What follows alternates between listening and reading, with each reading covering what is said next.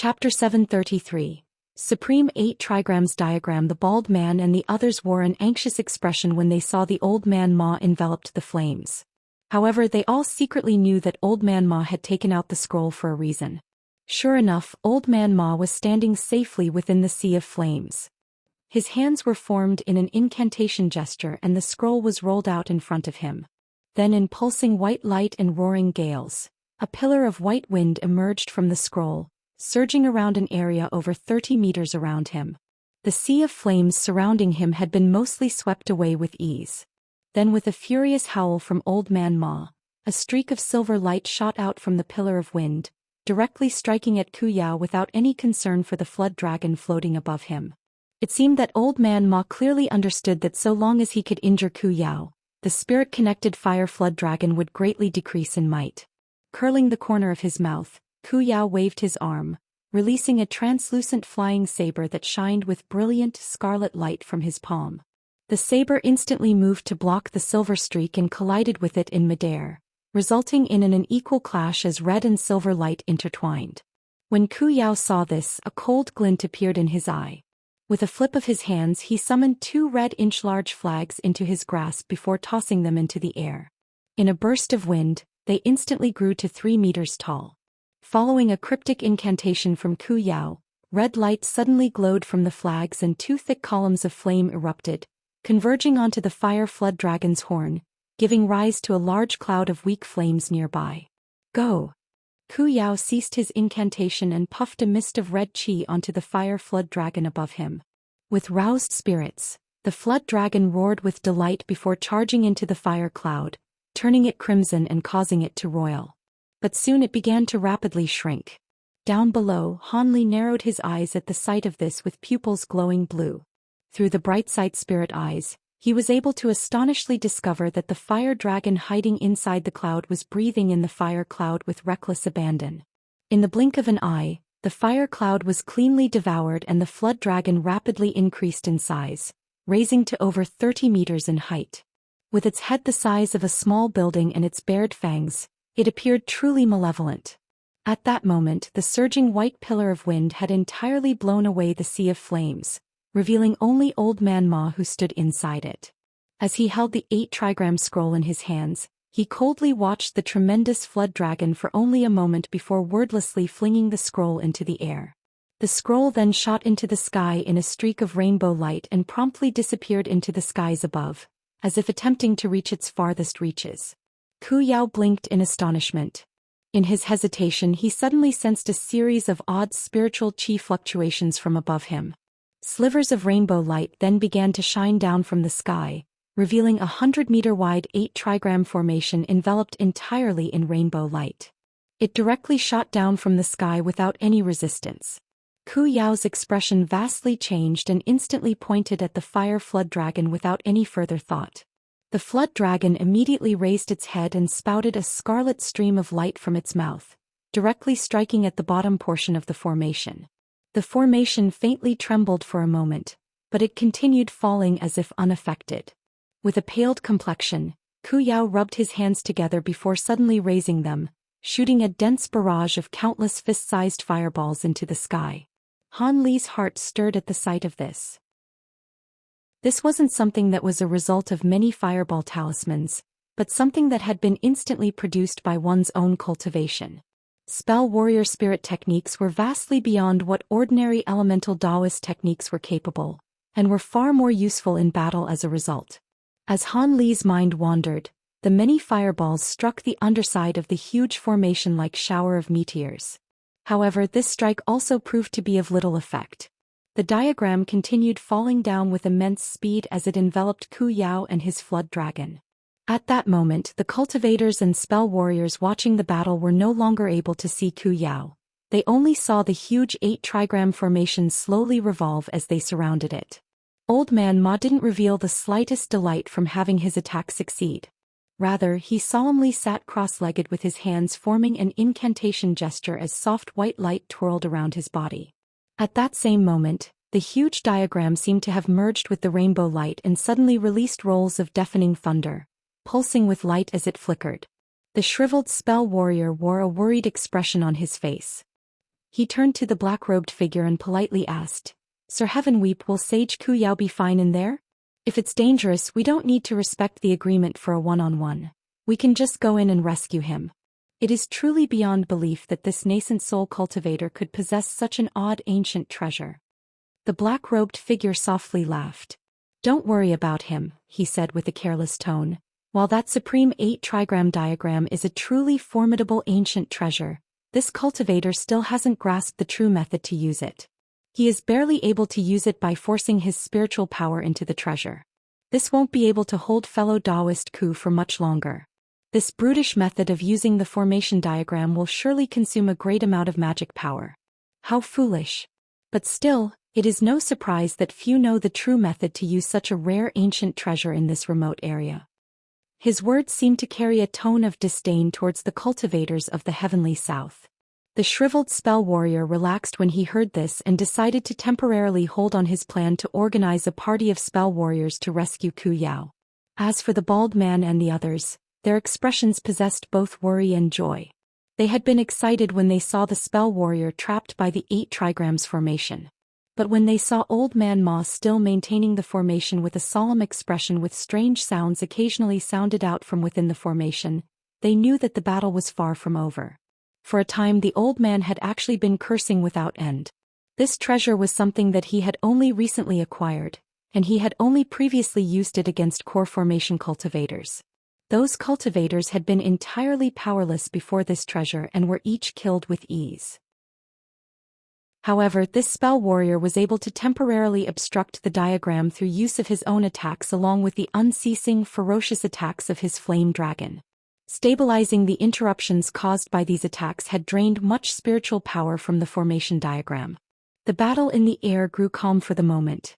Apart from faint explosions sounding out from within the formation diagram, there was only silence. Worry became more apparent on the faces of Heavenly South cultivators. Han Li was the only one who still maintained a calm expression as he watched the battle unfold. Silvermoon clicked her tongue from the back of Han Li's mind in disappointment. That fellow Daoist Ma is truly overexerting that treasure by using the Supreme 8 trigram diagram in this manner. That ancient treasure is no weaker than the purple cloud lace. With a still expression, Han Li inwardly asked, "Supreme 8 trigram diagram? You know of this ancient treasure?" "Of course," Silvermoon quickly answered.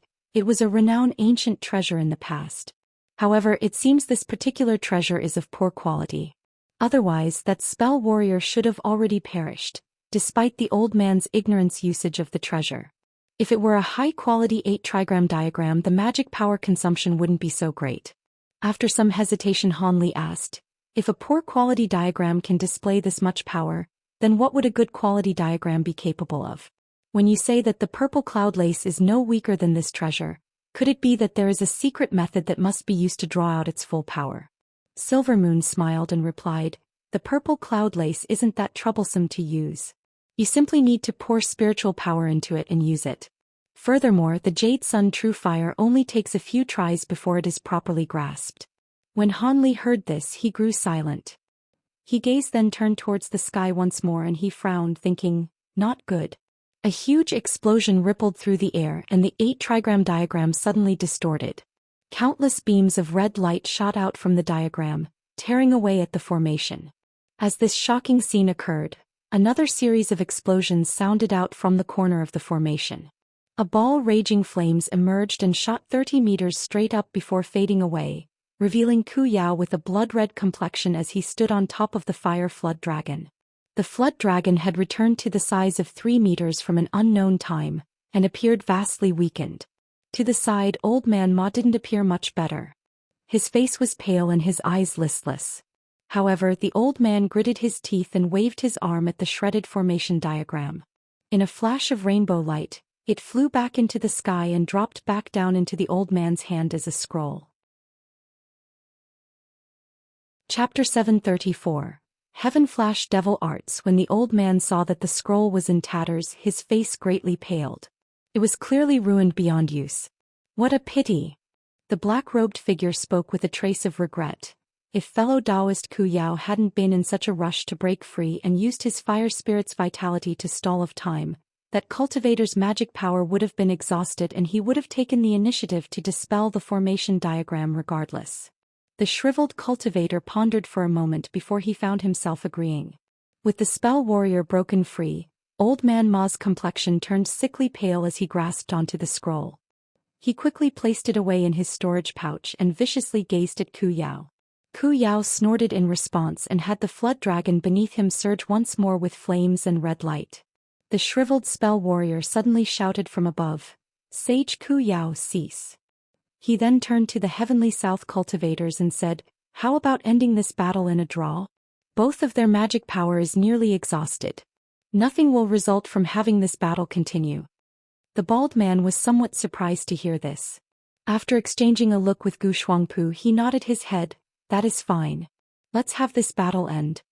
Although Old Man Ma felt somewhat opposed this decision, he knew that it would be futile to continue the battle and flew back without any better option.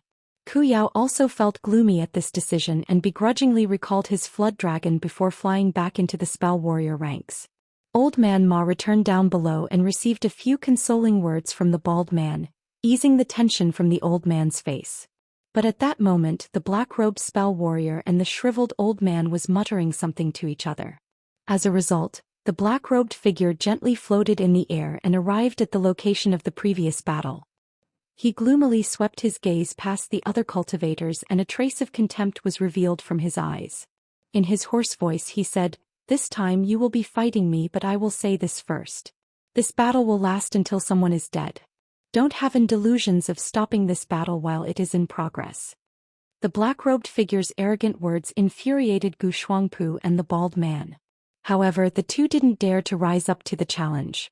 They both knew that two nascent soul cultivators have already perished at the hands of these strange spell warriors. As they still greatly valued their lives, they were hesitant. "Let me try him on," Han Li indifferently said. The bald man blinked in surprise upon seeing Han Li take the initiative to fight, but soon he inwardly sighed with relief. Fellow Daoist Han wishes to go? You must take care. If there is something amiss, we will naturally go to rescue you." Han Li smiled and said little else. Azure light glowed from his body before he streaked across the skies. In the blink of an eye, he arrived before the black-robed figure, and expressionlessly stood in the air with his hands held behind his back. The black-robed figure appraised Han Li for a moment before his eyes began to turn from black to green in what appeared to be a monstrous display. Han Li narrowed his eyes and asked, "Are you demon or ghost? You don't think this old man is human?" The black figure coldly chuckled. At that same moment, inky threads of black chi began to wrap around his body. Ghostly wails soon began to howl, followed by gusts of Yin wind. Han Li took a short breath and calmly said, "So you were originally a man, but it seems that you've cultivated the Tao of a demon or ghost." "Humph. Junior, you speak too much rubbish. There is no need to examine me any further as you will soon die by my hand. Don't waste your effort." With that said, black chi suddenly surged around his body, nearly hiding him entirely from sight. "As I don't have the patience to play with you, I'll be taking your life now." The black-robed old man sinisterly laughed and formed an incantation gesture with his hands. Suddenly he grew to giant about 6 meters in height. Although the vortex of Yin Qi surrounding him mostly blocked him out of sight, one could faintly make out 2 horns poking out from the robes and 2 fangs as well. It was no wonder so many cultivators believed this unfamiliar spell warrior was a transformed oddity. Han Li's eyes shined with blue light, revealing the huge man's ferocious appearance. What? Han Li was shocked by the demonic appearance of the huge man. His current appearance was exactly the same as the one of the phantoms of the 6 apex devils he encountered when he fought the disciple of Archsaint Six Paths. "What relation does your esteemed self have with Archsaint Six Paths?" The huge man evilly grinned after a moment of surprise. "Who is this Archsaint Six Paths? Don't think that your nonsense will allow you to stall for time. Accept your death." He then raised his hand and scattered some of the black chi, suddenly shooting a black object towards Han Li. However, the object flashed with black light as soon as it left the cover of the black chi and disappeared from sight. Han Li's expression sank and suddenly shot back 10 meters. At that same moment, a huge ghost claw appeared where he was originally standing. Its attack is so sudden, it seemed to have materialized out of thin air. The huge demonic figure yelped in surprise at seeing his attack miss. Han Li stared at the ghost hand and indifferently said, "Not bad at all. Although you aren't a ghost Dao cultivator, as you cultivate devil Dao techniques, your methods of attack is quite similar to ghost cultivators. If one were to truly regard you as a ghost cultivator, they would definitely suffer." The large demonic man stayed still as it coldly glanced at Han Li. At that same moment Han Li frowned and he moved about 10 meters to the side in a blur. As a result, yet another green ghost claw had silently struck where he once stood. The huge man was no longer able to keep his calm after missing a second time and asked, "Since you've already dodged 2 of my attacks, could it be that you'd seen other ghost cultivators in the past?" "Of course I have. How else could I have so easily dodged your attacks?" Han Li replied smilingly with a half-truth. "Humph. Your esteemed self is actually a vastly experienced individual. Regardless, even if you know that I use devil Dao techniques, what will come of it? With the might of the Heavenflash devil arts, you will be dead in only a moment." The huge man spoke sinisterly. He then abruptly released an intense, ear-piercing whistle that capable of even splitting stone.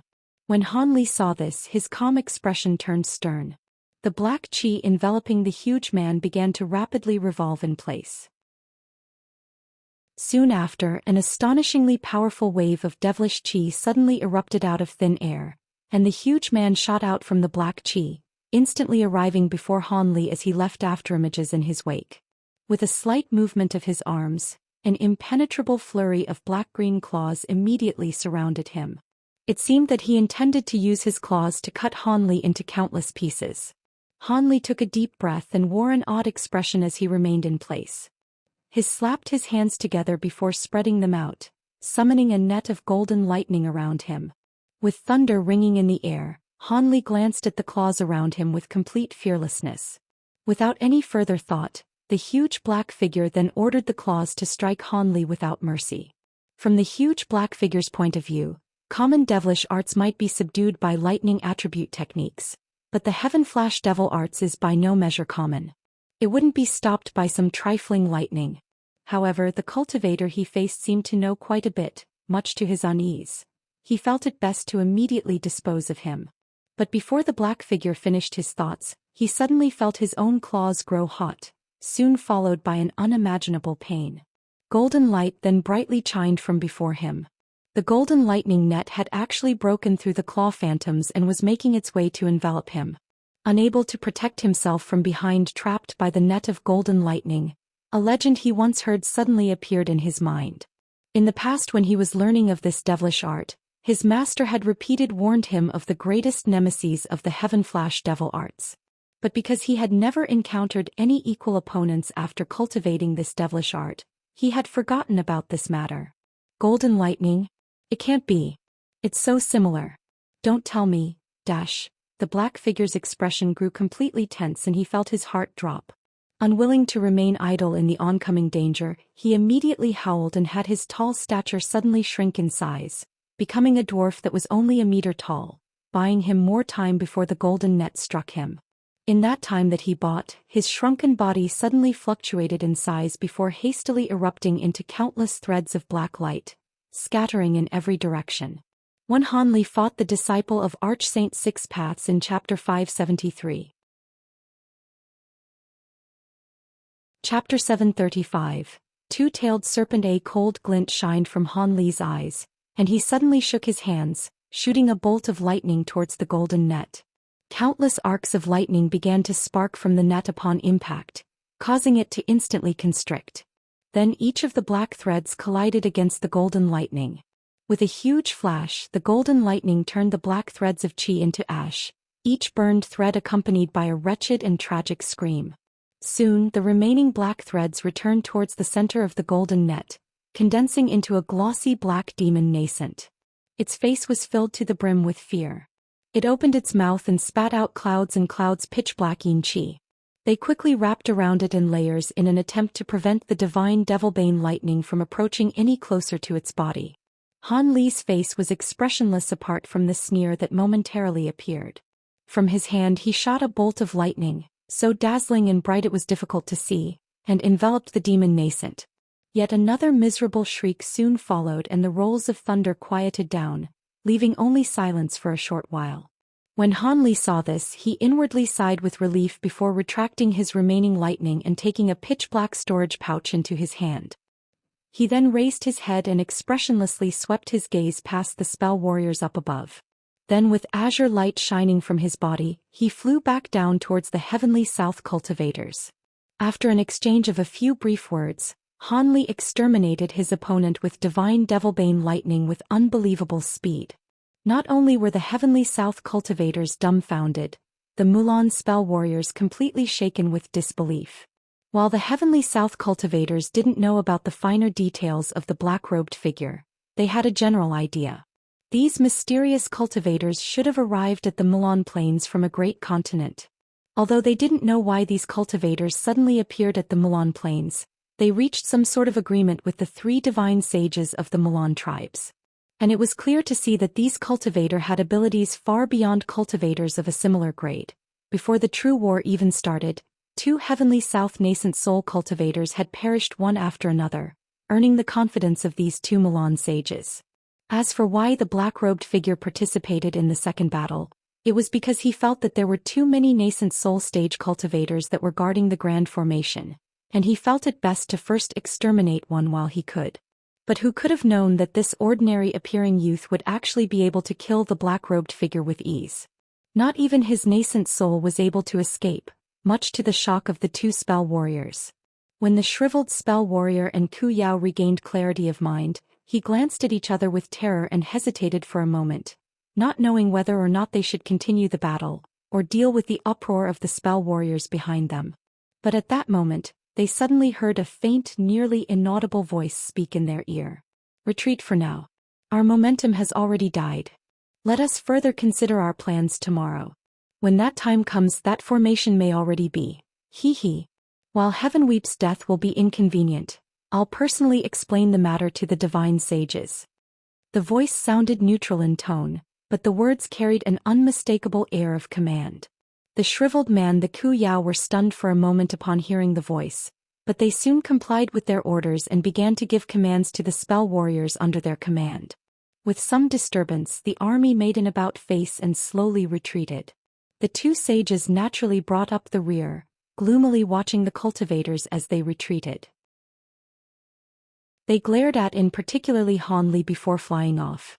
Gu Shuangpu watched the spell warrior army retreat and doubtfully asked, "Should we pursue them? Leave them be." The bald man shook his head and said, "Although they're retreating, they still haven't been defeated. If we were to pursue them, we could find ourselves surrounded. Also, we have to guard the grand formation. It'll be best if we nurtured our strength and bide our time. Our Yellow Dragon Mountain's 1,000 soundform formation isn't easily broken. If the Mulan wish to seize it, they will need to double their forces at the very least." After that was said, the bald man couldn't help but turn his eyes towards Han Li. Due to the surprise of Han Li managing to kill the black-robed cultivator, the cultivators found themselves in an awkward silence, all at a loss of what to say. As of current, Han Li was wearing a faint smile as he fiddled with a black storage pouch in his hands. Originally, Han Li's faint smiles hardly inspired any feelings in these cultivators. But after he managed to kill a nascent soul cultivator, Han Li's smile now gave them a profound and odd feeling, not to mention that their original contempt for him was now completely gone. The bald man smiled and said, "Fellow Daoist Han, congratulations on slaying a high-grade spell warrior. I will be certain to inform the 9 Nations Alliance of your achievement. They will most definitely reward you greatly." Old Man Ma and Gu Shuangpu also congratulated him with a smile. However, Han Li's expression still remained as subtle as before, despite the faint admiration and respect their tones held. As if ignoring this, Han Li simply exchanged a few courteous pleasantries with them as his gaze unconsciously wandered to one of them in particular. When nobody noticed this, he couldn't help but wear an indistinct smirk. Once the spell warrior army disappeared from sight, the bald man opened a passageway into the mist down below and the party hastily disappeared from sight, the mist closing its entrance soon afterwards. Now the surroundings of the Yellow Dragon Mountains grew peaceful once more. When Han Li and company returned to the hall, they had a quick discussion about the battles that occurred today before returning to their own residences to rest. Old Man Ma in particular not only had his treasure destroyed, but his vitality had greatly suffered as well. He was in dire need to rest and recover. Thus in the blink of an eye, only the bald man remained in the hall. He sat in the main building and lowered his head, his mind lost in thought. A short moment later he suddenly raised his eyebrow and a strange expression appeared on his face. He softly shouted, "Who is there? Come out." Then with a flash of light, another person appeared in the hall. He. Brother Lu's abilities are truly profound. Just as I entered he was able to perceive me. It is not wonder why the Nine Nations Alliance had you guard the formation alone. The bald man frowned and wore a strange expression. Why aren't you resting? Why did you come back stealthily? It's nothing. I merely discovered a secret. I felt that I should have a discussion with you. The bald man glanced at him with an appraising look and puzzlingly asked, "Secret? What secret?" The drifting cloud sect's fellow Daoist Han is likely a spy for the Milan. He spoke without the slightest hesitation and slowly walked inside.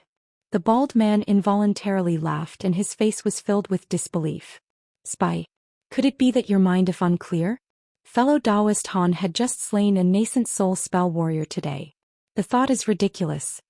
I know that Brother Lu might not believe it, but I have evidence. You'll know that I'm speaking the truth. This person sighed and bitterly smiled before summoning a jade slip into his hand with a flash of light.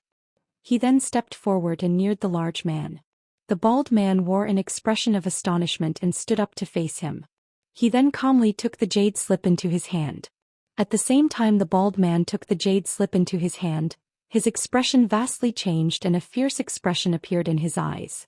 In a flash of green light, the jade slip suddenly turned into a small emerald green snake. It bit the bald man's wrist with the speed of lightning. With an expression of shock he couldn't even scream before he motionlessly collapsed onto the floor, his complexion turned a black violet. Joy flickered from the man's face and he muttered, "The twin-tailed jade serpent is truly as poisonous as its reputation. It is no less inferior than the 10 Supreme's poison. After the bite, it robs even a nascent soul the power to escape. If the snake was able to fly, it'd be an incredibly powerful method of killing other cultivators." He then took a step forward to examine the corpse that was slowly melting. The small dark green snake released its fangs from the corpse and slid away, revealing the 2 slim tails on its back. Its 2 tails struck the earth and then flung itself into the palm of its master. It coiled around itself and hissed with its purple-black tongue, its eyes glowing with eerie dark green light. At that moment, this person lightly waved his hand and took the corpse's storage pouch into his hand. He then excitedly searched the storage pouch with his spiritual sense as if he were looking for something in particular. Chapter 736. Exposure. A short moment later this person softly whispered, "It can't be. Where is the command medallion? I clearly saw him place it in the storage pouch." He then resentfully turned the bag upside down and tossed its belongings onto the ground, forming a pile of various inferior magic tools and a few low-grade spirit stones. Once the man clearly saw what was on the ground, his complexion turned deathly pale and his body suddenly flashed with green light. Without another word he shot towards the hall exit in a streak of light. A long sigh echoed through the hall. Soon silver light flickered from every wall, enveloping them in waves of silver light and forming a huge barrier of light all around him. With a cold snort, the man continued without any intention of stopping. He slapped his waist and summoned a jet-black pangolin spirit beast, striking at the light that blocked his path. With a muffled bang, the spirit beast was repelled by the light barrier with the barrier completely unharmed. In the man's alarm he suddenly gritted his teeth and spat out a blue trident from his mouth. In an instant, the magic treasure duplicated into 2 and combined together as a streak of large blue light before striking the light barrier. Then with a muffled explosion, the blue light was reflected 10 meters back before spinning to the ground. "There is no need for Brother Gu to go through so much trouble." The bald man's voice echoed throughout the hall. "As this place is the core of the grand formation of the Yellow Dragon Mountains, it is only natural for it to be guarded by the most powerful restrictions. Don't think that you'll be able to leave." The blue light faded away to reveal the controlling spirit sex Gu Shuangpu. However, his complexion was deathly white and his gaze was brooding, barely able to keep his calm. So you didn't die, you used a flesh puppet. I had heard that there was a mysterious cultivator amongst the 9 Nations Union that was adept at refining flesh puppets identical to oneself, where one cannot even differentiate the true person from the puppet. I didn't actually expect this to be true. Then in a flash of white light, the bald man revealed himself from within the hall. He glanced at Gu Shuangpu from outside the barrier before turning his gaze to the ruined corpse on the floor. Brother Gu knows much about the affairs of our 9 Nations Union as expected, as well as the matter of doppelganger puppets. That's right, what you killed was a corpse puppet that I had controlled. Even a nascent soul cultivator such as yourself was unable to tell any difference from its exterior. Humph. Rubbish. If I hadn't used my spiritual sense to closely examine your doppelganger out of fear of being detected, I definitely wouldn't have been deceived. Besides, even if I meticulously cultivated the twin-tailed jade serpent for several hundreds of years, its incredibly vicious poison definitely shouldn't have been capable of killing a nascent soul cultivator alone. I originally planned only to use the serpent to heavily injure you, but I had mistakenly overestimated the toxicity of the snake upon seeing you perish in a single blow. It seems I've become arrogant. Gu Shuangpu spoke with an icy expression, but a trace of regret was betrayed from his eyes. The bald man emotionlessly said, "Hee hee. I had requested a puppet to be refined for me out of a moment's fancy. I didn't truly think that a dead corpse would actually be refined to my likeness. However, spending this corpse puppet to discover that Brother Gu was a traitor was well worth the spirit stones the puppet had cost." Gu Shuangpu's cheek twitched and grew silent for a spell. But a short moment later he icily said, "From your tone, you seemed to know that I would come find you and you had already prepared a substitute ahead of time.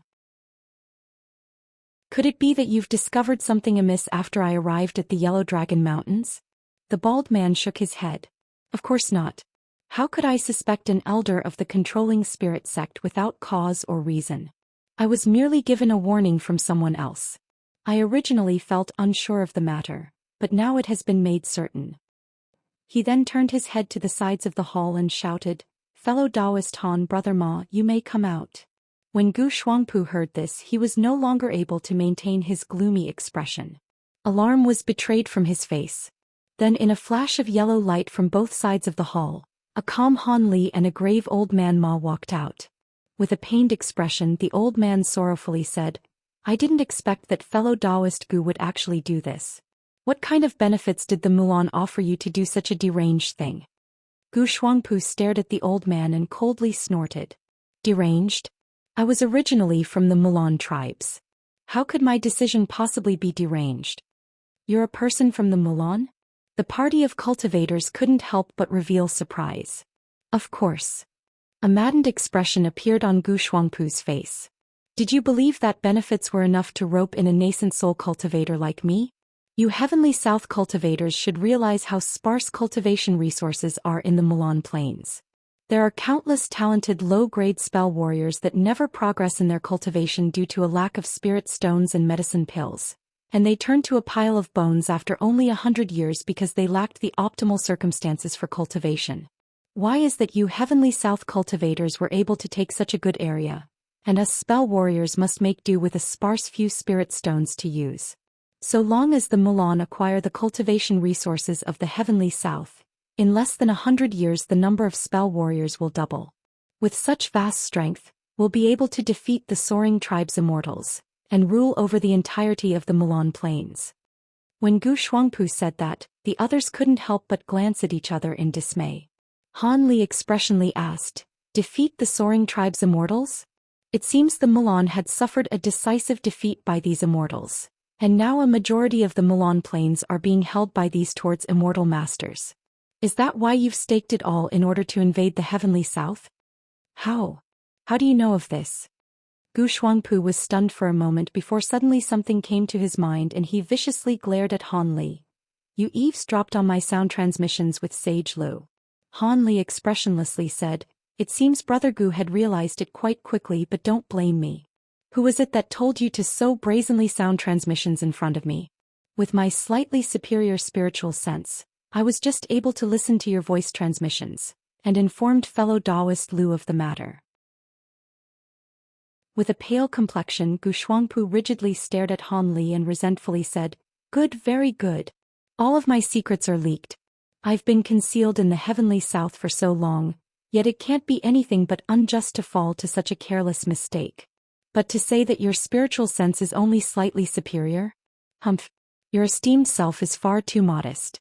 How could our secret voice transmission technique compare to common sound transmissions? Unless your spiritual sense is as strong as a late nascent soul cultivator, there was no other way you could have eavesdropped on my conversation." Old Man Ma shouted in alarm, "Late nascent soul stage?" The bald man was also alarmed and glanced at Han Li with amazement. Han Li frowned. He didn't think that this matter would unintentionally reveal the strength of his spiritual sense. But soon he eased his brow and instead wore a relaxed expression, leaving the bald man and Old Man Ma feeling skeptical of Gu Shuangpu's words. After all, it was a bit too outrageous for an early nascent soul cultivator to have a spiritual sense on the level of a late nascent soul cultivator.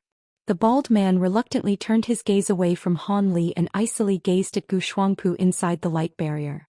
"Since we now know you are a spy, don't blame us for being ruthless. Although I wish to spare your life and hand you over to the enforcers of the Union, there is a great battle ahead of us. We do not have the option to keep you alive."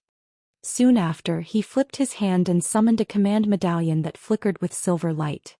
He raised the command medallion into the air, shooting a beam of light at the barrier. The barrier cleanly absorbed the beam and began to flicker, suddenly shining with countless silver flowers, each vastly beautiful. Gu Shuangpu saw the silver flowers just like a poisonous insect and his expression grew unsightly.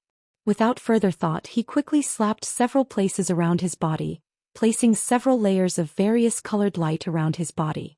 At that same time he pointed to the blue trident in front of it. It began to spin above his head and formed a barrier of blue light around him. Once the silver flowers began to rupture and fill the light barrier, the bald man turned around with disinterest and solemnly spoke to Han Li and Old Man Ma. "Let's go, there's nothing good to see. Although his cultivation is high, he won't be able to endure the restrictions for long, and will soon have his soul destroyed. We still have to deal with the aftermath." Although this person was a Mulan spy, he was still a controlling spirit sect elder. "We will have much explaining to do to the Union." Chapter 737. Spiritfuse Serpent Monster. Seeing that the large man possessed such confidence in the hall's restrictions, Han Li blinked but said nothing else. Old Man Ma also felt somewhat doubtful of the bald man's words and frowned. Han Li smiled and suddenly said, "To tell the truth, although this matter is somewhat troublesome, there is no need to worry too much over it." Not daring to ignore Han Li given his previous accomplishments, the bald man hesitantly asked, "What does Brother Han mean?" Old Man Ma also looked at Han Li with astonishment. Han Li rubbed his chin and said, "Our alliance leaders should surely know something of the Mulan spies infiltrating into the heavenly south. They must have caught some in the past. So as long as this high-grade cultivator was a spy, the controlling spirit sect won't be able to do much about it. Since we all come from different alliances, most cultivators won't think that we had deliberately framed the controlling spirit sect elder. As such, we only have to explain ourselves and deliver the information we acquired from the Mulan. Once they've verified this information, no trouble should come of this. I believe the controlling spirit sect should have had their own misgivings about Elder Gu by now. Surely fellow Daoist Gu wasn't able to perfectly conceal everything after so many years. And even if they don't, they should be able to find something suspicious from his past movements." The bald man unfurled his brow and suddenly revealed a white jade slip in his hand. He wore an odd expression and said, "Brother Han's words are reasonable. I had also used a secret technique to record his previous words in a jade slip as well.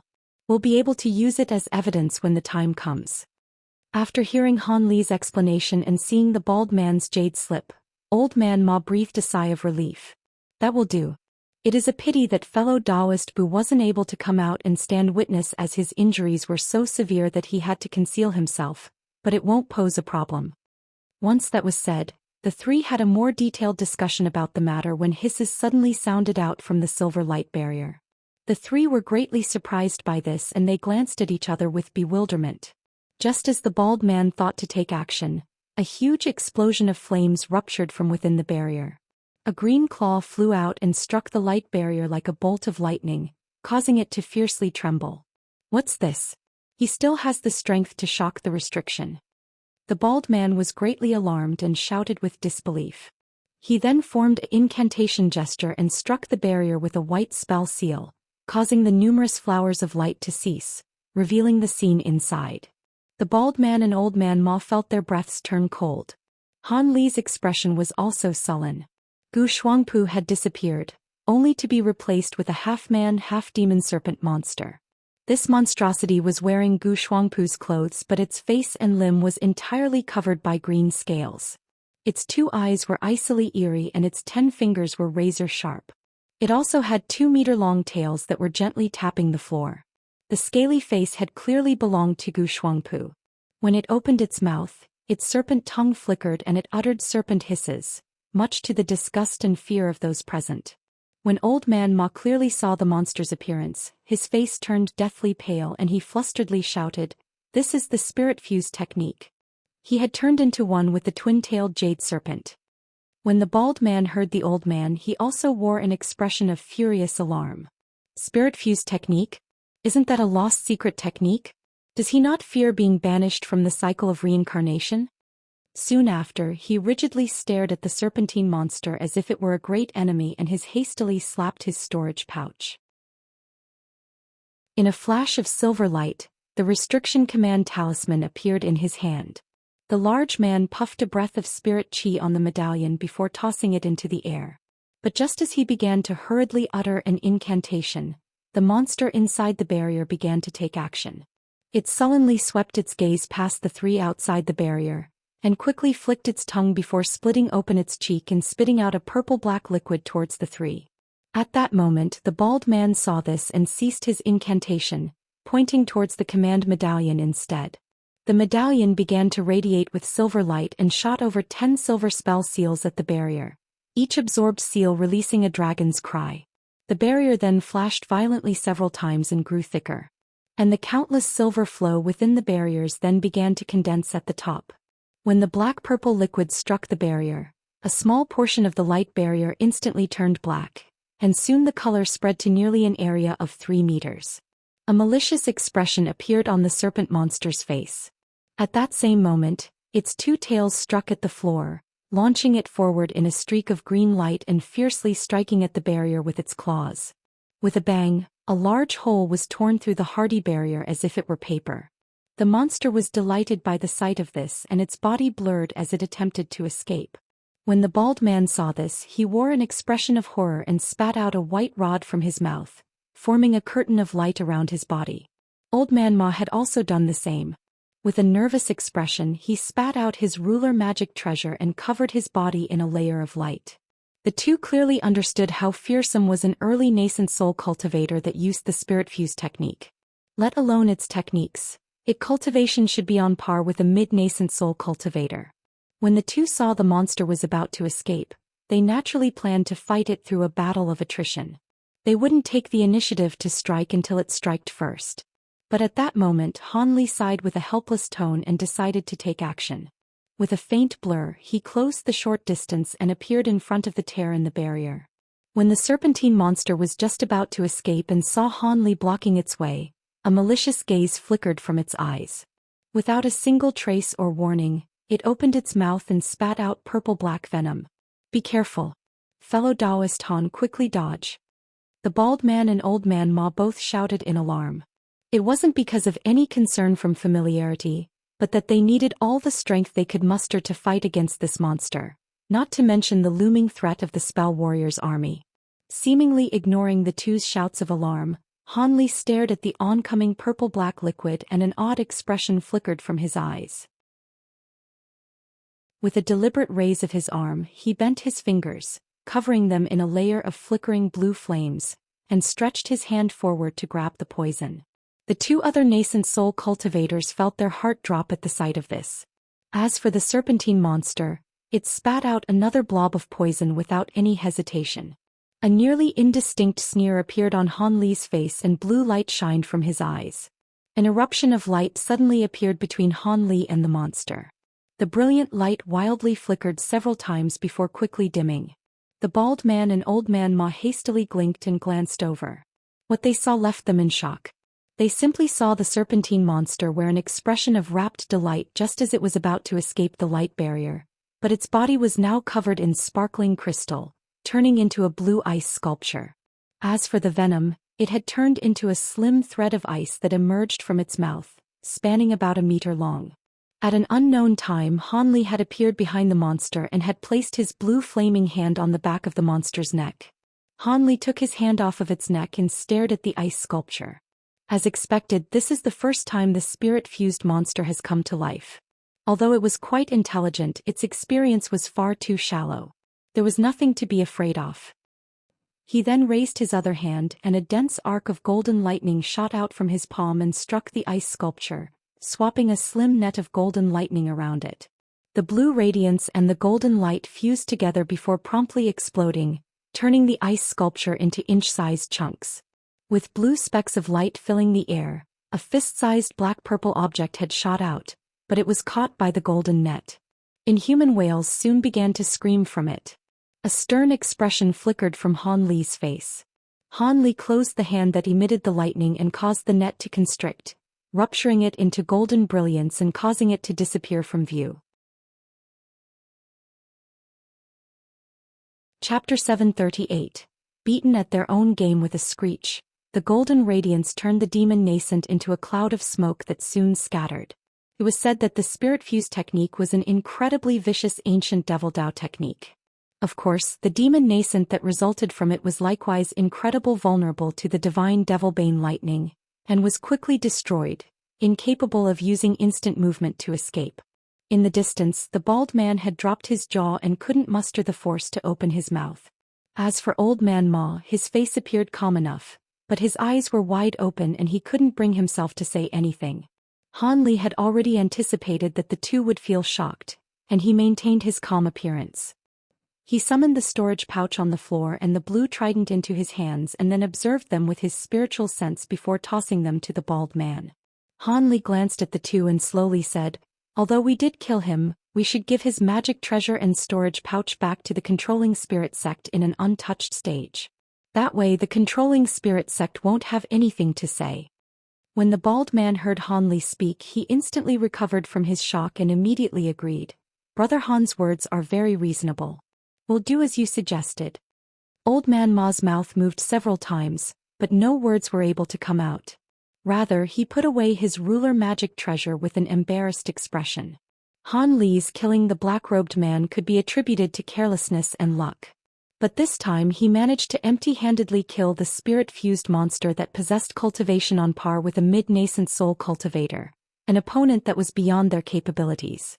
Without any prior discussion, they both felt that the drifting cloud sect's elder Han could possibly have the abilities to deal with any opponent under late nascent soul stage. When this thought came to their mind, the two were unable to keep a calm appearance. Han Li indifferently said, "Since the matter has been resolved, I will be going back to take a rest. If the spell warriors return, please call for me." "Brother Han, go ahead. We will naturally oversee this area." The bald man's words unconsciously carried a tone of respect. Han Li smiled and waved his arm before leaving the hall. The previous display of celestial ice flames and divine Devilbane lightning was a forced measure. If he hadn't taken the initiative to attack, the serpentine monster would have escaped and caused no end of problems for the future. The bald man and the old man Ma would have found it difficult to bar the monster's way. Moreover, he didn't feel the need to conceal his true abilities once he condensed a nascent soul. His current circumstances were much different than when he was in the scattered starseas. He had to keep himself hidden at the time because his cultivation was meager and he was in an unfamiliar area. If the wrong people noticed him, he would be hunted down. But now that he condensed a nascent soul, he now walked in the upper echelon of the cultivation world, and since there were only a sparse few that would pose much threat to him, he didn't feel much apprehension about revealing himself. Moreover, given the current invasion of the Milan, it would be impossible to continue hiding his abilities. At the very least, the Ghost Spirit sect and Marquis Nanlong's party should know of his true abilities from what he had displayed at their treasure hunt in the Milan plains. As such, he may as well reveal his true strength so he could intimidate any small fry that plotted against him. Otherwise, if any fellow cultivators believed him to be weak, It would provoke some needless problems. Of course, Han Li wouldn't easily reveal all of his killing moves. As Han Li pondered this, he also recalled the strange feeling from the purple apex flames when he enveloped the demon nascent. Just a moment ago he had used the purple apex flames together with the celestial ice flames in order to freeze the monster in an instant. Then when he recalled the purple apex flames, he felt it become somewhat unstable. It seemed using the full might of these flames required a certain level of higher cultivation as he had expected. With a feeling of self-mockery, Han Li slowly walked towards his residence. When Old Man Ma saw Han Li leave, he wryly smiled and said, "Brother Lu, it seems we've made a misjudgment. Fellow Daoist Han's abilities are miraculously profound. His strength is far beyond ours." A trace of admiration appeared on the bald man's face. "That's right. Although his cultivation is at early nascent soul stage with that golden lightning and blue flames, he could beat back even mid-nascent soul stage cultivators." Old Man Ma smiled and said, "However, this matter turned out for the better for us. With such a powerful ally, we will have nothing to fear from the invading spell warriors." "That makes sense." The bald man nodded, but soon he frowned and said, "However, while I haven't heard of this blue flame before, I've faintly heard of golden lightning before, but I can't recall what it is. Does Brother Ma have an idea?" The old man pondered for a moment and felt a faint chill. "None. This was also the first time I've ever seen golden lightning. This technique is so incisive, even a nearly incorporeal nascent soul was unable to escape it. Let's leave it be. Regardless of what great abilities fellow Daoist Han cultivate, it is a fortunate matter for us." The bald man frowned as if unwilling to speak further of the matter and said, "We still must talk about the matters for tomorrow." Old Man Ma was stunned and bafflingly asked, "What do you mean by tomorrow's matters?" A cold glint appeared in the bald man's eyes and he sinisterly said, "Since the Mulan set off a spy to break the formation, why don't we beat them at their own game?" Something immediately came to Old Man Ma's mind. "Brother Lu, you mean?" "It's quite simple. We." Old Man Ma and the old man suddenly spoke in a whisper, their voices faintly echoing throughout the hall. A short moment later, the bald man wildly laughed as if rejoicing at the brilliance of his own plan. On noon of the second day, just as the burning sun rose to the center of the sky, the beats of rumbling war drums traveled through the air. The spell warrior army gradually made their way from across the horizon, this time bringing along a huge monster at the center of their ranks. From a single glance it seemed to be a huge rhino that was enlarged by several tens of times.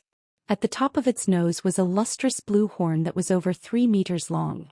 The beast's extremely huge body was covered in a layer of glowing black battle armor that had talisman characters floating above it. It appeared extremely precious. Not to mention its huge size, its 4 feet seemed to be treading entirely on blue clouds in an extremely nimble display. It didn't appear clumsy in the slightest. In addition, there was a woman sitting on the beast, a beauty in her prime, her feet bare and her appearance delicate, but there was an hostile aura faintly emitted from her eyes as her cold gaze wandered around. She wore simple and short dark green robes. Xiao and the shriveled spell warrior were closely following at the side of the huge beast as if paying respect to the woman. Before they grew close to the yellow dragon mountains, the green-clothed woman yelped in astonishment.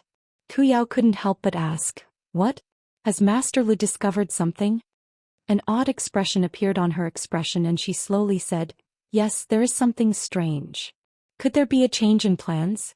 Has that person failed?" The shriveled spell warrior grew still and worry appeared on his face. "No, necessarily. You two should go and take a look," the woman indifferently said. Soon after, she closed her eyes and remained silent.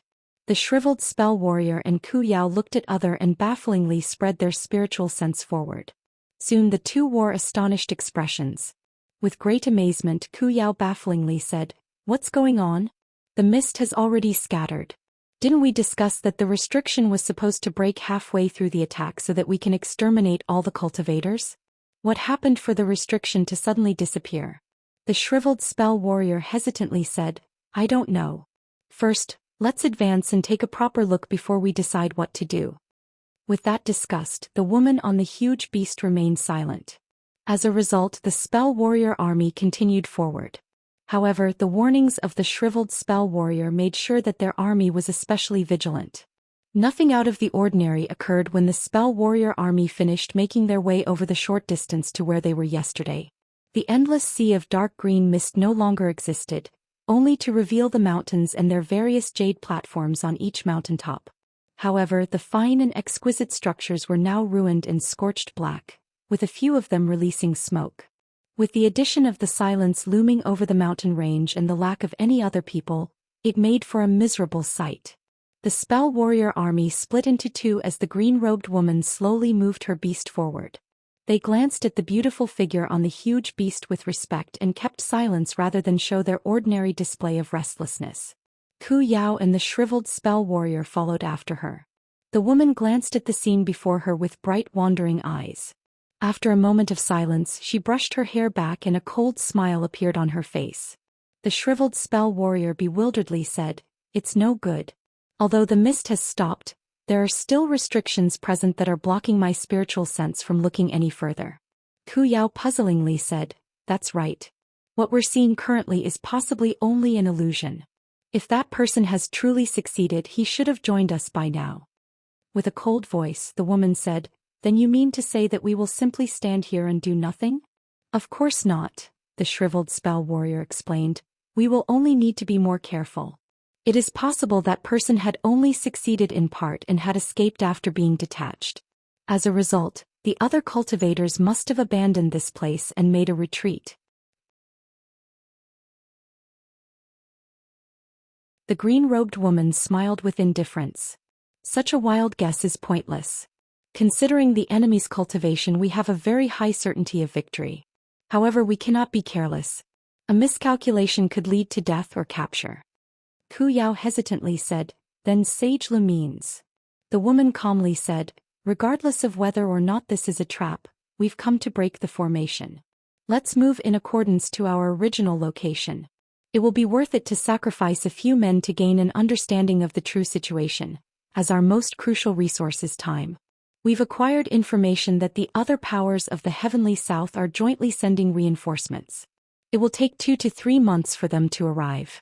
We must charge our main forces towards Soaring Heaven's city for the best opportunity to capture the city.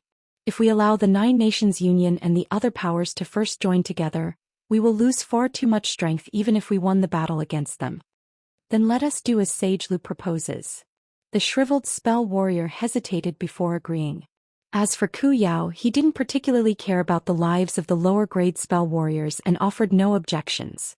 The woman nodded and her lips moved, sending a voice transmission to an unknown party. Then nearly 100 similarly dressed spell warriors slowly advanced towards the top of the Yellow Dragon Mountains under the lead of a core formation spell warrior. The nearly 100 spell warriors gradually turned to black dots as they made their way through where the Sea of Mist originally existed towards the mountain. Their journey was unhindered as the 100 spell warriors arrived at the mountaintop without problem, much to the shriveled spell warrior's relief. With a smile, he said to the green-robed woman, "It seems this area has truly been abandoned. Let us have the others start a search. Since they were in such a hurry, they must have left much behind." The woman coldly said, "Do not be hasty.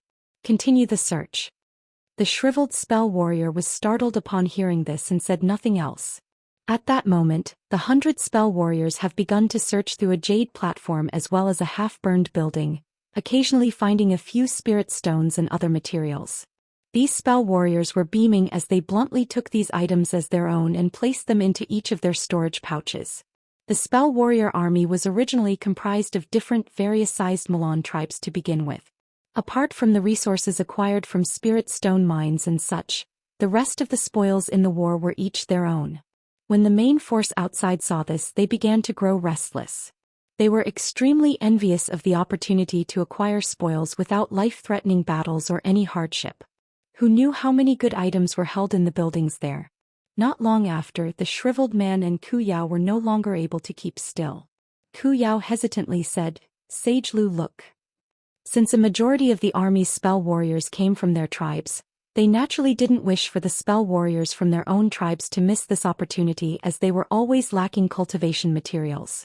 As for the 100 spell warriors already looting, they came from a small tribe that wasn't particularly powerful. What they already gathered should be enough for them. The green-robed woman remained indifferent as if she hadn't heard them. Instead, she unconsciously narrowed her eyes as if puzzled about something. When Xiao and the shriveled spell warrior saw this, they hesitantly glanced at each other and ceased talking. After the time it took to finish a cup of tea, the 100 spell warriors had scavenged about a third of the mountain peak. At that moment, the woman finally said, "The two of you will each send 100 men into the area, and destroy the remaining restrictions in passing. There is no need to sweep the entire mountain with your spiritual sense. I won't be allowing any others to enter the mountain. Yes, we will do as Sage Lu commands." Delighted, the two sent words to their own personal disciples in their respective tribes. As a result, 200 more spell warriors entered the mountaintop and began to rummage through the buildings like ravenous wolves. "With this much people, my magic power will not be able to hold." Old Man Ma's voice suddenly broke the silence in some area of the Yellow Dragon Mountains. The bald man sighed with regret and said, "It is truly a pity that none of the Mulan Grand Sages entered the trap." No long after that was said, a quake began to shake the entire mountaintop. The 300 spell warriors currently present were completely shocked. Without the slightest orders, they scattered in every direction. As for the 3 core formation cultivators that were leading each party, they were naturally the fastest, traveling 100 meters in the blink of an eye.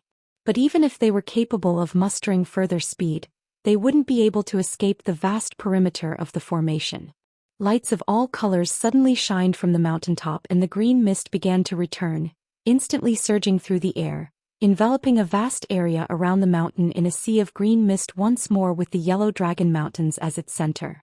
When the shriveled spell warrior and Xiao saw this, their expression became unsightly and even a bit pale. As for the green-robed woman riding the huge beast, her gaze remained cold as always as well as her expression. "What a pity," she said with an emotionless tone. "It was a trap as expected. If we didn't have Gu Shuangpu take action, perhaps he could have remained hidden and displayed an even greater effect." Xiao formed a fist with both his hands and stared into the mist. The core formation spell warrior that he sent inside was a direct descendant that he particularly favored. Not thinking that he would fall into a trap, he anxiously felt the need to rescue him. With eyes lit aflame, he said, "Sage Lu, those inside." The green-robed woman glanced at Xiao and carelessly said, "Don't waste your breath. With those nascent soul cultivators' abilities, dealing with the core formation cultivators will be very easy. They are likely already dead." After his expression wavered, he wore a fierce expression and said, "If that's the case, Sage Lu, have me lead the charge to break the formation. I am able to release my fire spirit's essence and destroy the formation in a single breath. Afterwards, let us incinerate the remains of each of the cultivators inside." The woman raised her brow and said, "Your fire spirit's essence?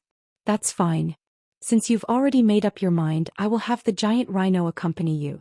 However, it is best that you save your fire spirit's essence and use it during a crucial moment. We must also pay particular attention to that youth that killed Sir Heavenweep. I suspect he is also the cultivator that destroyed the body of the Heavenly Wind tribe's Sage Mu. If that's the case, his abilities are great, not to mention his strange blue flames. If you aren't careful, you'll meet your end." The shriveled cultivator's expression stirred and he revealed a trace of fear.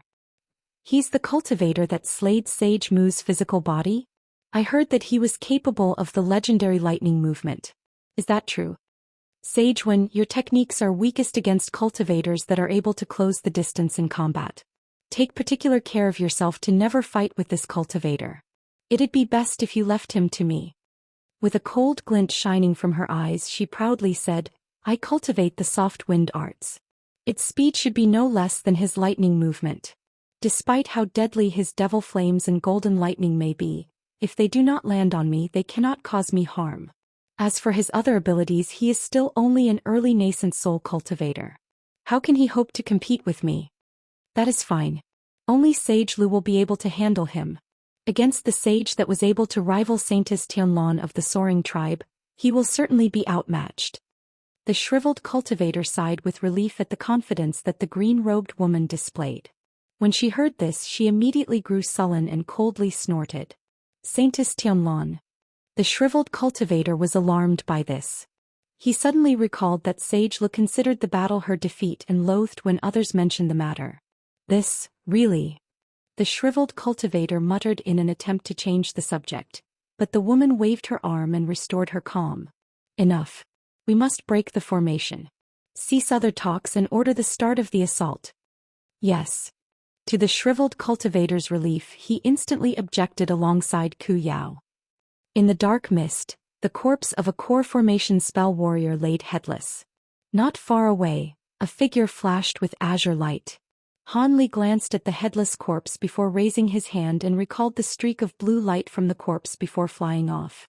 As Han Li calmly flew forward, he examined the spell warrior's storage pouch only to reveal disappointment. The storage pouch only possessed junk, nothing of relating to spirit techniques or anything else of value. Han Li frowned before releasing a long sigh. At that moment, loud war drums were beating outside the sea of green mist.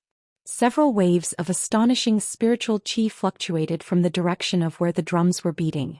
Afterwards, a low thunderous howl shook the air and earth, causing even the mist to faintly roil. Han Li's expression remained calm as he coldly swept his gaze around and raised his head to look above. After wearing a pensive expression for a moment, he sneered and released a scarlet-red fireball in his hand, turning the corpse nearby into ash. He then turned around and flew towards the center of the mist, disappearing without a trace. At the center of the mist there was a strange occurrence. All the damaged buildings had returned to becoming completely intact, with cultivators occasionally scattering to various portions of the mist. Old Man Ma and the bald man were floating about 100 meters above the buildings. They were standing at each other's side as they all gazed in the direction of the spell warrior army, their expressions grave. The bald man sighed. I didn't think the Mulan would be so careful. Although we killed a few of their spell warriors, we didn't do much to harm their strength. We now can only use force against force. Brother Ma, how is your magic power holding up? You used the concealing heaven flags to cover half of the mountaintop. Old Man Ma twirled his beard and casually said, with the magic power I have left, I won't be able to defeat the enemy, but I should have no problem distracting a Mulan sage. The bald man solemnly said, that's fine. Leave the rest of the enemies for me and fellow Daoist Han to deal with. Fellow Daoist Bu has also restored a bit of his strength. I've already instructed his subordinates to call for him if the situation turns dire. Old Man Ma used his spiritual sense to view the tremendous beast outside of the formation and wore a worried expression. That is also fine. However, I fear that huge beast will be troublesome to deal with.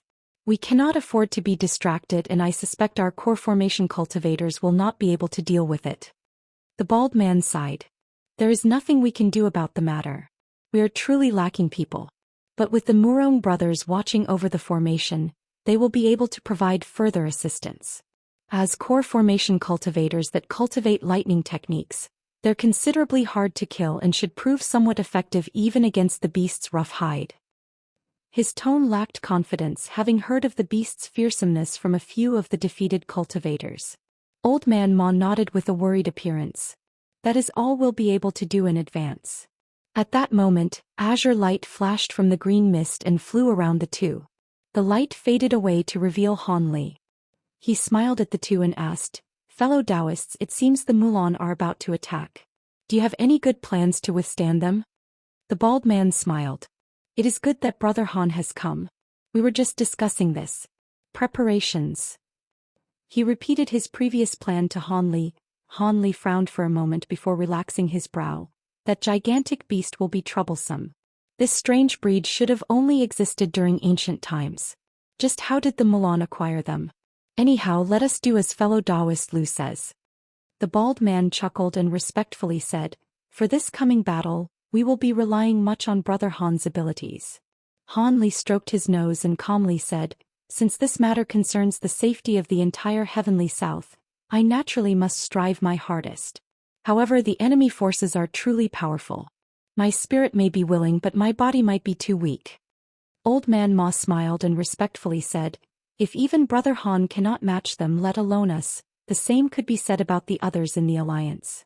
Han Li glanced at Old Man Ma and mysteriously smiled. Brother Ma truly overestimates me. My abilities aren't nearly as great as you two think they are. Please don't set your expectations too highly. Wishing also to deepen his friendship, the bald man chuckled and said, regardless of how it is said, Brother Han is by no means a common early nascent soul cultivator. Your abilities are far beyond ours. For this coming battle, the Mulan have begun their assault. He quickly turned his gaze towards the instant. Han Li and Old Man Ma quickly glanced around in alarm. Red lights suddenly glowed in the direction of the Spell Warriors' army. A cloud of red flames suddenly filled the sky with several tens of scorching miniature suns gathering within it. Being the first time he had seen such a thing, Old Man Ma shouted in alarm, "What's this?" The bald man sullenly explained, "This is a Spell Warrior Spirit Technique formation."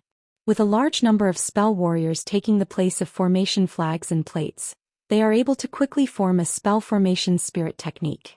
However, a high-grade Spell Warrior is needed to oversee the formation. From the huge fireballs, it is likely being controlled by the Fire Attribute Spell Warrior from yesterday. Spirit Technique Formation. Old Man Ma muttered to himself in astonishment. Although he wished to further ask about the details, he knew now was not the appropriate time and kept silent. Han Li withdrew his gaze and calmly said, "Let us all enter the formation and act with discretion. Before we fight with the nascent soul stage spell warriors, let us kill as many low-grade spell warriors as possible." Good. Neither of the two offered any objections. The bald man called for several of the other core formation cultivators and gave them each their instructions, all of them entering the green mist one after another, with Yingning among them.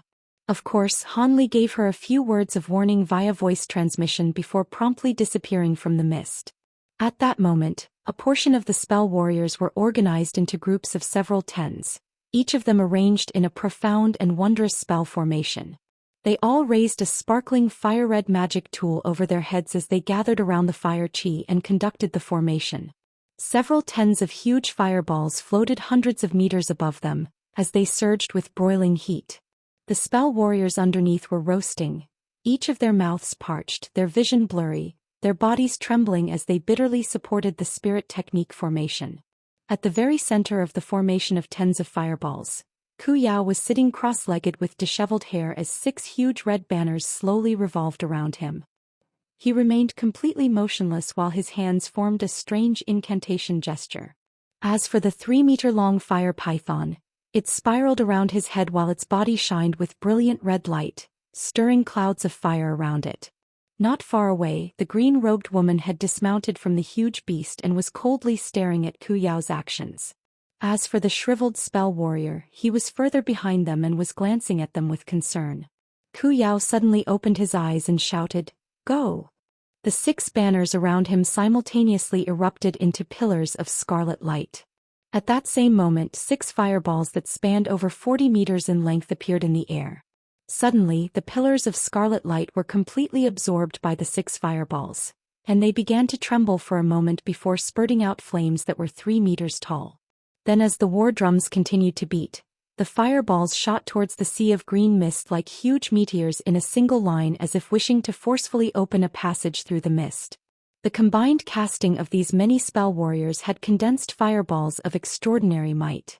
As meticulously placed as the green mist grand formation may have been by the 9 Nations Union formation experts, these meteors of flame caused an earth-shattering explosion as soon as they touched the green mist. With several successive bursts of 100-meter-tall flames accompanying each explosion, the green mist was scattered by the wild flaming winds that soon followed, wiping them entirely away in an instant. Although green and yellow formation lights still shined, they were clearly outmatched and weren't able to withstand the assault in the slightest. In the blink of an eye, 6 huge areas were completely devoid of mist from within the formation. A cold glint flickered from the green-robed woman's eyes and she flipped her hand, summoning a golden circle in her hand. She then raised it in the air and it flew down to the giant rhino, which was already positioned at the edge of the sea of green mist. With a loud ring, the golden circle fell onto the blue horn of the giant rhino and tightened in an instant. The huge horn was then sheathed and began to sparkle with dazzling light. Perhaps spurred by the blinding golden light or some action by the green-robed woman, the giant rhino's eyes quickly turned blood red and it released thunderous roars. As it treaded on the blue clouds underneath it, It wildly rushed down towards the green mist. A short moment later, the beast's roars filled the air as yellow and green light brightly glowed. Let's go in. Sage Xiao will continue to use fire spirit techniques and destroy the restrictions. We will bring this formation down. The green-robed woman's clear voice spread throughout the sky. The spell warriors on standby cheered upon receiving their orders, and they began to enter the green mist while in groups ranging from 5 to 10. The green-robed woman indifferently said, "Let's also head in. Once Sage Xiao finishes casting the technique, he will follow after us." She then glowed with white light and flew down in a streak of light. The shriveled spell warrior hastily agreed before following after her in a trail of black light. A short moment later, there were only several hundred spell warriors that had yet to enter the restriction. At that moment, the remaining fireballs were being absorbed by the 6 banner of flames surrounding Xiao. They then fell onto the sea of mist in an arrangement of lines at the same location as the previous 6 meteors, causing several tens of pillars of flames to erupt, nearly breaking apart the entirety of the restriction. With wild roars of laughter, Xiao suddenly stood up and waved to the spell warriors around him. Then he wordlessly flew down towards the mist of sea in a ball of scorching flame. When the other spell warriors in the formation saw this, they flocked after him. At that moment, there were over 1,000 spell warriors in total inside the formation, not to mention the several hundred hidden spell warriors that were controlling the formation's restrictions from within. Han Li floated motionlessly inside the mist with his eyes closed. His body was already enveloped in armor composed of the black-tainted gold-devouring beetles, and he was standing on a huge azure sword. Above him floated silent 3-meter-long swarms of sparkling golden beetles. They each appeared extremely malicious and bloodthirsty, as if just waiting for their first opportunity to kill. Han Li blinked several times and he slowly opened his eyes, his face wearing a trace of astonishment. As expected, there was a mid-nascent soul stage sage amongst them, but to think that it'd be a female spell warrior. Han Li muttered to himself. After a moment more of thought, he slapped his storage pouch and summoned a set of formation tools in his hands. Han Li's figure blurred as he quickly placed down the mightiest spell formation he could place on such short notice. Han Li swept his sleeve and commanded, "Silvermoon, come out." A small fox then flew out of his sleeve and landed in front of him. Han Li continued, "I will be giving you the purple cloud lace and the flower basket as well." The opponent this time seems to be even more troublesome than Wanner's senior martial sister. Careful. If her abilities are truly too fearsome, we won't need to strain ourselves. Let's lure her here and use the green mist restrictions as well as my spell formation to even the odds. If that won't do, then we will simply escape. There is no need for us to stake it all. He then summoned the purple cloud lace and the flower basket into his hand before tossing it to the small white fox. "Yes, master. In that case, I will act the same as last time and stay hidden as I bide my time for an appropriate time to act." Han Li nodded. "That will do. Last time you acted at a very decisive moment to much effect. Many thanks for master's praise. This servant shall strive her hardest." After placing away the 2 treasures, she smiled and disappeared from sight in a flash of silver light. Han Li then turned to look at the distance, a stern expression appearing on his face. In a burst of azure light, he flew deep into the mist. Not long after the spell warriors entered the mist, the remnant restrictions within it began to stir, repeatedly endangering them. Fortunately for a majority of the spell warriors, the giant rhino was clearing a path, brushing aside the restrictions without care. Regardless whether they be fireballs, lightning, ice spikes, or boulders of earth, they didn't harm the huge beast in the slightest. Its jet-black armor easily brushed off any of the attacks. Paying no heed to any of the attacks, the huge rhino straightforwardly lowered its head and rushed forward. Any restrictions or obstructions that barred its path were struck through as if the beast's body carried the momentum of a shooting star. Its destructive force cleared the mist of an area of over 100 meters around it. As for the many spell warriors following after it, not a single one of them were harmed. However, it was quite baffling that within the group of spell warriors, those with the greatest cultivation were the 4 at core formation stage. There wasn't a single nascent soul stage sage amongst them. It was unknown where the 3 nascent soul sages went after they entered the green mist, nor what strange plot they had in store. When these spell warriors saw that the area was clear of the mist, they sighed with relief. The core formation stage spell warriors even gathered together to discuss their next course of action.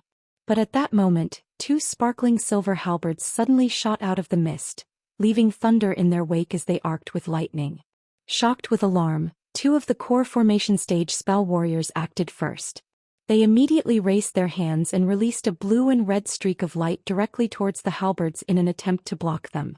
But who could have thought that instead of directly confronting the spell warriors' magic treasures, they changed direction and quickly shot towards the giant rhino's head. Although this had greatly surprised the core formation spell warriors, they soon grew relieved. The giant rhino's defenses weren't something that could be penetrated with ordinary magic treasures. But soon an astonishing scene had occurred before them. The two silver halberds didn't directly strike at the giant rhino, but instead they flew above the beast and began to strike each other without warning. Then a huge roll of thunder sounded out as a dense bolt of lightning shot from the two halberds towards the head of the huge beast.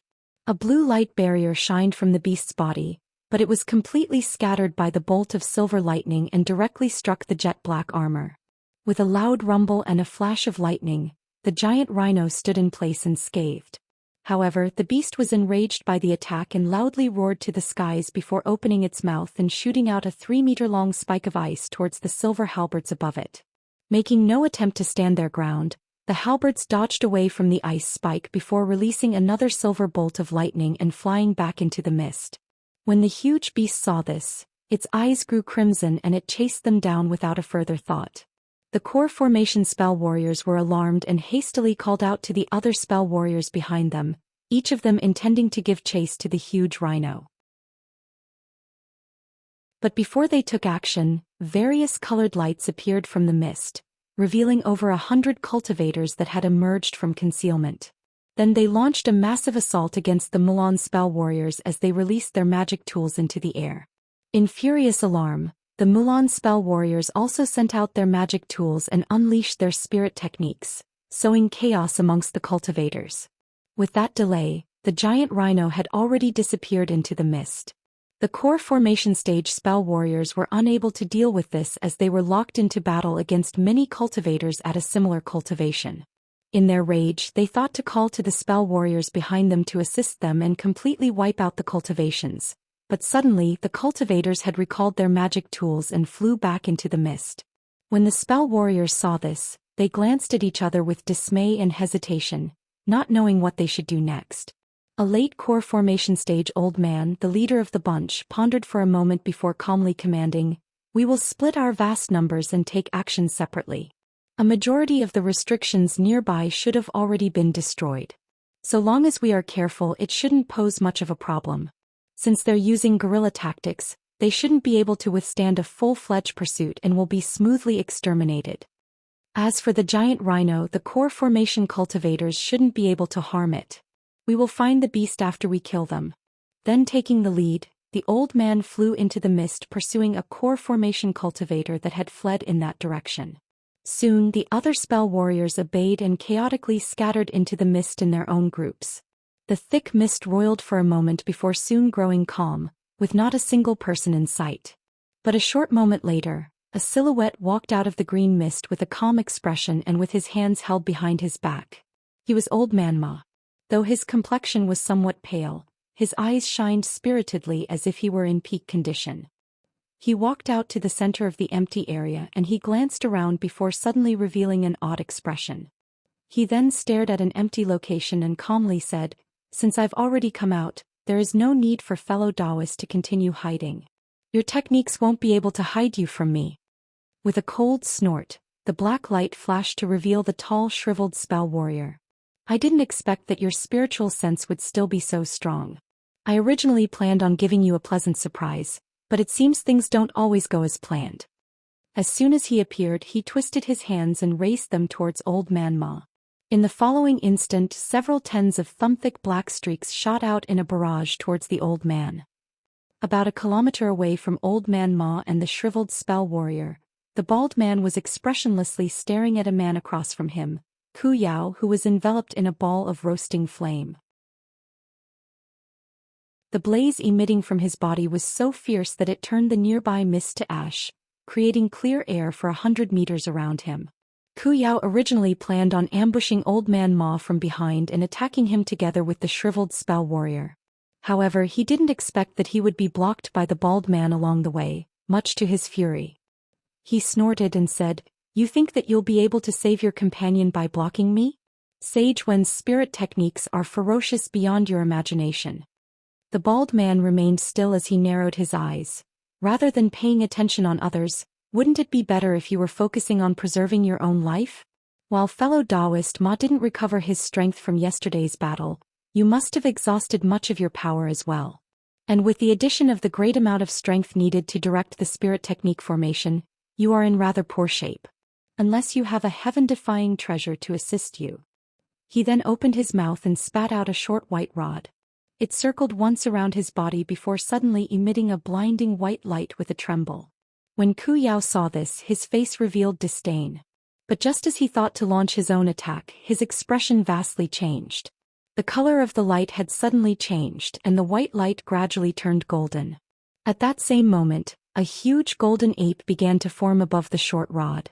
Although its stature wasn't as excessive as the giant rhino, it was 20 meters tall. Under closer inspection, the ape had 4 hairy ears and appeared extremely ugly and fiendish. As soon as it had appeared, it thumped its chest and howled to the sky before glaring at Xiao across from it. "Artifact spirit. Your magic treasure has an artifact spirit." When Xiao saw this, he cried out in alarm. Killing intent leaking from his face, the bald man formed an incantation gesture with his hand. "Hee. You are the first to witness my 4-eared golden ape artifact spirit. You shouldn't feel too wrong to meet your end by this." The huge ape's body became more distinct and soon, the short rod grew to 100 meters in length. Now appearing as a true demon bast, it grabbed onto the extended rod and fiercely pounced towards Xiao with golden light emitting from its body. The green-robed woman was neither together with the shriveled spell warrior or Xiao. Her objective was quite simple. Using her own abilities, she would directly approach the heart of the grand formation and shatter it. With the crux of the formation shattered, the rest would soon follow. Of course, she planned to dispose of a certain cultivator along the way. Ever since she entered the mist, she clearly sensed a faint sliver of spiritual sense coil around her. Even with her vastly powerful spiritual sense, she was unable to block it. While this did cause the woman's heart to tremble, her desire to slay the nascent soul youth only grew stronger. If she didn't eliminate this vastly skilled cultivator, it was quite possible that he could cause great mishaps in the future. Fortunately, this cultivator seemed rather confident of his abilities and didn't conceal himself in the slightest, wishing to draw her in, a mid-nascent soul stage spell warrior. She met the challenge with a sneer and directly flew towards him. When she sensed the youth was only 300 meters within range, the green-robed woman's body ceased emitting white light and her flight speed slowed before coming to a full stop. Although she was confident in her own abilities, she wasn't clear whether or not she was walking into a trap. She then slapped her storage pouch and summoned a fist-sized azure pearl into her hand.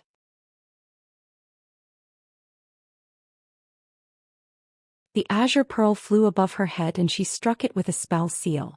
It immediately shined with radiant light before releasing countless threads of azure light that swept past the green mist. With violent sweeps, the wind of light scattered the surrounding mist, leaving an area of 300 meters around her entirely clear. She spotted a youth standing 100 meters away, silently observing her without the slightest emotion. He was Han Li, who had been waiting quite a while for her. A cold glint appeared in the woman's eyes and her bright gaze flickered. Once her spiritual sense swept her surroundings, she frowned and glanced at the sky. About 100 meters above them, there was a cloud of silver and gold silently floating there. When she saw the true appearance of the golden cloud, her expression vastly changed, with the icy intent in her eyes only growing denser. The woman muttered, "Gold-devouring beetles. It turned out that you were the cultivator who possessed them." Han Li was surprised she had recognized them, but he managed to retain his calm. "There seems to be many spell warriors amongst the Mulan that recognize these insects. I'm truly surprised. Did the spell warrior who last saw me inform you?" Rather than answer his question, she asked, "The Heavenly Wind Tribe's sage Mu had his body destroyed by your hand?" Betraying not the slight vigilance that grew in his heart, he flatly said, "Sage Mu? The spell warrior that pursued me with the wind-riding chariot? If that is the one, then yes, I am the one who destroyed his body. Were it not for his nascent soul fleeing so quickly, I would have been able to exterminate both spirit and body. Could it be you wish to take vengeance on his behalf? Since this woman already knew of the celestial ice flames and the thunderstorm wings, he wouldn't be able to catch her off guard, turning her into a somewhat troublesome opponent. All of his battles at Nascent Soul stage so far, barring one, had been handled by first catching his opponents off guard with the thunderstorm wings and later using the celestial ice flames to freeze them through. Sage Mu's body didn't possess particularly deep cultivation, so its loss isn't anything to complain about. However, you possess many mystical abilities and are able to even control the gold-devouring beetles. Therefore you will not be escaping me alive. The green-clothed woman's expression sank and she quickly formed a hand incantation. With white light flashing around her, a white ribbon suddenly floated from her body as it fluttered with the wind. She then twirled her palm and a faint yellow cauldron appeared in her hand. It was refined from some unknown wood, was 4 inches large and appeared rather antiquated, with cryptic talisman characters carved on its exterior. When Han Li's spiritual sense swept past it, his expression changed. Your gold-devouring beetles may be an exotic insect from antiquity and nurtured to a stage of invulnerability and ravenous gluttony, but it just so happens that it is capable of being restrained by wood-attribute magic treasures, like my yellow spirit cauldron. In the past, I've fought against a soaring tribe's cultivator who commanded gold-devouring beetles, and I sought this cauldron in preparation to deal with him when I met him again. But I didn't think that I'd first meet a Heavenly South cultivator that used them rather than him. Were this not the case, I would have found such a large number of gold-devouring beetles difficult to deal with, regardless of how mature they were. Once the green-clothed woman finished speaking with a cold tone, she stroked the small cauldron with her delicate hand and caused it to magnificently shine with light. A translucent light barrier faintly appeared when Han Li heard this. He curled his cheek and soon wore a grave expression. There are others that use gold-devouring beetles? You don't know of it? Gold-devouring beetles are the sacred insects of the soaring tribes, our archenemies. Their ancestors spent an immense amount of time before finally nurturing several tens of fully mature gold-devouring beetles. Only the most distinguished of their cultivators were allowed to inherit them. But ever since those times, an unknown number of spell warriors were devoured by them, becoming a target of hatred amongst the Milan. Since you possess so many of them, I cannot allow you to pass them down regardless of how mature they may be. With that said, she expressionlessly tossed the small cauldron above her. The small cauldron circled once above her and in a flash of light, it shot a pillar light directly towards the cloud of beetles in the sky. Han Li was dumbstruck to hear that there already existed fully mature gold-devouring beetles in this world, but when he heard her malicious tone, he regained his bearings and tossed the matter to the back of his mind. His heart sank upon seeing her use the cauldron to directly attack the beetles with wood spirit chi. With a fierce expression momentarily appearing on his face, he pointed to them and had the golden cloud disperse into countless golden petals. In the blink of an eye, the beetles could hardly be seen. As a result, the yellow light had missed its mark. The woman was stunned, but something soon came to mind and she swept her spiritual sense into the mist nearby. A short moment later, she frowned and an icy aura enveloped her face. You actually commanded the gold-devouring beetles to attack the other spell warriors. You believe that you can afford to be distracted? Before she even finished speaking, she had already flung her white ribbon towards Han Li. The ribbon shined with dazzling white light as it circled in the air before transforming into a snow-white hawk that spanned about 6 meters in length, with eyes of flame and jet-black claws. It flapped its wings and it instantly disappeared in a flash of white light, reappearing a moment later above Han Li's head. Then with a caw, it swooped down with its razor-sharp claws aiming at it. The huge hawk was extremely fast.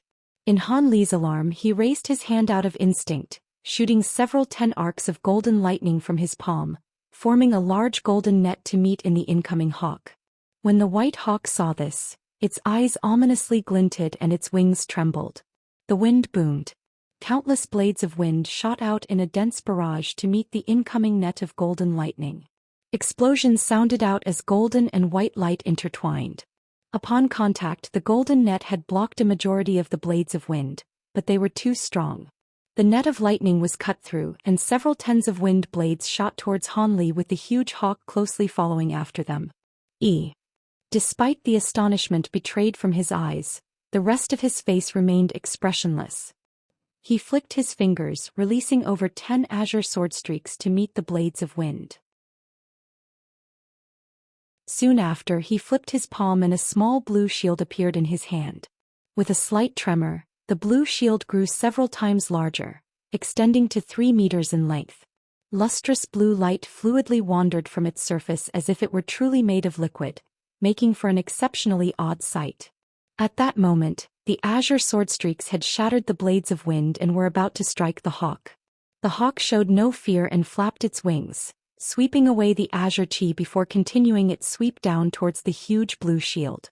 Han Li coldly snorted and pointed to the shield, causing it to shine with greater magnificence. Consequently, the hawk's claws struck an icy surface, leaving only ripples behind. But in that instant of delay, an icy glint flashed from Han Li's eyes and he raised his hand. A black light suddenly emerged from his palm, transforming into a black-red hand that was 3 meters wide.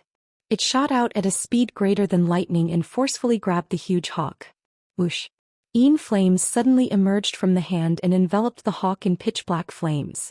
The hawk attempted to escape its grasp as it miserably wailed and fiercely picked the hand. Han Li grew relieved at the sight of this and turned his head towards the woman. The woman didn't appear to mind that her hawk was captured. Instead, she was muttering an ancient incantation with a solemn expression. Upon closer inspection, Han Li wasn't able to understand it in the slightest, much to his shock. Soon after, the woman spread out her fingers in the style of a lotus flower and white light began to flicker, forming what seemed to be a white lotus. Although Han Li didn't know what she was planning, she was still a mid-nascent soul-stage cultivator. Anything that took an incantation this long was certain to be powerful. He couldn't allow her to smoothly succeed. Once that was thought, Han Li flung out his sleeve with a grave expression, summoning several tens of azure flying swords in a swarm. They then condensed together into a mist and charged towards the green-clothed woman. Taking advantage of this delay, Han Li raised his other arm towards the huge hand that was tightly gripping the bird. The black-red hand suddenly gripped with further force and instantly dragged the bird before him. Without a thought, Han Li spat a sliver of blue icy flame onto the struggling bird. Crackling, the blue flame instantly covered the bird in a layer of sparkling frost. The resulting ice sculpture captured its desperate struggle in a lifelike image. A trace of satisfaction appeared on his face. But just when he thought to collect it, he heard a series of divine rings in front of him. Blinding white radiance suddenly erupted from the woman, covering the surrounding area of 300 meters under a layer of white light. Han Li inwardly cursed and hastily looked at the strange scene from across him. The green-clothed woman had finished her incantation, but now the white lotus had left her hand and was floating 3 meters above her head. It continuously unfolded its petals as it shined with dazzling light. As for the cloud of sword chi that he unleashed, it was stopped about 40 meters away from her as it attempted its hardest to make its way towards her. It seemed to be blocked by something invisible. Han Li unconsciously narrowed his eyes.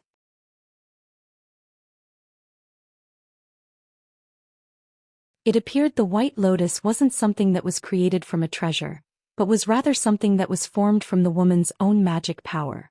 Han Li was truly amazed that something this powerful was solely produced by a technique. However, this amazement only lasted for only a moment. He took a deep breath with a sullen expression and quickly raised his arm, cover it in a layer of faint black chi. The black chi appeared alive as it continuously lashed around and grew thicker. By the time it became pitch black, Han Li's expression grew stern. His arm quickly swelled, becoming 3 times as thick in the blink of an eye. Soon, a layer of dazzling crimson light began to cover the black chi in an incredibly bizarre display. At that moment, Han Li glanced coldly at the green-robed woman, and just as it so happened, the woman also raised her head to look at him. Their eyes met. Then when her eyes saw Han Li's monstrous arm, a cold glint shined from them. "Go!" Han Li roared and dropped his arm, releasing a semicircular mass of black-red light. Once it left his arm, it grew to the length of 10 meters. It ripped through space as remnants of light dragged behind it, instantly arriving before the white lotus. The green-robed woman raised her brow at the sight of the devil execution and spat out a mist of lustrous white qi onto the lotus. In an instant, a huge lotus mirage suddenly emerged from the white lotus, enveloping both itself and the woman. In a flash of light, the devil execution rammed into the lotus mirage and easily cleaved into it. But after traveling 10 meters deep into the mirage, it slowed down before coming to a stop. A trace of pride appeared on the woman's face, but soon her expression vastly changed. At that moment she saw Han Li fling a black object at her. As soon as it left his hand, it began to exponentially expand and overbearingly pound downwards on both woman and lotus. The thousand-fold mountain. When the woman saw this huge towering mountain, she couldn't help but shout its name. This ancient treasure was renowned amongst spell warriors. Even if a mid-nascent soul-stage spell warrior like her were to use a secret Buddhist technique from antiquity, they wouldn't be able to receive an attack from the mountain unscathed. The green-robed woman formed a hand incantation without a further thought, immersing the white lotus above her, the small yellow cauldron, and herself in a fusion of white light. In an instant, the air surrounding the lotus became completely still before suddenly erupting with azure radiance. The woman came into view once more. Despite no longer being sustained by the woman's magic power, the lotus mirage grew dim and didn't immediately fade away. It managed to last for a short moment before being completely scattered by the descending mountain. Revealing not the slightest joy from his face, Han Li muttered, "Wind movement technique?" He then began to inwardly curse. He didn't expect that this woman would be capable of a strange movement technique on par with his lightning movement. In this case he wouldn't be able to harm her unless he somehow trapped her. He had managed to come up with a plan, but he felt unsure of it. She was as skilled with her wind movement technique as he was with his thunderstorm wings. So long as he managed to keep up with her, he was confident that he would be able to easily wound her with the fearsomeness of the celestial ice flames. With that thought, Han Li raised his hands and pointed to the black-red light and the tens of bamboo cloudsworm swords that had finally escaped their restraints. Quickly, they fiercely shot towards where the green-robed woman had appeared.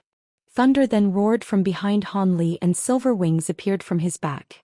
As for his blue light shield, he waved both his arms and it quickly shrunk before flying back into Han Li's sleeve.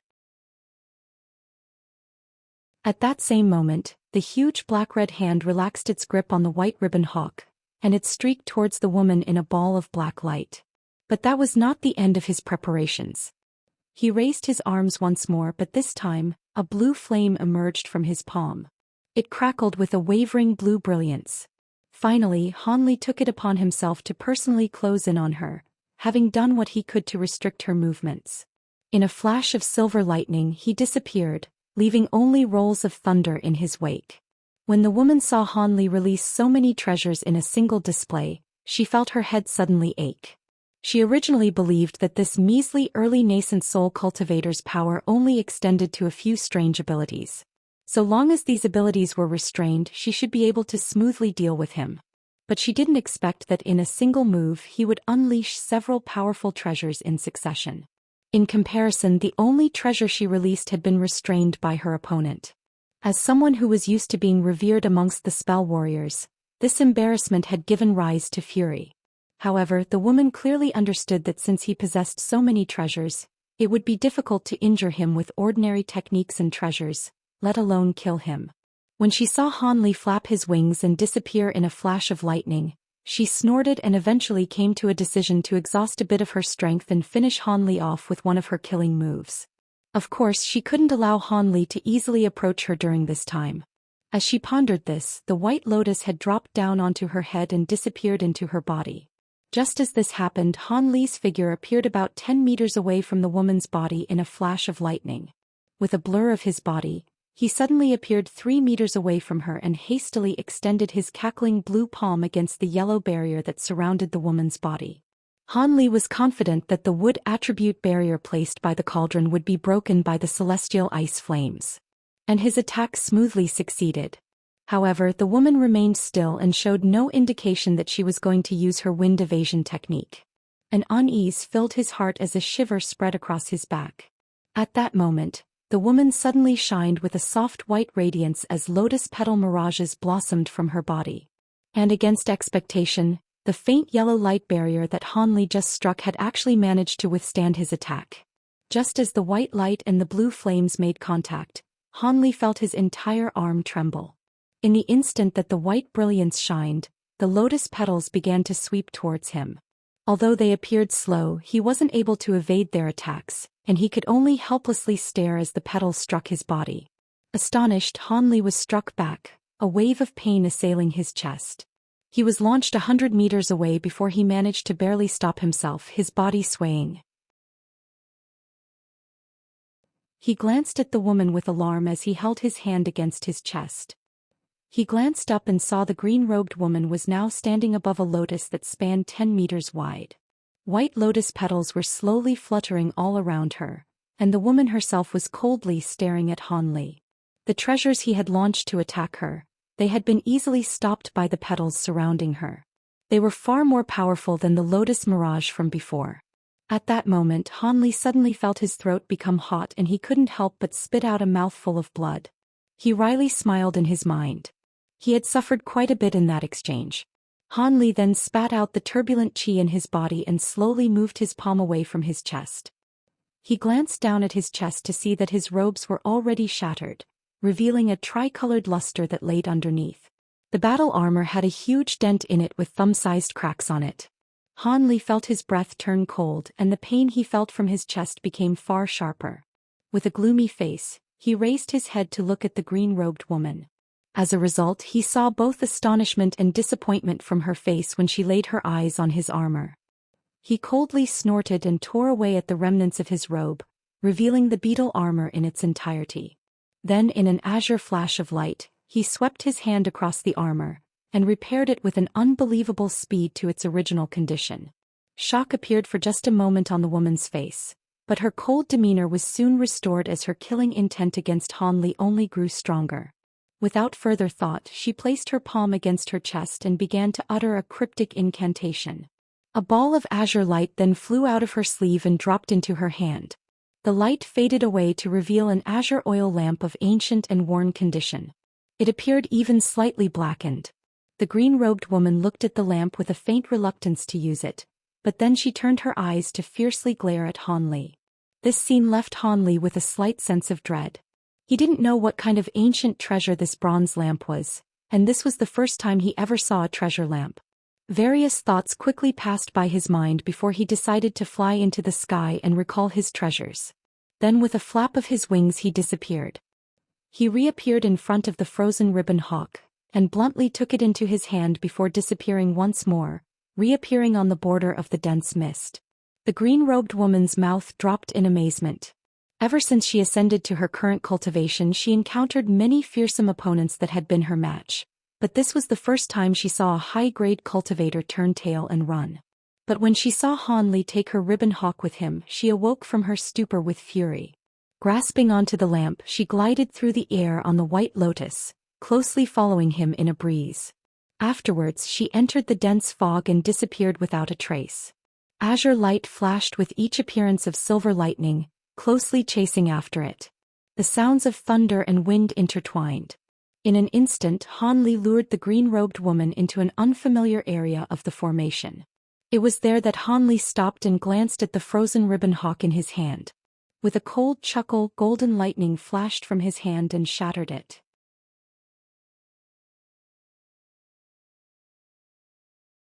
The ice-clad ribbon hawk shattered into pieces alongside the ice. But when the green-robed woman saw this while she was pursuing him, she coldly laughed and stamped down on the white lotus below her, causing it to scatter away the nearby mist with a wild gale. Han Li narrowed his eyes, staring at her malicious expression. He calmly asked, "Is fellow Daoist not heartbroken that her treasure was destroyed? Or do you believe my actions weren't enough to destroy the treasure?" With that said, he casually glanced at the cleared air, not paying any attention to the shards of ice that were floating in the air. "How about you tell me?" The green-robed woman pointed at Han Li, insteadly causing the countless shards of ice at Han Li's side to shine with white light. Han Li was stunned and immediately raised his arm, unleashing an azure mist to engulf the glowing ice. But in that moment, the ice shattered and specks of white light escaped from them, each of them flocking towards the woman. The azure mist was too late. Seeing that his attack failed, his face grew sullen, but he stayed his hand rather than waste his effort on attacks that might have no effect. He saw that white light was condensing in front of her, soon reaching the size of a head-sized ball. With a spell seal striking the ball, a hawk's cry immediately sounded out from the ball in a blinding flash of white light before taking shape of the snow-white hawk from before. When Han Li saw this, he frowned, but soon he took note of how its spirit was listless compared to before. He revealed a pensive expression at the sight. It seemed shattering the treasure did have some effect. The hawk wasn't truly immortal. He was sure that after killing the hawk several more times, it would definitely turn to ash and scatter. Despite seeing that the hawk had weakened, she wordlessly waved her arm and commanded it to take to the skies. It then twirled in the air before drifting back down as a white ribbon. Once it touched the woman's body, it disappeared. With one hand holding the lamp, she brushed her hair with the other. With a detached tone, she said, "Your sudden stop must have been to infuriate me by shattering my magic treasure. It seems that this place should be your contingency plan." Han Li grew silent for a moment before speaking with spirited eyes. "Since you already knew this and chased me, it seems you hold much confidence in the treasure in your hand. Perhaps you might tell me something of it. This is the first time I've ever seen a lantern-type ancient treasure." The woman's face grew sullen. She said without reservation, "No, rather how about I send you off to the underworld?" She then opened her mouth and spat a ball of nascent flame into the lantern. Specks of azure light then began to slowly rise up from it. Han Li sighed and he swept his arms, summoning a green formation flag and a red azure formation plate into his hands. He took a deep glance at the woman before tossing the small formation flag in the air. He quickly struck it with a small seal and hurriedly muttered an incantation. The formation flag flashed with light, instantly causing a green mist to suddenly form.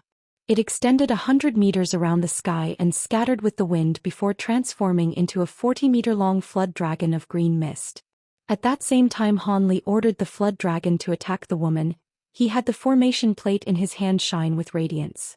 He tossed it underneath him and had it immediately transform into white mist as it disappeared further from sight. Suddenly, the seas of mist down below began to roil and release countless threads of red azure light that shot towards the green-robed woman in a dense barrage. He then took out a small silver bell with a wave of his sleeve. It wildly expanded in the blink of an eye and began to release silver sound waves with a loud ring. Then with all of that done, he streaked towards the green-robed woman's head.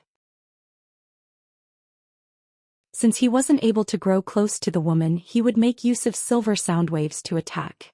Perhaps a formless attack would have some effect. Of course, against the green-robed woman's white lotus flower and the unknown bronze lamp, Han Li's killing move wasn't any of the attacks he released. Rather, it was Silvermoon who had burrowed herself earlier in the earth. At that moment, Silvermoon had already begun to unravel the purple cloud lace and was standing at the center of the formation. She was waiting for when the green-clothed woman would let down her guard so she could deliver the fatal blow. Although the green-clothed woman didn't know that there was someone lying in ambush, she turned a blind eye to the restrictions and attacks that Han Li unleashed. She only lowered her head to look at the lamp that was flickering with weak azure flames. A sneer appeared on her face. She unhurriedly raised her arm and nimbly took out a possessed flame from the lantern with two of her fingers. At that moment, the flood dragon of mist, the threads of azure red light, and the silver sound waves were all about to strike her. The woman didn't reveal any worry in the slightest and simply pointed to the white lotus down below her feet. White light flashed and it began to quickly revolve. Its petals contracted before instantly shrouding the woman in an impenetrable barrier. The flood dragon of mist was the first to strike the barrier. It opened its mouth and spouted out a surging breath of green mist. At that same moment, a white lotus petal from within the barrier lightly swept and scattered the attack. Then the red azure threads followed. They had also been scattered. Only the sound waves weren't blocked by the white lotus petals. They passed through the barrier, but it was unknown what effect they would have. When Han Li saw this, he formed an incantation gesture with his hands, and the red azure light threads ceased their attacks on the barrier. Instead, they formed a huge net and quickly layered upon themselves, blocking the white lotus from every side. As for the mist flood dragon, it surged and transformed into a large expanse of green mist, submerging the white lotus within it. As for the silver bell, It quickly arrived before the White Lotus and was controlled with Han Li's full strength. The silver sound waves became stronger and continuously struck at the green-clothed woman through the barrier. For a time, the green-clothed woman from within the White Lotus seemed to be restrained. However, Han Li didn't appear happy about this in the slightest. Rather, he furrowed his brow at the sight. As Han Li worried that the attacks actually made no difference, the contracted petals of the lotus immediately blossomed and spread out without the slightest warning. The petals were each razor-sharp. The surrounding mist and threads of light were completely scattered as soon as the flower unfolded.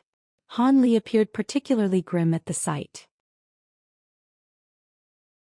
The beautiful green-robed woman was standing at the center of the White Lotus with an expressionless face.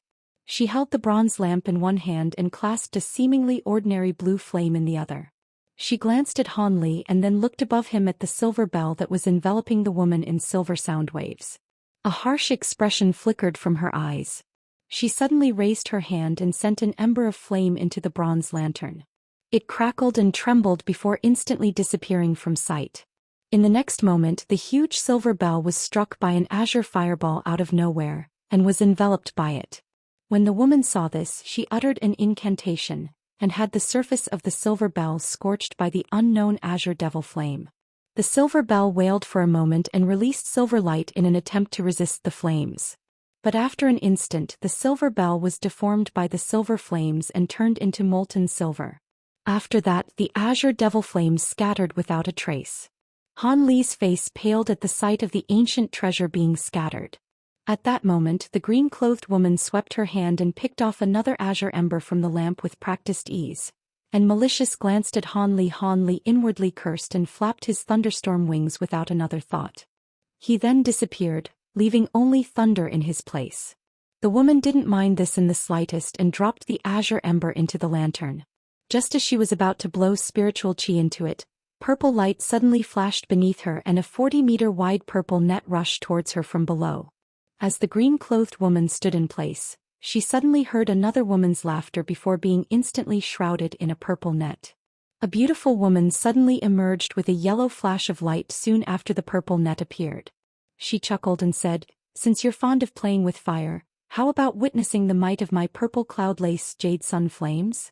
She raised her hand. The purple net flickered with flame, covering it with a layer of azure white flame. There were even several azure white flame serpents that suddenly emerged from the net and fiercely attacked the White Lotus. Soon the White Lotus was entirely engulfed in blue-white flame. At that moment, Han Li appeared about 40 meters away from the green-robed woman with a smile on his face. He flung out his sleeve and summoned his 72 bamboo cloud swarm swords before him. Once they swarmed into the sky, he struck them with several spell seals in quick succession. The flying swords released a clear ring and condensed together into a 20-meter-long sword. Thunder roared from within it as dense arcs of lightning began to shoot off from the sword, transforming the sword into one of thunder and lightning. However, Han Li didn't stop there. He took a deep breath and he spat a thread of celestial ice flame onto the sword, adding a layer of faint blue flames onto the surface of the sword. Han Li pointed at the sword with an icy glint shining from his eyes. It trembled before cleaving directly towards the White Lotus. At that moment, the green-clothed woman finally realized what had happened. In furious alarm, she flung the azure ember above her.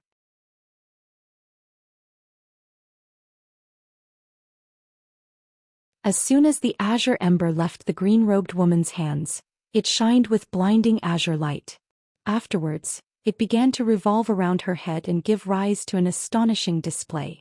The azure white flames that burned on the exterior of the White Lotus was overtaken by the lantern ember, and were quickly absorbed. Once the jade sun flames were cleanly absorbed, the flaming ember floating above her head had stopped, and were simply shining slightly brighter. The green-robed woman then pointed at the ember and had it flutter in the direction of Silvermoon. Silvermoon was greatly alarmed and pointed at the purple cloud lace without another thought. Suddenly, the purple net brightly shined with light and a portion of it moved in front of her. At that same moment, the ancient flower basket appeared in her hand. Then the huge azure sword, roaring with thunder, arrived above the woman, immediately striking down at her under Han Li's command. Of course, Silvermoon conducted a joint attack at that moment. She had the flower basket envelop her body as white mist and clutched her hands in an incantation gesture, opening a large hole in the white lotus barrier in a sudden flash of purple light. Having witnessed the astonishing pressure of the huge sword, the woman's expression changed in alarm, wearing a grave expression for the first time in this encounter. After a moment of hesitation, she ceased her attack on Silvermoon and completely concentrated her body's spiritual power into the white lotus beneath her. In an instant, the white lotus petals surrounding her increased several times in number and mirages of lotuses began to fold around her in a dense barrier. At that moment she suddenly pointed at the lantern ember and had it return to flying above her head. Afterwards, the woman lifted the copper lantern in her head and waved it in front of her. A series of azure flame mirages appeared along with 2 flame embers. The 2 flame embers then flew towards the woman's head and condensed together with the original azure flame ember to form a first-sized azure fireball. At that moment the huge sword arrived at the lotus petal barrier.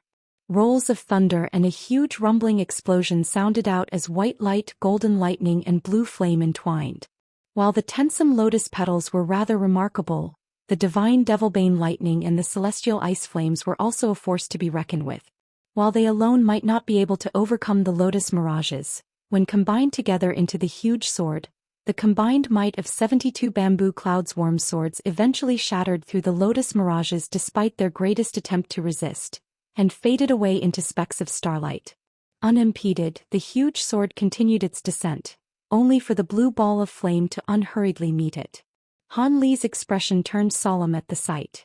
Although he felt some fear towards this odd azure flame, he was quite interested in measuring the might of the celestial ice flame against the lantern's flame.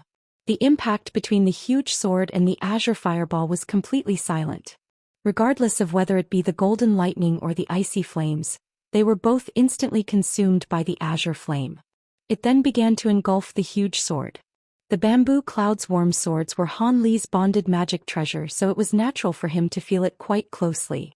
In the instant the azure flames completely enveloped the huge sword, he felt his mind tremble as unbearable pain and scorching heat assailed him. His body's temperature abruptly risen. He could almost feel his blood boil. In great alarm, Han Li instantly formed an incantation gesture and pointed to the huge sword. With that done, the sword wildly flickered and transformed back into many small swords before scattering. He originally believed that this would rid him of the strange flame. But when he clearly saw what happened, his expression vastly changed. All of his flying swords were simultaneously covered in burning azure flame. Han Li's expression wavered as he felt his body's condition worsen. Sweat began to profuse from his body. He gritted his teeth in astonishment and quickly cycled through several hand incantations, ordering the 10 strands of spiritual sense controlling the flying swords to fly to the sky. Then in an attempt to escape the flames, they began to wildly revolve. Having saw the silver bell melted into silver liquid, he grew even more fearful of having his own bonded magic treasure destroyed. If this were the case, his vitality and spiritual sense would suffer a great decrease. At that moment, the destroyed lotus mirages had been replaced as more lotuses emerged from below her to restore the gap. The woman then coldly glanced at Han Li's flame-clad flying swords.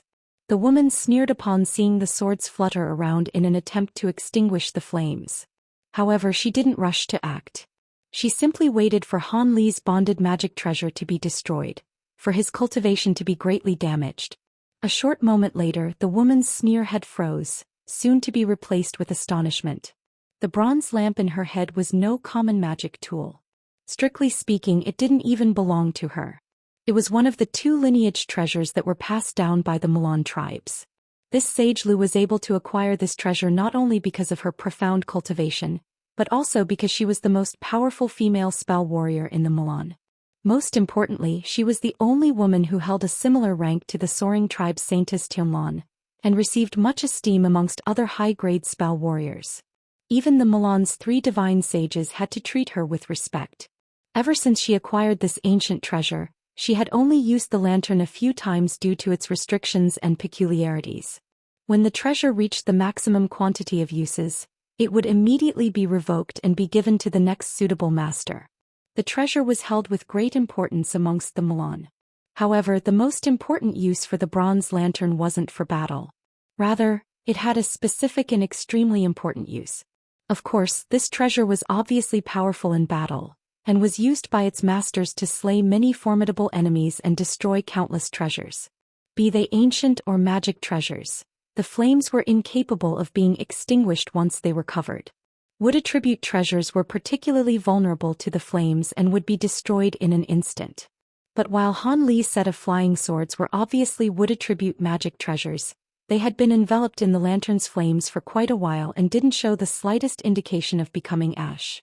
But in the instant that she was absorbed by her surprise, purple light suddenly flashed above her head along with the abrupt appearance of a purple cloud.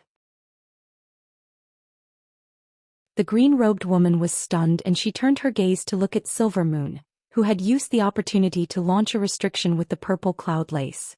Then with a turn of her body, Silvermoon filled the air with a fragrant pink mist, covering the white lotus in the blink of an eye. The green-robed woman snorted and glanced at the lantern in her hand. After a moment of hesitation, she decided not to further use it and instead raised her arm, summoning a yellow jade pendant into her hand. Just as she thought to activate the pendant and deal with Silvermoon, the pink fragrant mist was shaken and the scent grew stronger. Afterwards, countless handsome men and beautiful women began to emerge from the mist and embrace each other in an extremely bold and intimate fashion, causing the green-robed woman's complexion to grow scarlet. She-demon, you're courting death. The woman's complexion soon grew pale, and yellow light glowed from the jade pendant. Yellow mist enveloped her and scattered the pink mist around her. However, Silvermoon could no longer be seen. The green-robed woman sneered. But just as she thought to seek Silvermoon out, something suddenly came to mind and she hastily glanced in Han Li's direction. In the short amount of time that Silvermoon had bothered her, Han Li had already condensed his flying swords back into its huge form and recalled it before him. He was currently staring at it with a grave expression. The woman was hit by another wave of shock upon seeing that the flying swords had yet to be scorched, but she was no longer about to continue staying still. She immediately raised the bronze lantern in her head, but just as she thought whether or not she should waste another of its uses to strike down Han Li, he suddenly placed both of his hands on his chest. With one hand holding a mist of white frost and the other holding blue flickering flames, he spat a mist of azure chi to envelop them together. With a gust of wind, an egg-sized purple flame appeared in his hand. Han Li pointed it with his free hand and it suddenly ruptured before transforming into a small fluttering bird.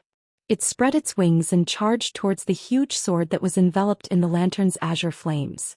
With a light bang, a strange scene occurred before them.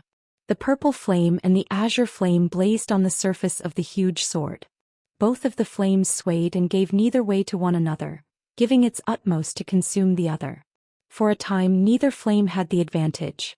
As Han Li observed this with a nervous expression, the green-robed woman appeared even more shocked. What were these purple flames to not fear the flames of her lantern? Had she not seen this personally, she wouldn't have dared to believe it. But this woman soon awoke from her shock and only felt a stronger desire to kill Han Li. How could a mere early nascent soul cultivator possess so many heaven-defying abilities? If he were to enter mid or even late nascent soul stage, he could sweep through the entire Mulan Plains without a match. With that thought, the woman's expression grew sullen and she flung the lantern in the air.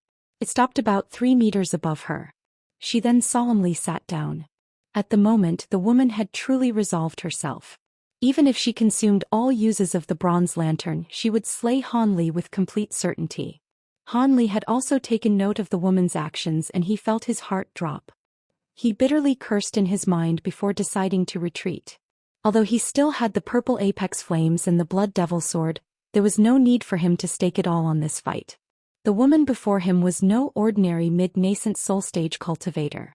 He was particularly unwilling to end this battle in mutual destruction. As these thoughts stirred in Han Li's mind, a silhouette suddenly appeared in the mist and charged towards them, much to their surprise. As the both of them were distracted, purple cloud formed from the purple cloud lace above the green-robed woman's head and suddenly parted and released an immensely fast streak of white that flew towards the lantern. Then in a flash of white light, the lantern was completely enveloped by the light and was fiercely dragged back towards the purple cloud.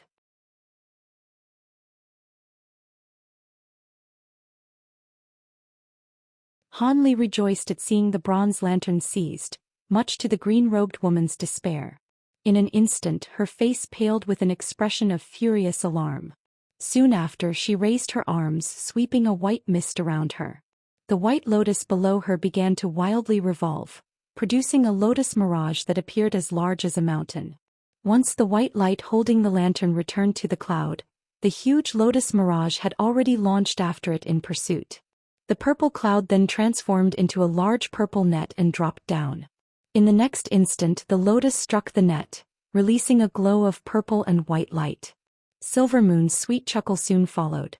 After the purple net was released, the white light faded away to reveal Silvermoon. She laughed as she held onto the ancient flower basket. Its interior shined with white light as it rigidly trapped the bronze lantern. Once the green-robed woman's spiritual sense was wiped from it, it would be capable of being used by anyone. But before Han Li could bask in his excitement, a silhouette staggered towards them and spotted both Han Li and the green-robed woman engaged in battle. The silhouette shouted to Han Li in panic, "Fellow Daoist Han, quickly run! A Milan divine sage has arrived. He's already killed fellow Daoist Lu. Hurry and run." This silhouette had turned out to be Old Man Ma, but his hair was disheveled and one of his arms was missing. A Milan divine sage? Han Li felt his heart drop upon hearing this.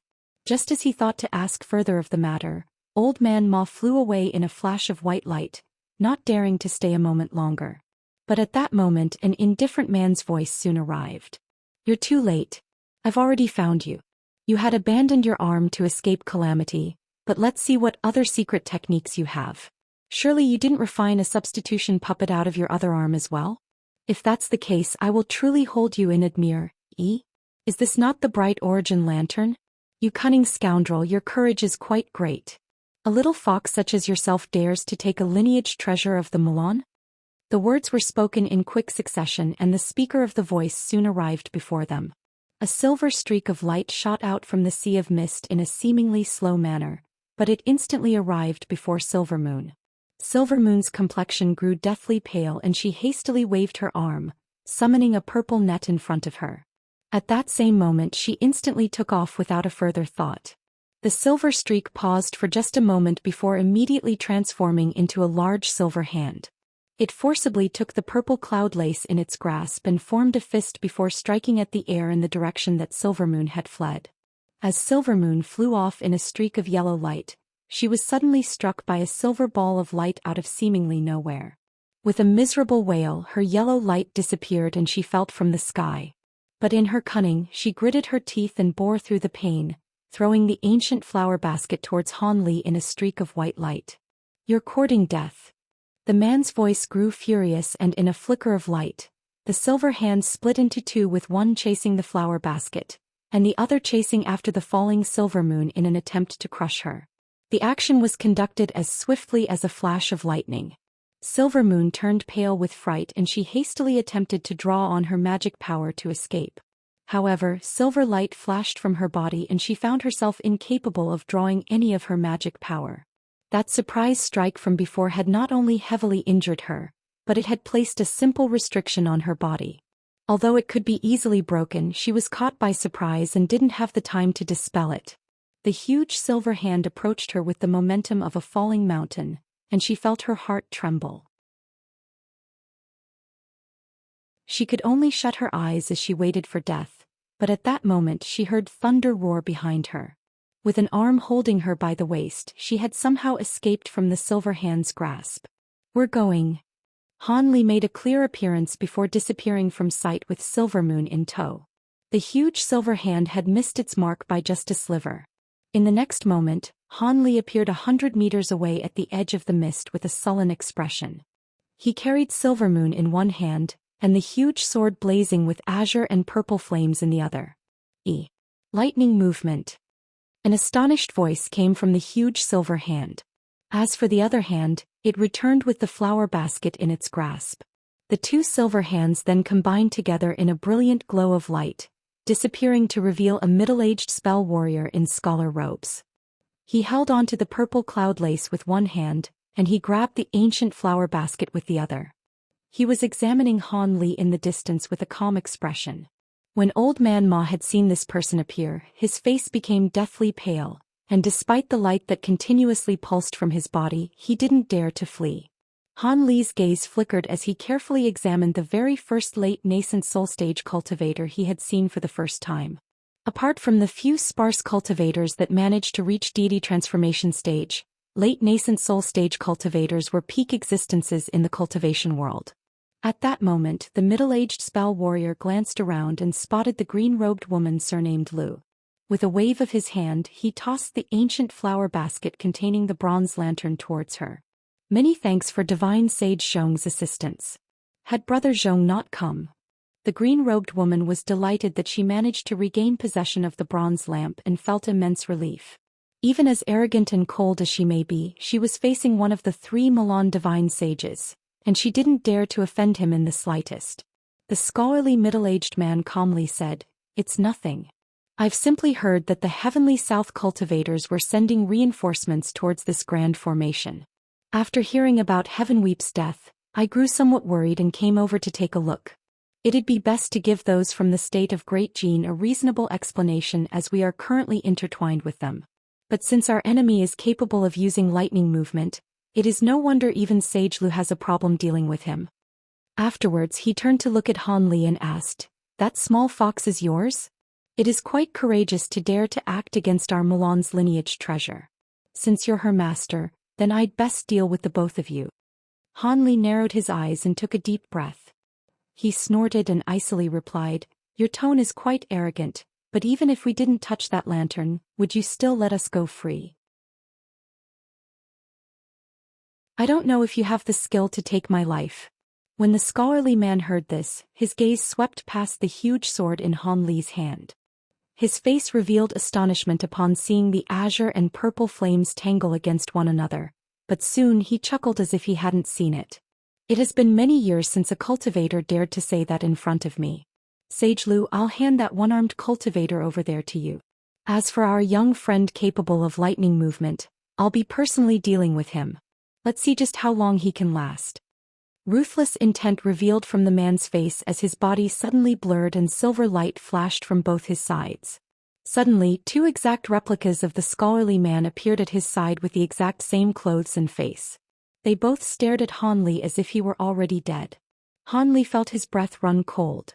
He quickly swept his spiritual sense and couldn't find any difference between the 2 incarnations and the original. Be it their aura of cultivation or appearance, they were completely the same. Despite the dread he felt in his heart, Han Li patted Silvermoon's shoulder and quickly whispered something to her. Silvermoon obediently nodded. Having already dispelled the restriction on her body, she returned to the form of a small fox in a flash of white light and swiftly entered Han Li's sleeve. At that moment, the 3 scholarly men swept their sleeves and slowly made their way towards Han Li. Their movements clearly appeared relaxed, but in a matter of only 3 steps, they had already arrived only 30 meters away from Han Li. With a vastly changed expression, Han Li flapped his wings without another moment of thought and disappeared from sight. "You want to leave, but where can you run?" the middle of the 3 scholarly men said with a chuckle. Afterwards, the 3 of them flickered with silver light, and pursued him with a relaxed stride. With 2 steps taken in the air, the 3 of them also disappeared. When the pale old man Ma saw this, he suddenly leapt away at great speed, wordlessly transforming into a streak of white light as he tore through the skies. The green-robed woman sneered at the sight of this and formed an incantation gesture with her hands before chasing after him in a breeze of wind. She no longer had any worry of Han Li, knowing that a divine sage was chasing after him. Additionally, this old cultivator wasn't capable of lightning movement, so he definitely wouldn't be able to escape her. As for the grand formation in the area, it was hardly effective against a nascent soul cultivator. Its restrictions were easily swept away. In an empty wilderness with a darkened sky, claps of thunder echoed through the air with flashes of silver light, each flash revealing the figure of a distraught Han Li. He was hurriedly glancing behind him with an expression of resentment. "Silvermoon, how many days have we fled?" Silvermoon's voice worriedly spoke in Han Li's mind. "It should be about 4 days already. If Master rests for more than a few minutes, this late nascent soul stage cultivator will immediately catch up.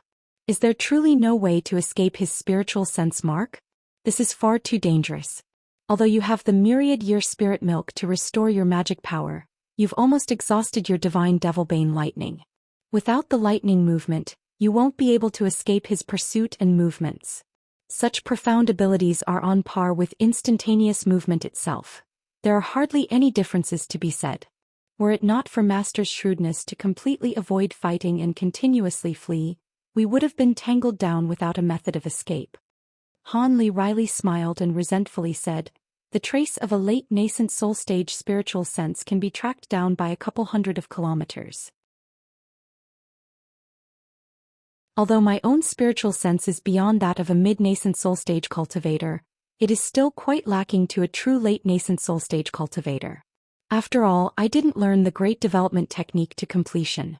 I haven't been able to get my hands on the last layers of the technique. Once this chase ends, I'll immediately head to the far west and find the final layers of that chant with certainty. In the past, I've never had this problem because my spiritual sense was always superior to my opponents. But now, my hands are tied and I find myself helpless in spite of whatever methods I use."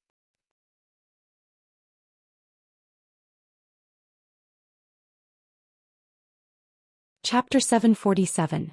Reputation Rising. Silvermoon worriedly muttered, "Then how about Master Yu's blood shadow evasion?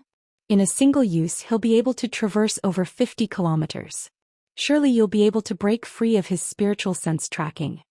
Although Silvermoon hadn't mentioned anything about Han Li saving her life, she was touched by it nonetheless, causing her tone to feel particularly concerned. Having already considered the matter, he wryly smiled and said, "A single time won't be enough.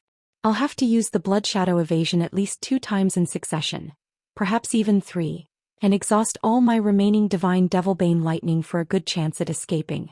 Although my magic power is slightly greater than ordinary early nascent soul stage cultivators, it is still quite dangerous.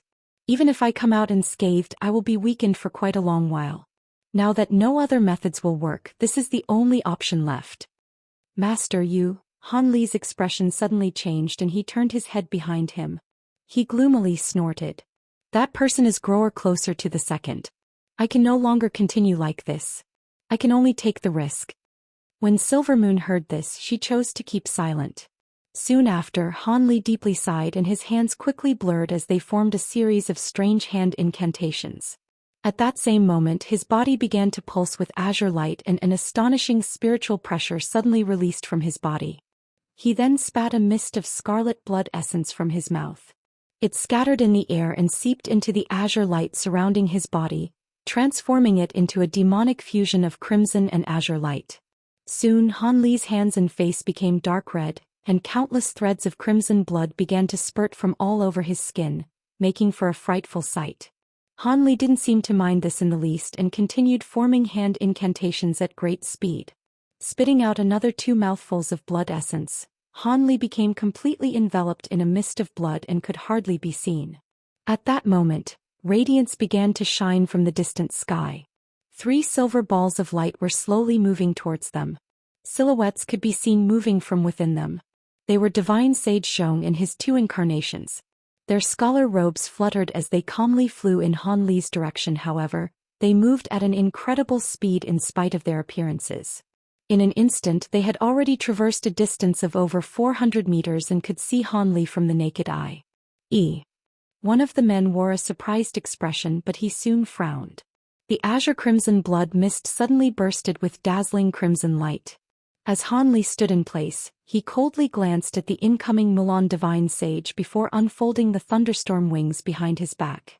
In the following moment, space itself warped around him and Han Li's figure blurred from sight.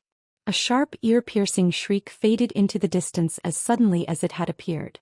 The 3 scholarly men simultaneously wore a face of astonishment, and the 3 glanced at one another before joining together with the man at the center. With a flash of silver light, the 3 men then returned into one. He immediately shut his eyes and released his spiritual sense in the direction that shriek had traveled in. The scholarly man glanced where Han Li had disappeared and revealed a trace of surprise. What kind of movement technique can travel 50 kilometers in an instant? It seems similar to the Devil Dao's blood movement, but the distance is astonishing. Having chased Han Li for several days, the divine sage had experienced quite a bit of surprise at having continuously pursued him for several days without rest. Even if an early nascent soul cultivator was capable of lightning movement, their magic power should have long been exhausted, leaving them helpless to their fates, unless one possessed a heavenly treasure capable of instantly restoring one's magic power, or a secret technique that drained from one's vitality. Now that Han Li employed a strange movement technique, it appeared he hadn't shown his full strength before this. But this was no matter. Although he had already traveled 50 kilometers, Divine Sage Xiong was still tracking him with his spiritual sense. It would only be some more time before he caught up. Just as the scholarly man threw this, he narrowed his eyes, and his spiritual sense targeted Han Li once more. With a cold smirk, his body glowed with white light before setting off once more to give chase. But at that moment, the scholarly man suddenly felt Han Li's aura mysteriously disappear once more. He ceased his movements in shock. He suddenly thought of something and hastily expanded the perimeter of his spiritual sense by twofold before spotting Han Li once more.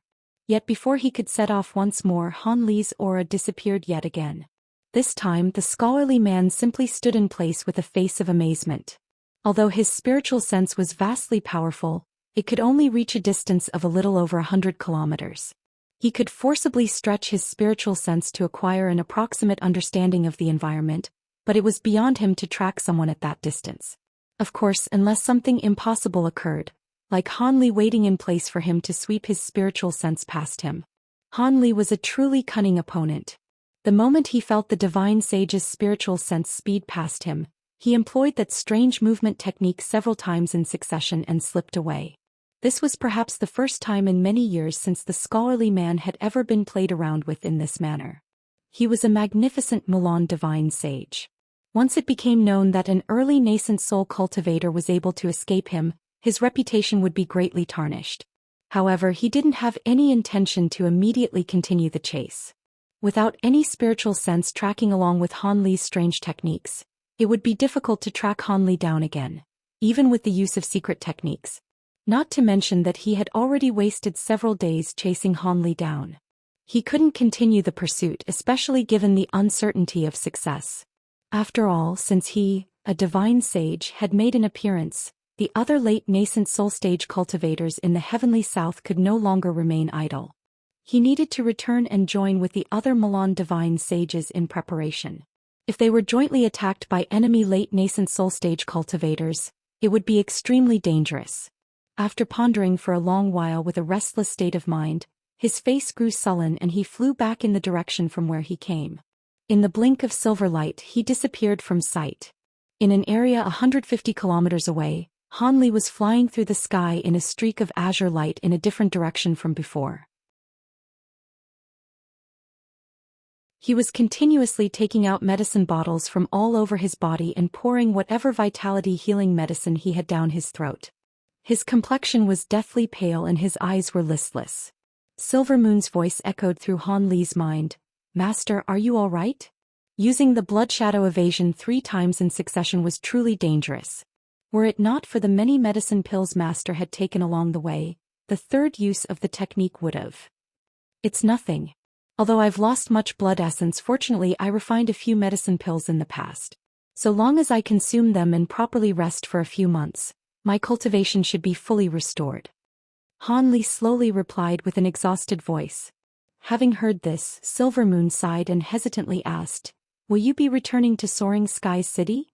With a tone of helplessness, Han Li said, "Of course not. With a situation this dire, I must at least restore my cultivation before heading back to the 9 Nations Union. Otherwise, the Ghost Spirit Sect and whatever other enemies I have will be able to easily plot against me. I cannot brave such risks.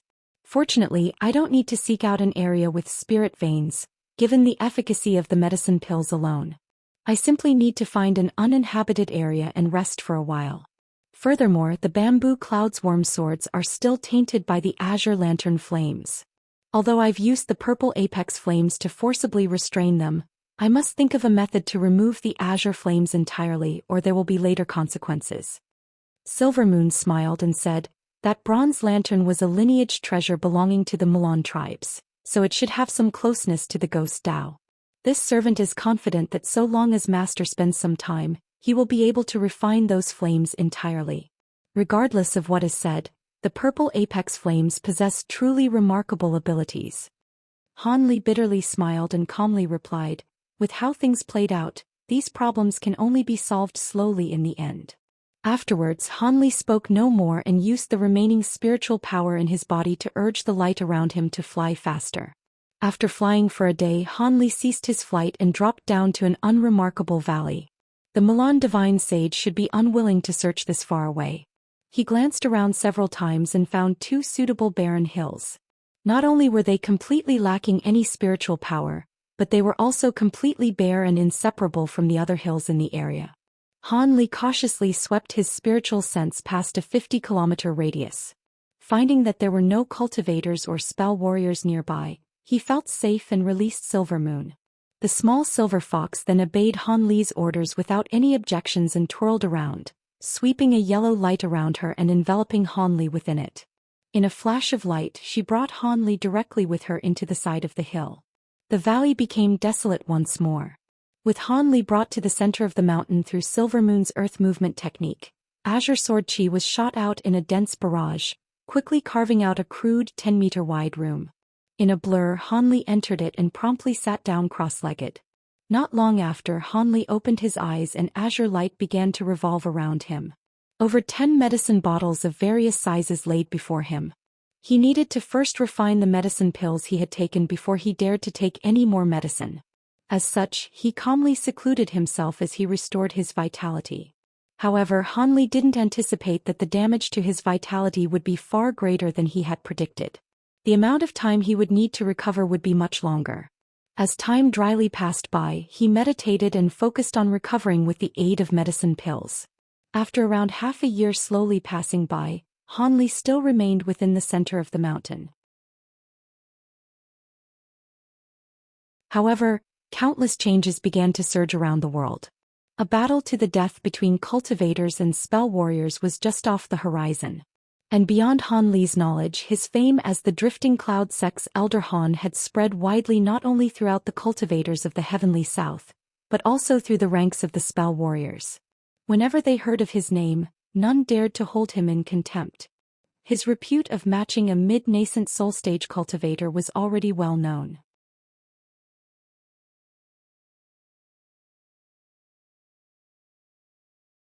Chapter 748.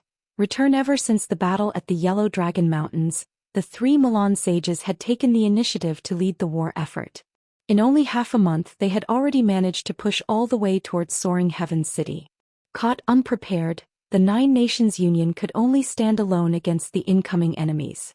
Fortunately, the Grand Elder of the 9 Nations Union, Wuxia, one of the 3 great cultivators in the Heavenly South, had recently received word to hurry to the city. Relying on the city's grand formation, he was able to support it for an entire month against the spell warriors' armies. However, the city faced the combined might of 3 divine sages, a few black-robed cultivators and 8 giant beasts. As such, it didn't take long for the grand formation to be destroyed and for Soaring Heaven's city to fall to the hands of spell warriors. But fortunately for the 9 Nations Union, a majority of their forces in the city had already withdrew to the neighboring countries of Yu and Bailiang. At that time, reinforcements from the Righteous and Devil Dao as well as those from the Heavenly Dao Alliance had arrived. With the 4 united superpowers of the Heavenly South, they managed to temporarily hold back the Milan vanguard after a few small-scale battles. However, it was clear that none of these battles were a true battle to the death. Once Soaring Heaven City was seized by the Milan, it immediately became the first stronghold in the Heavenly South for the spell warriors. An unending stream of Milan spell warriors began to stream in from the Milan plains in great number. Each of the Milan tribes sent their elite to the other tribes in hopes they would be able to occupy the Heavenly South, apart from the greatest Milan tribe, the Golden Sun tribe, who were occupied with monitoring the movements of the soaring tribes in the Milan plains. Once the Milan finished gathering together, they would begin conducting battles to the death. Of course, the Heavenly South wasn't about to accept this occupation without resistance. In addition to the forces of the 4 superpowers, unaffiliated sects also sent men, and even a few vagrant cultivators participated in the war effort, all knowing just how important the coming battle was. Even the various clans in the Heavenly South took the initiative to send their own forces to support the war. With these forces taking in, the four superpowers immediately moved towards the border of the state of Bailiang and the state of Yu. Through the use of grand techniques, they were able to construct a huge stone city overnight, treating it as a fortress to resist the spell warriors' advance. During that time, they also made arrangements for the various sect and vagrant cultivators in their armies so that they may drive away the Mulan from the Heavenly South in a single move. Like the calm before the storm, battles between both sides ceased, and they made use of this opportunity for further preparations. And during this time, Han Li's feats during his time at the Yellow Dragon Mountains had already begun to spread. Of course, he couldn't have known that in addition to himself, Old Man Ma had also survived from the battle that day. However, in the face of the green-robed woman's wind movement techniques, he could only abandon his mortal body and flee back to the Nine Nations Union only with his nascent soul. As for core formation cultivators, Yingning and the Murong brothers had both survived.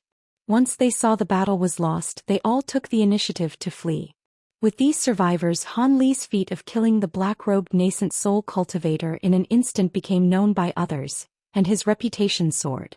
As for the controlling spirit sect spy, Gu Shuangpu, his true identity was only known by a select few high-grade cultivators amongst the superpowers.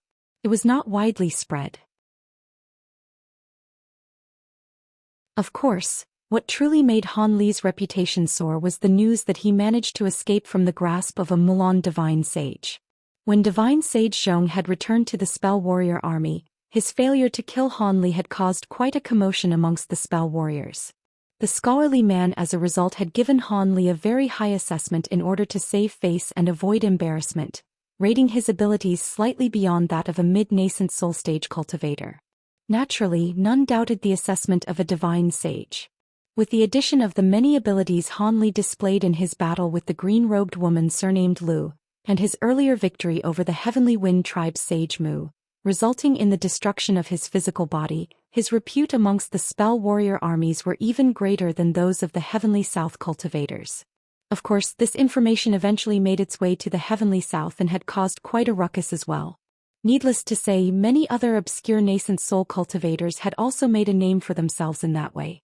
After all, a cultivator's true abilities could only be truly measured in battle. Eventually, over half a year had passed and Han Li had finally emerged from his seclusion in a valley in the state of Yu. Feng Tuo was a foundation establishment stage spell warrior from a small Mulan tribe. Although he was worshipped as an immortal master amongst his people, he was now merely a common foot soldier in Soaring Heaven's city. He was currently stationed on a fortress on the border of the state of Bailiang.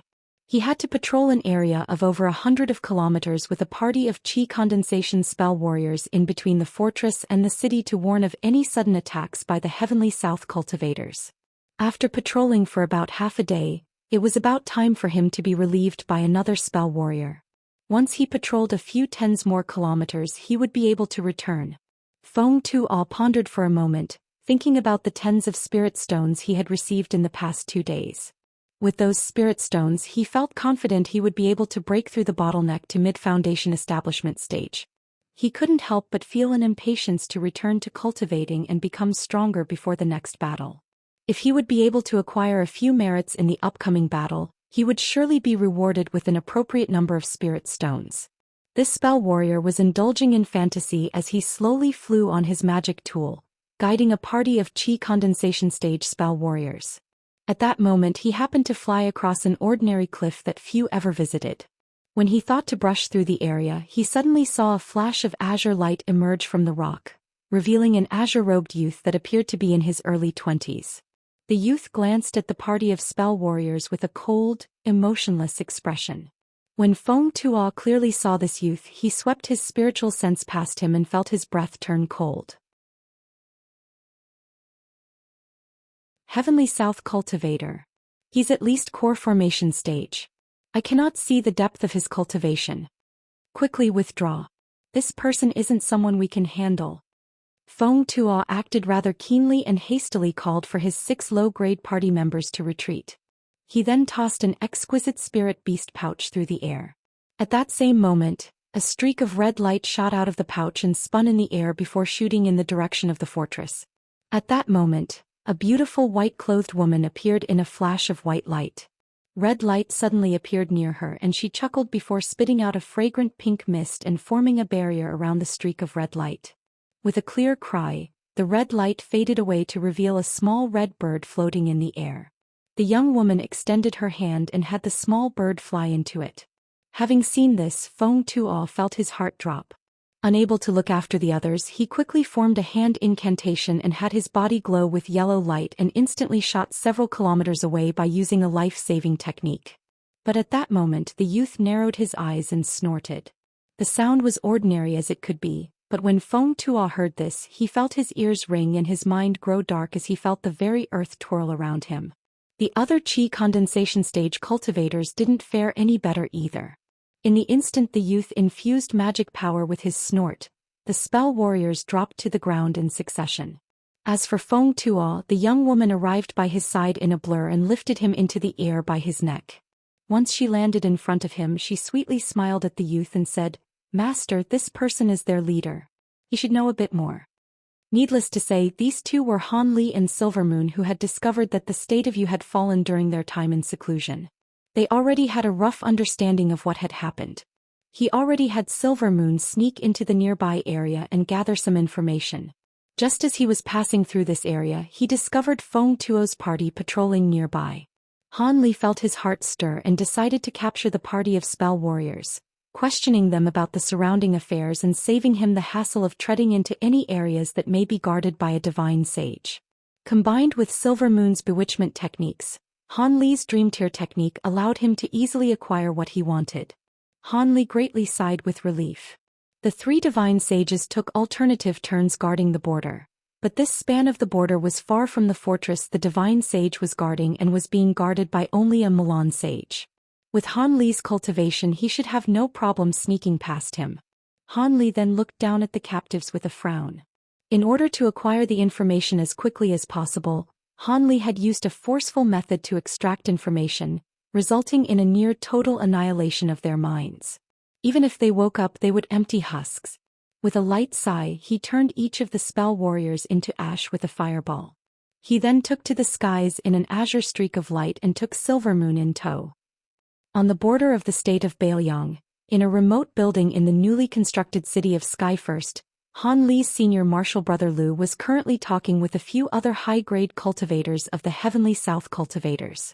However, he appeared absent-minded, as if he were worrying about something. Since he had already battled against the spell warrior vanguard, he could already return to the Drifting Cloud sect. However, the sect currently only had 2 nascent soul cultivators. He couldn't allow the silver-haired old man, his senior martial brother, to lead the Drifting Cloud sect disciples into battle, so he took the initiative to remain and look after his sect disciples. Of course, the other reason he was unwilling to depart was because of the recently famous Drifting Cloud sect's elder Han. His whereabouts were still unknown. He was worried that Han Li either met mishap or perhaps found himself incapable of returning. Nevertheless, Han Li had already proven himself capable of killing other nascent soul cultivators and even escaping the pursuit of a Mulan divine sage. Elder Lu could hardly believe Han Li was such a capable individual.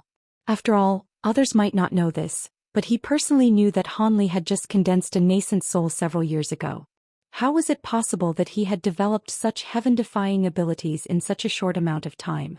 Even a Mulan divine sage had appraised him to be a level slightly above that of a mid-nascent soul cultivator. Could it be that the Drifting Cloud sect had truly collected a treasure?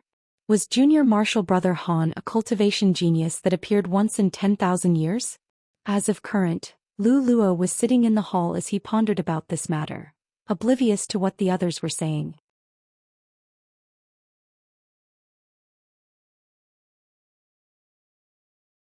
Chapter 749. An adopted sister. A white-haired old man sitting across from Lu Luo politely asked, "Brother Lu, did you receive any information about Elder Han?" He was an early nascent soul cultivator by the name of Su Chongjing, an elder of the Heaven Dao Alliance's Water Mirage sect, and a longtime acquaintance of Lu Luo. He had arrived at Skyfirst City the day before. After a moment of pause, Lu Luo smiled and answered, "There is no news for the time being. But it seems that Brother Su is showing quite a bit of interest in Brother Han." Su Chongjing chuckled. "It is only natural. From your tone, it seems that others have also asked the same. This should come as no surprise. Before I arrived at Skyfirst City, I've already heard many rumors with regard to fellow Daoist Han. An early nascent soul cultivator was actually able to escape a Mulan divine sage's pursuit. This isn't something that the likes of us are capable of.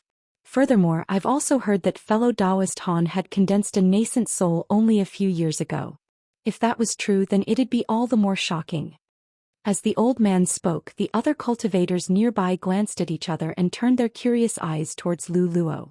They were all interested in whatever rumors related to Han Li, not to mention the hearsay that Han Li was only a newly ascended nascent soul cultivator. That was something they had yet to hear anyone confirm. That. Lu Luo hesitated for a moment.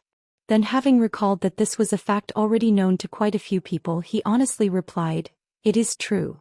Junior Martial Brother Han is a newly ascended nascent soul cultivator." The entire hall began to stir. There were even a few people that gasped in surprise. Amazed, Su Chongjing spoke with even greater admiration. "Since Elder Han possesses vast abilities at such a young age, surely he has a great chance to later rise to late nascent soul stage. I must congratulate Brother Lu. The Drifting Cloud sect will soon experience an era of prosperity, and in the future, a great cultivator will be joining the ranks of our Heavenly Dao Alliance." The others felt mostly the same and began to speak words of praise. Lu Luo felt somewhat pleased by this, but he uttered some humble remarks nonetheless. A middle-aged man with thick straight eyebrows frowned and said, "But Brother Lu, although Elder Han managed to escape the hands of a divine sage, I fear that his injuries must be severe. Why else hasn't he appeared until now? Brother Lu should probably send some men to find him. If you are lacking hands, I am able to send some of my sect disciples to assist you." His tone of voice seemed emotionless. Lu Luo couldn't help but grow tense upon hearing those words. But he soon calmly replied, "I am not too sure about his circumstances, but I am sure that he is merely recovering from his injuries in concealment." As someone who lived for several hundred years, Lu Luo was able to clearly see the middle-aged man's envy. He was an elder of the #1 sect in the Heavenly Dao Alliance, the Phoenix's Cry sect. They were the sect that had the Dao companion cultivators that were capable of rivaling the 3 great cultivators of the Heavenly South. There were few other reasons why they stood at the top of the alliance. Now that he heard that a Drifting Cloud sect would later be able to enter late nascent soul stage, his mood turned for the worse. But from his expression, it appeared as if he were actually concerned, so none could say much about it. Just as the atmosphere turned awkward, a streak of red light suddenly entered the room, much to the surprise of those present. It circled once around before flying towards Lu Luo. With a face full of surprise, Lu Luo waved at the red light and it burst into a ball of flames before dropping into his hand. After he immersed his spiritual sense into it, delight appeared on his face. Junior Martial Brother Han entered the city. He is currently at my sect's camp. I must take my leave.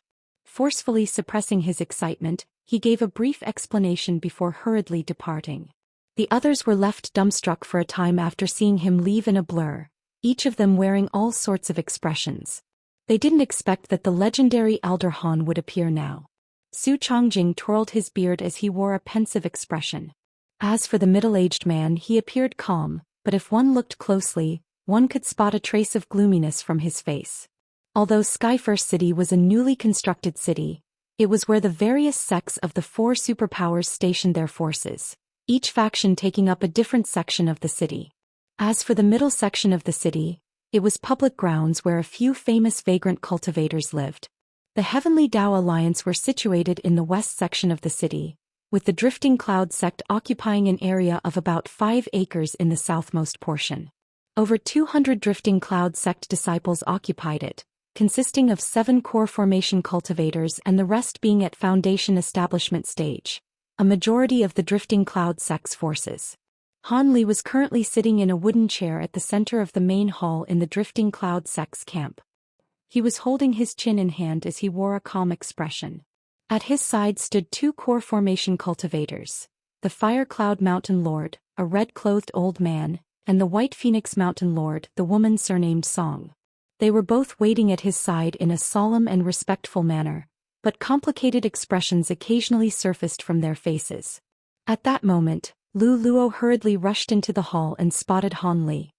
He promptly beamed with joy as he approached him. "Junior Martial Brother Han, you finally returned. It's been over half a year since I've seen you. You've had me worried." Han Li stood up and returned the smile. "Sorry to worry you, but my vitality was injured at the time. I had no choice but to recover for a time. However, I heard news that Soaring Heaven City is no longer under our control. I was quite worried for you as well. It is good that nothing bad has happened." Lu Luo wore a relieved expression, but he then swept his gaze across the hall and his expression grew sullen. "Huh. Where are the other martial nephews? Why haven't they greeted you?"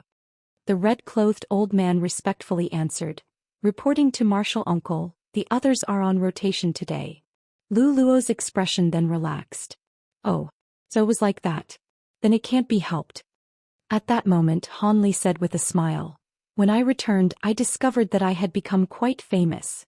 Could you tell me something about the rumors? There seemed to be many of them." On his return he was quite surprised to hear many of the rumors about him. Lu Luo chuckled. "I was just thinking of talking to you about this." As he was about to continue, he suddenly glanced at the red-clothed old man and the woman standing at the side. "You two may leave. I am going to have a discussion with your martial uncle Han alone." The two didn't dare to disobey and they hastily withdrew. However, when the woman surnamed Song walked out, she glanced once more at Han Li before departing. Han Li felt somewhat puzzled by this, but he turned a blind eye to this. Ever since the woman surnamed Song saw him, her expression had been odd, as if she had something she wanted to say to him. However, she was always hesitant to do so. While this did baffle Han Li, he had no intention to take the initiative to ask about it. Seeing that the two martial nephews had withdrawn, Lu Luo bitterly smiled and complained, "Junior Martial Brother, you've spent quite a bit of effort hiding your vast abilities from Senior Martial Brother Cheng and me. Why didn't you tell us about them earlier?" Han Li shook his head and helplessly said, "Senior Martial Brother Lu should know perfectly well that I condensed a nascent soul only a few years ago. Wouldn't I seem boastful speaking of any great abilities?" Lu Luo chuckled and wore a strange smile. "That's enough. There is no need for Junior Martial Brother to be so modest. Although it was our enemies who evaluated your abilities, their assessment should be too far off. Yet what truly surprised my Senior Martial Brother and I was how you managed to steal away that female nascent soul cultivator from the Masked Moon sect. You truly have our admiration." Han Li's expression stirred and he worriedly asked, "What? You've already seen Wanner?" Before Han Li and Nan Gongwan departed, he had given her a jade slip, providing an ambiguous description of her identity. But when he heard Lu Luo, it seemed he already knew everything. Seeing the worry from Han Li's face, Lu Luo beamed and said, "That's right. Fairy Nangong already explained everything to Senior Martial Brother Cheng. There is no need to worry about anything." Han Li frowned and puzzledly asked, "Senior Martial Brother Lu means to say?" Lu Luo blinked before happily saying, "Ah, so Junior Martial Brother still doesn't know." Several months ago, the Masked Moon sect suddenly spread information that Fairy Nangong had suffered inner demon backlash during cultivation and had lost her life, and that her engagement to the Flowing Mind sect's Wei Lycan was dissolved. Also, Senior Martial Brother Ching has recognized Wanner as his sworn sister and intends for the two of you to become Dao companions. What does Junior Martial Brother Han think? Han Li was dumbfounded by what he heard. Wanner has become a sworn sister of Senior Martial Brother Ching? That's right. It is as I said. Once we repel the spell warriors, we will openly conduct the Dao ceremony for you too. Even if any doubts later surface, the matter will already be done. Who would dare to seek trouble from the entire Heavenly Dao Alliance? Even if Wei Wuya were to personally know of this matter, he would only be able to forcibly ignore the matter, as we were war allies. Besides, you've also made quite the name for yourself. The Flowing Mind sect and the Masked Moon sect will likely ignore this matter." Having heard this, Han Li grew silent and a complicated expression appeared on his face. Then with a light sigh he slowly said, "For my matters, I have troubled my two senior martial brothers greatly. I will take it to heart." Han Li's simple words were much to the delight of Lu Luo. He and his senior martial brother had spent no small amount of effort to win over Han Li's feelings. With those words, it was most likely impossible for Han Li to be roped over to Yellow Maple Valley. In a display of complete intimacy, Lu Luo continued, "Hee. We consider junior martial brother Han to be one of our own, not some outsider." "Ah yes," Lady Nangong was somewhat worried when she heard you went missing and felt the need to rush here herself. It was only through immense effort that senior martial brother Qing was able to hold her back. After all, there are Mei cultivators from the Flowing Mind sect and the Masked Moon sect here, and you've yet to officially become Dao companions. It'd be best if Fairy Nangong isn't recognized. As for junior martial brother Han's concubine, I've had her escorted back to the sect, as it will be dangerous in the upcoming battle.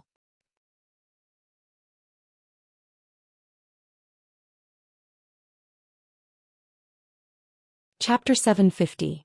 Conditions. Han Li felt somewhat apprehensive at the thought of Mu Peeling and Nangong Wan meeting each other. However, he merely uttered a few words of thanks to Lu Luo.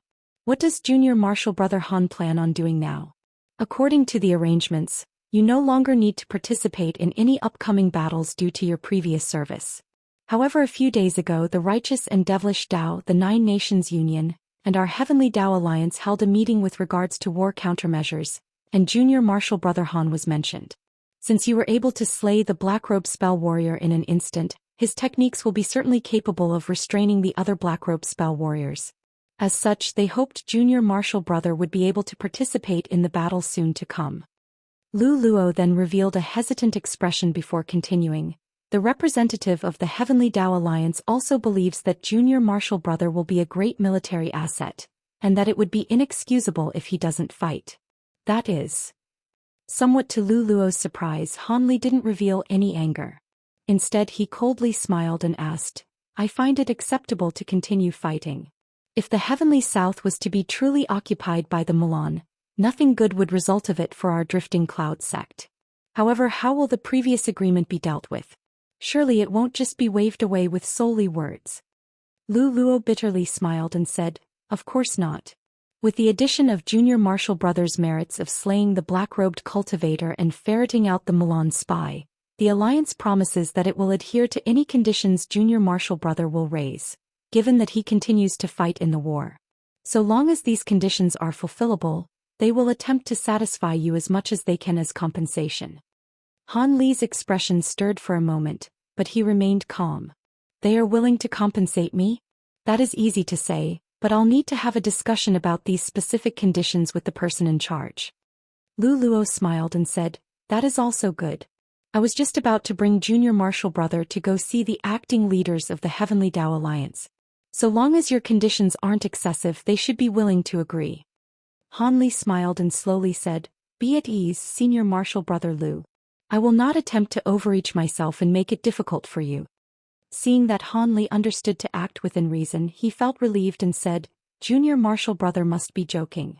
There is no need to give consideration for my sake. This is a rare display of generosity from those old folks. You shouldn't hold back." When Han Li heard this, he wore a mysterious smile and said nothing further. Afterwards, Lu Luo promptly led Han Li out of the Drifting Cloud sect's encampment and directly head to the Heavenly Dao Union's official hall. Our Heavenly Dao Alliance's acting leaders are a coalition of tensome elders from various large sections. They are replaced every interval of 10 years. Of course, this doesn't apply to the three founding sects of the Heavenly Dao Alliance: the Ancient Sword sect, the Phoenix Cry sect, and the Sailing Boundaries study. In truth, these three sects have the most sway over the Alliance. And amongst them, the Phoenix Cry sect is a cut above the Ancient Sword sect and the Sailing Boundaries study in terms of power. Surely you should know of fellow Daoists Feng Bing and Long Han of the Phoenix Cry sect? They are Dao companions that are capable of contending against a late nascent soul cultivator. It is because of these two that we are capable of rivaling the other three factions. However, only fellow Daoist Long Han has revealed himself as Elder Feng Bing immediately entered seclusion upon arriving at Skyfirst City. It appeared as if she was at a crucial period of cultivating some secret technique. So long as junior martial brother Han has a proper discussion with the acting leaders of the alliance that are currently in the city, they should surely be agreeable. I also have to mention that Elder Long Han is currently amongst the 3 acting leaders in the city. As Lu Luo walked by Han Li's side, he gave him an explanation of the workings of the Heavenly Dao sect. Some of this information was new to Han Li. As such, he simply nodded as he silently listened. The Heavenly Dao Alliance's official hall was located in the center of the west part of the city. In a calm walk, Han Li and Lu Luo soon arrived there. It was an imposing stone hall that was surrounded by many towers. Clearly recognizing Lu Luo, the Foundation establishment cultivators guarding the hall respectfully saluted him. One of them stepped forward, said, "Greetings, Senior Lu. Which elders have you come to see? And who might this senior be?" Their expressions grew hesitant when they saw Han Li's unfamiliar face. Lu Luo's expression remained calm as he calmly said, "This is my fellow sect Elder Han, and I've come to see Elder Long and the others." "Ah, so it was Senior Han. Please wait a moment. The elders are currently discussing something in the hall. I will report to them immediately." The cultivator was shocked and glanced at Han Li with astonishment, his expression growing more respectful. It was clear he knew of Han Li's reputation. The cultivator soon took out a sound transmission talisman and whispered something into the talisman before tossing it into the air. A short moment after it shot inside as a streak of red light, 3 melodious rings rang from the hall. When the guards heard this, they immediately bowed. "Please enter, seniors. The elders already know that you've arrived." Lu Luo nodded and boldly walked into the hall. Han Li calmly followed after him. After passing through several corridors, Lu Luo brought Han Li into a side chamber where 6 nascent soul cultivators were currently seated. When the 2 walked in, all 6 of them glanced over. However, most of their gazes were focused on Han Li, each with an interested expression. Each of their cultivations was unordinary, but when Han Li looked at them, his attention was caught by the middle-aged man that was sitting in the center of the room. His clothes were gray, his appearance odd, and his stature wide. His cultivation was also at the peak of mid-nascent stage, a considerable distance above ordinary mid-nascent soul cultivators. He was just 1 step away from entering late nascent soul stage. Han Li's heart trembled, immediately realizing that this person was the Phoenix Cry sect's Long Han. With such profound cultivation, it was no wonder he was able to contend against late nascent soul cultivators with his wife. He had originally believed the rumors were over-exaggerated, not the other way around. As the others remained silent, the middle-aged man beamed and stood up. With a salute he said, "Brother Lu, this must be your sect's Elder Han. In the past few days, we've heard much of your thunderous repute." After giving the middle-aged man an appraising glance, Han Li returned the salute and smiled. "So you must be Long Han. I too have long heard of your famous name." Sitting at Long Han's side, an old man with pale complexion half-jokingly said, "If we're speaking of reputation, recently fellow Daoist Han is much more famous. You've given our Heavenly Dao Alliance much face. This fellow Daoist is quite humorous. May I know your name?" Han Li had already taken note of the old man as he was the only mid-nascent soul cultivator in the room apart from Long Han. He didn't dare to slight him.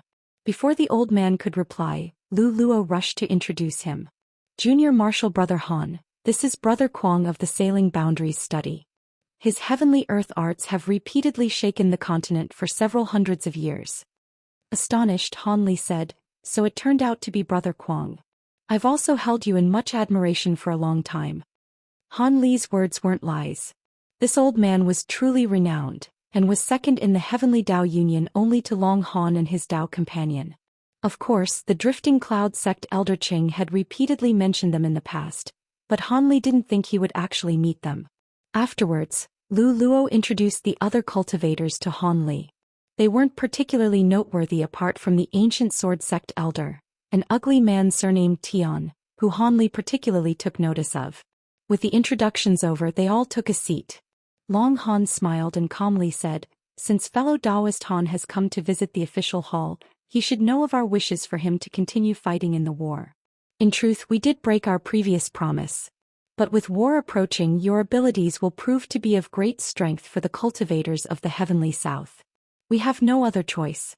But as compensation, we will provide you with materials, medicine pills and such for your trouble. Fellow Daoist Han, if you are still unwilling, we can further discuss this." So long as it is possible for your alliance, we will not refuse you. Long Han deserved his title as the cultivator who ruled the Heavenly Dao Alliance.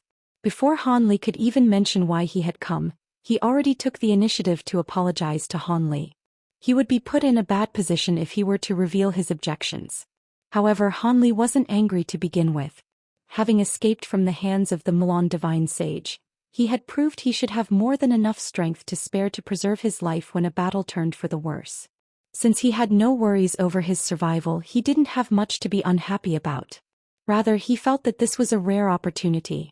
As a result, Han Li pondered for a moment before bluntly speaking. Since Brother Long said this, I will not object to continuing to fight. After all, I do understand this war is for the survival of the Heavenly South. However, there are some things that I will require from the Heavenly Dao Alliance. Therefore, I will bluntly take advantage of this opportunity. When Han Li said this, he appeared calm.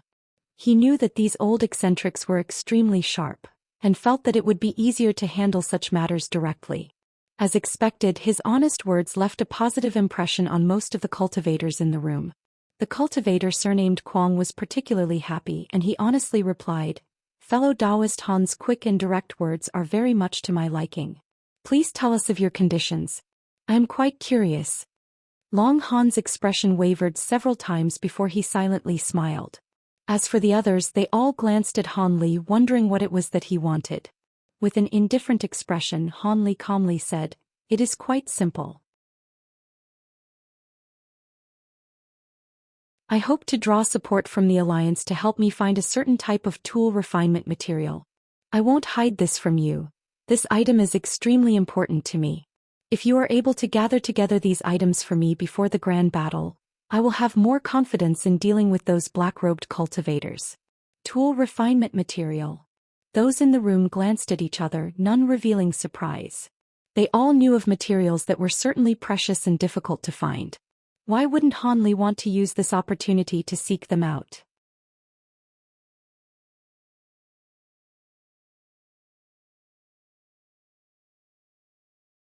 Chapter 751. A surprise meeting. Luo wore a pensive expression upon hearing Han Li and faintly recalled something. Luo Han slowly asked, "What is this material? Please tell us, fellow Daoist Han." "I need Auric essence to refine my magic treasure. The more the better. But don't worry, I am willing to trade items of equal value for it. I will not take it for nothing. The Alliance only needs to use their resources to help me collect the Auric essence, or perhaps find its whereabouts." Having been unable to acquire a large amount of Auric essence and refine the Auric sword formation, Han Li felt extremely frustrated by the matter. Now that this opportunity presented himself, he wished to use it to its fullest extent. Auric essence. Those present all revealed unconcealable shock upon hearing Han Li. This illustrious treasure known as honed gold was about what they had expected, but they were stunned from hearing such a heaven-defying material nonetheless. Old man Kwang frowned and wore a puzzled expression. "Fellow Daoist Han, the magic treasure you wish to temper requires such a vast amount of Auric essence? Do you know how much a magic treasure's power increase after only infusing a small quantity of it? And if you add too much, it won't have any further effects." Han Li calmly said, "Don't worry. I already know this. I merely wish to ask whether your alliance would be able to gather together a certain quantity of this item." Long Han shook his head with a sigh. "Since fellow Daoist Han is willing to evenly trade for it, we can certainly be on the lookout for any information to help you gather together the material if we can. However, when such items are acquired, they are normally consumed immediately. From your tone, it seems you require much of it. I fear this will be quite difficult to do. Even if information of Auric essence exists, their masters may keep quiet on account of wishing to acquire it themselves. It will be difficult to find. That is why only such a small amount was found at the recent trade meet." When Han Li heard this, his heart sank. He had already considered the problem, but he had no methods of dealing with them. He was at a complete loss over the matter. If he truly couldn't acquire a large amount of Auric essence in the Heavenly South, he may have to travel to the rumored Jin Empire or other great continents in his search. Since the Jin Empire was about 10 times larger than the Heavenly South, perhaps he would be able to find a large amount of Auric essence there. Not to mention that he still had the bone case he received in the Umber realm that contained the refinement method for the spirit subjugation talisman. If he returned to the Gene Empire, he would naturally want to return it to the Heavenly Talisman sect. Han Li felt a wave of gloominess upon hearing this. Seeing Han Li's hesitant expression, Lu Luo couldn't help but console him. Junior Martial Brother Han, let's change the condition. Auric essence isn't something that can be easily sought. Han Li unconsciously frowned when he heard him. After a moment of thought, he shook his head and said, regardless, auric essence is extremely important to me. Even if the chances are slim, I still want the Alliance to agree to this matter. Once this was said, he wore a resolute expression. Seeing that Han Li made up his mind, Long Han eventually nodded. Since fellow Daoist Han decided, I will order the Alliance's disciples to spare no effort over this matter. However, please don't regret this decision if we aren't able to find even a single piece of auric essence. Despite the great superpower the Heavenly Dao Alliance may be, the most it could do was order its low-grade disciples around, and pay particular attention to any news that may surface. Since this matter wouldn't prove particularly draining, Old Man Kuang and the others raised no objections. However, they also felt that this alone wasn't enough to compensate. They promptly took out a bag of over 100 mid-grade spirit stones as well. Han Li took it with a smile. With this resolved, a friendly atmosphere appeared in the hall. The Heavenly Dao Alliance cultivators chatted for the time being. Eventually, detailed questions about the battle at the Yellow Dragon Mountains were being asked, particularly about the black-robed man and the Mulan divine sage. With no intent to conceal this, Han Li answered their questions once through. Of course, he brushed past any mention of his techniques and treasures, and Long Han and the others didn't press him.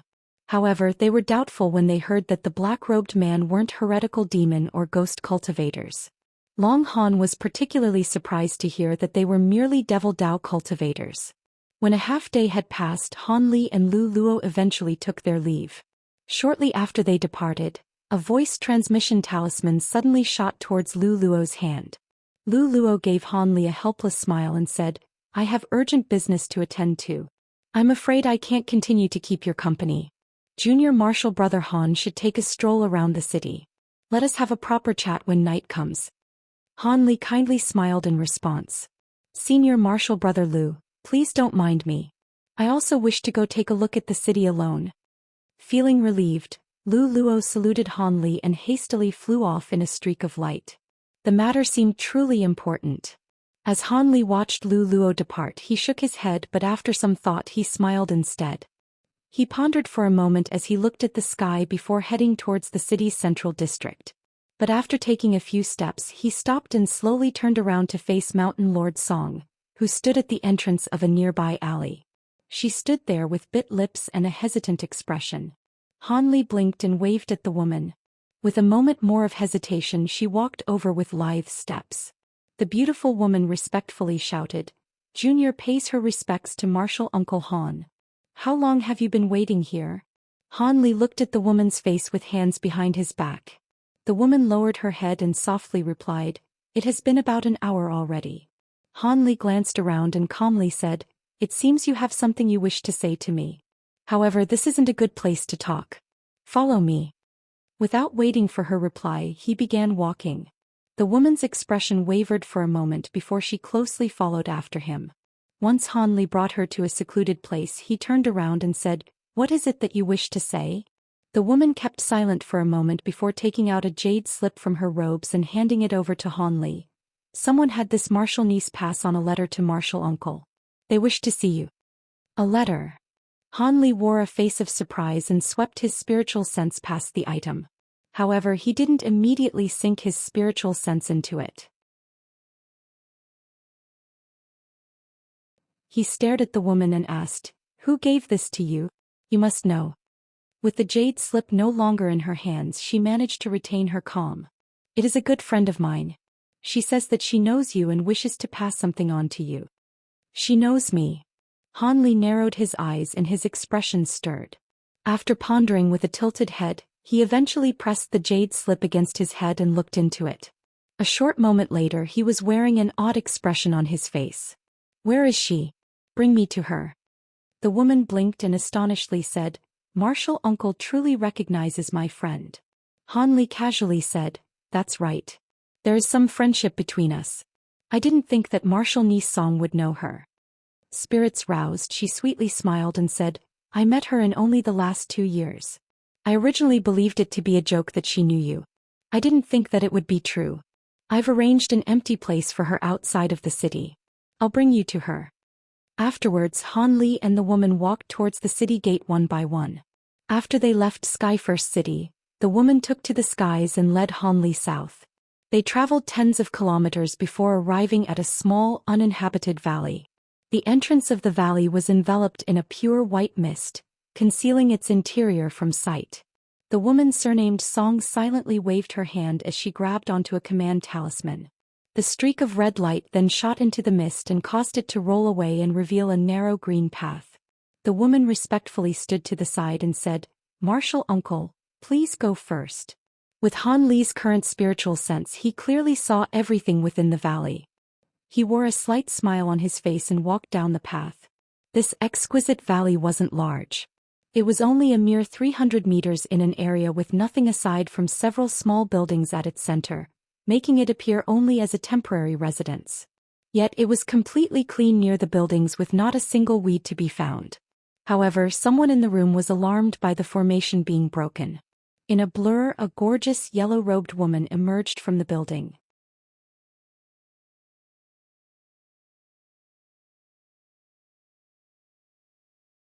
As the woman appeared before Han Li, her name appeared in his mind. She was Mei Ning, who had traveled with him from the Umbra realm to the heavenly south. Her beauty had become even more captivating over the few years since he had last seen her. When Mei Ning spotted Han Li, a trace of resentment appeared on her face, but it was soon replaced with solemn respect. As Han Li was now a nascent soul cultivator, she couldn't speak as freely as she once could. This junior was only able to reach her current cultivation because of the pills that senior gave me in the past. Thank you for your kindness. At that moment, Cultivator Song walked up from behind Han Li and spoke in a familiar manner. "Little sister Mei, is fellow Daoist Violet's spirit inside?" This caused Han Li to look at her with slight surprise. Not daring to neglect the two, Mei Ning wore an apologetic expression and said, "Senior Song. Elder sister Violet's spirit is currently cultivating inside her room, but her cycle should be done soon. How about you two wait in my room for now?" Han Li raised no objections. With his spiritual sense, he was able to see from Violet's spirit's spiritual chi fluctuations that she was on the verge of finishing a cultivation cycle. The two then entered one of the stone buildings under Mei Ning's modest invitation, and they both took a seat. Afterwards, Mei Ning quickly steeped a cup of tea for each of them. Han Li took a sip of the tea and calmly asked, "Lady Mei, where have you and Violet's spirit been cultivating these past few years? Could it be that the two of you haven't entered a sect yet?" Standing at Han Li's side, Mei Ning lowered her head and replied, "Big sister Violet's spirit and I had a discussion about this. We will first observe the great sects of the heavenly south and consolidate our cultivation before deciding on a sect. As such, we've been traveling over the last few years. After all, the circumstances in the heavenly south are quite a bit different from our original home." Seeing that Mei Ning didn't conceal that she was a foreign cultivator, Han Li came to the realization that his martial niece Song most likely knew that they came from the scattered star seas. It seems her relationship with Violet's spirit was quite close. But upon seeing Mei Ning's gentle and sincere behavior, Han Li stroked his nose and felt it awkward to continue his questions. He simply turned to look at Cultivator Song at the side and smiled. "You didn't bring me here on behalf of Violet's spirit just so that we could reminisce about old times, right? Otherwise, there should be no need to be so secretive and hesitant about delivering the letter." "Martial uncle I." Cultivator Song's complexion grew slightly red and she swallowed. Mei Ning revealed a trace of embarrassment. Just as she thought to say something, a woman suddenly laughed from outside the room. "Brother Han, there is no need to make it so difficult for these two little sisters. In truth, it was mostly my idea to invite you here." Just after she finished speaking, Fairy Violet's spirit walked in. Her appearance was more captivating and her eyes were more luminous than ever before. "In truth, I should actually be calling Brother Han as senior now.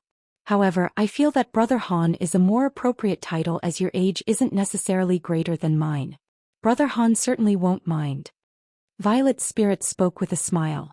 Having met her in Heaven Void Hall and the Umbra Realm as well as the days he spent with her in the Endless Seas, Han Li felt her to be a close friend.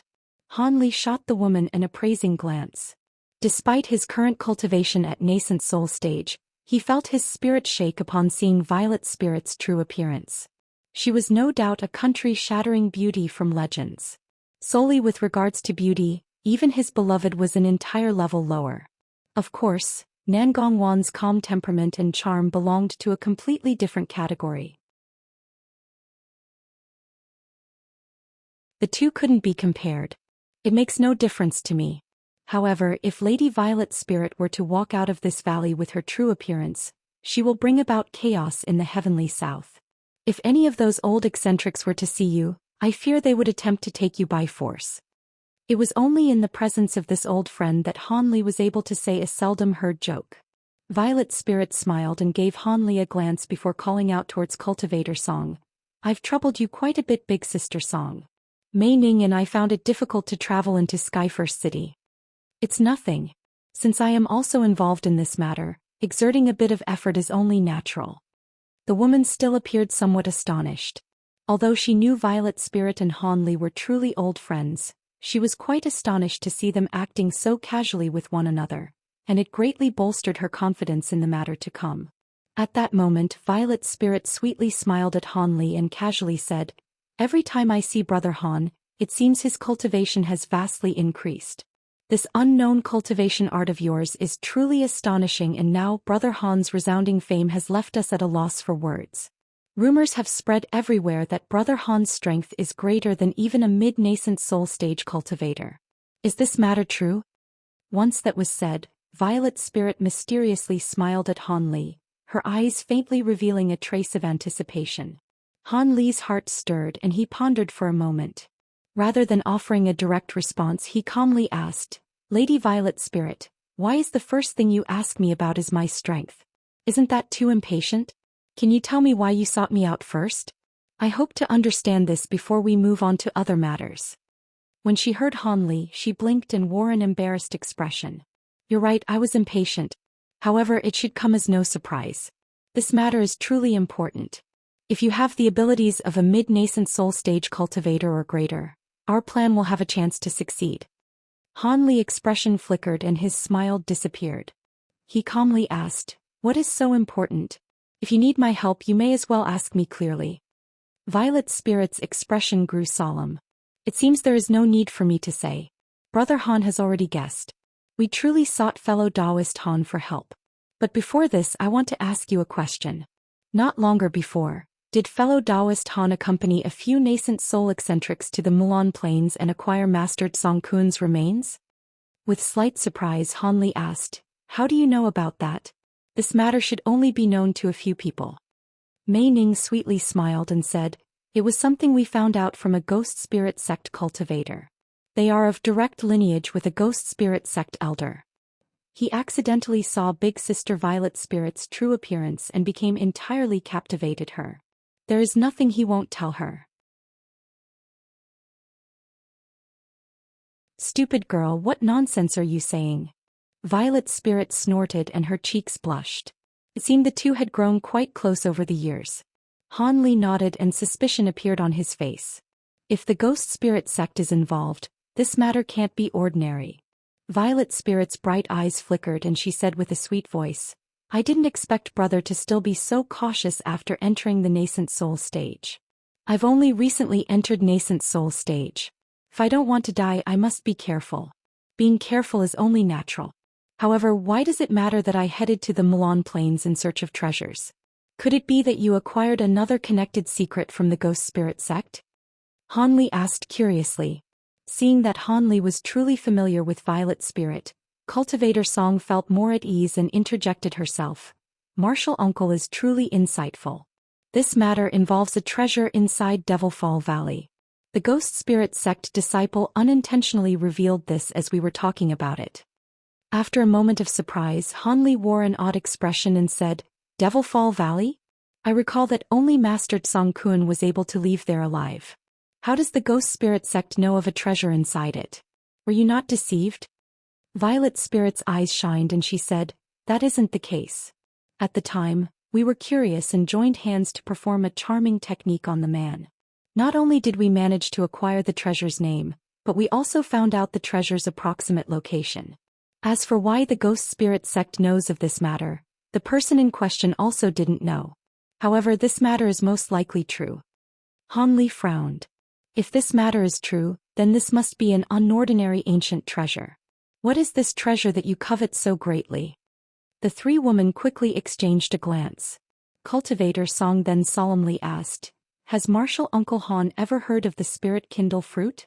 Han Li's calm expression was now replaced with astonishment. "What? The Spirit Kindle fruit? If I remember correctly, the fruit itself should be extinct. However, Devilfall Valley has been sealed since times of antiquity. Perhaps one is truly inside. It seems Brother Han knows about the spirit fruit, then he should also know of the nature origin pill. In legend, so long as one uses this pill, they will be able to break through any bottleneck short of the deity transformation stage. It is also said that cultivators who take this pill had their spiritual senses undergo a transformation and ascend to an inconceivable level. Although these rumors are unclear to the point that recorded results differ between each individual, the legend of cultivators breaking through a bottleneck was always consistent. Despite the many records throughout the ages, they all mention the great name of this spirit pill. It is a pity that the main ingredient to refine it, the Spirit Kindle fruit, was extremely difficult to find even in the age of antiquity. Although the pill formula was preserved, it has remained and used for eras. Despite their former knowledge of this matter, Cultivator Song and Mei Ning couldn't help but reveal excitement upon hearing it once more. Mei Ning in particular was excited about the nature origin pill as it would vastly increase her chances of reaching the core formation stage. But at that moment Han Li's excitement slowly faded as he pondered about the matter. After some careful consideration, Han Li calmly replied, "If the spirit fruit is in Devilfall Valley, that explains why the Ghost Spirit sect went through such lengths to hire those treasure-seeking nascent soul cultivators and tried to kill Marquis Nanlong for Master Tsong Kuan's treasure. Still, there are a few things I don't understand that I need you to explain. I will not be braving this danger otherwise, despite how tempting the fruit may be."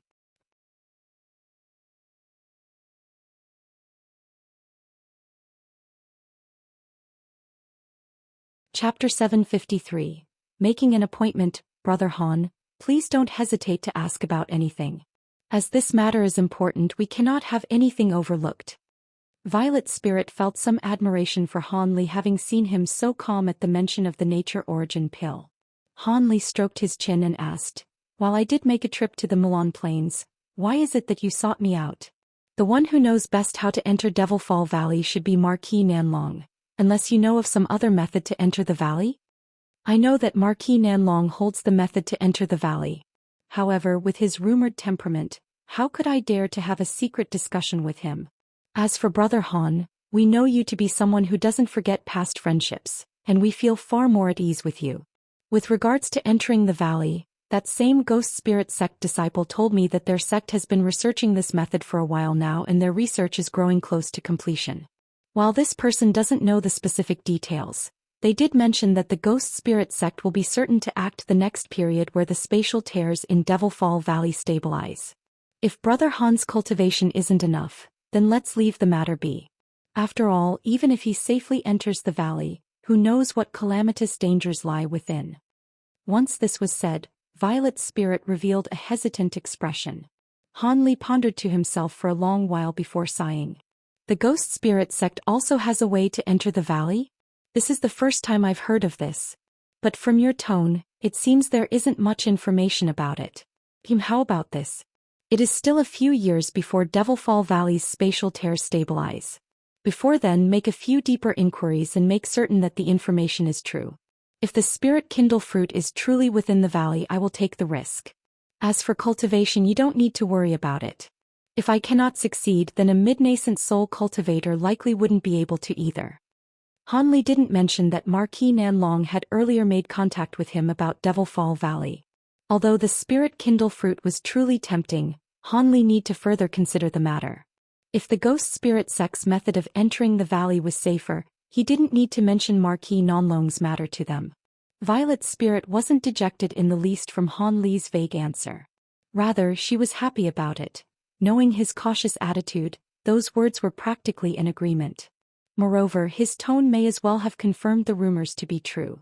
With his current abilities, his chances of acquiring the Spirit Kindle fruit will be all the better.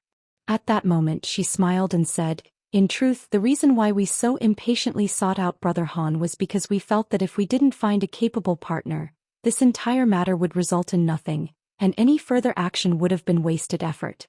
But now that Brother Han has agreed, we will feel more at ease investigating this issue. After all, we also wish to enter the valley. We don't wish to treat our lives as a joke." "What? You three wish to enter the valley?" When Han Li heard this, he felt his heart thump, and an expression of surprise appeared on his face. With a bitter smile, Violet Spirit helplessly said, "Does Brother Han think we want to enter the valley? We are only doing this out of necessity. A majority of ancient books only record its marvelous effects, but there were a few records that all pointed out that the Spirit Kindle fruit cannot survive once picked. It will need to be immediately refined in half a day. Once it exceeds that point, the fruit's medicinal power will vastly decrease, and at 3 days it completely disappears. But most terrible of all is the nature origin pills. If they aren't consumed shortly after they are refined, they completely lose their efficacy. As such, Devilfall Valley is something that we must force ourselves to brave. It is better than remaining stagnant in our cultivation for 100 years, maybe even several hundreds." Han Li frowned. "I've looked through many ancient records, but not once have I heard that the Spirit Kindle fruit had such limitations. Why have I never heard of this before?" "Martial Uncle Han, there is an ancient book of secrets that was passed down from the ancestors of the Song clan. I have a copy of it right here. Please take a look at it."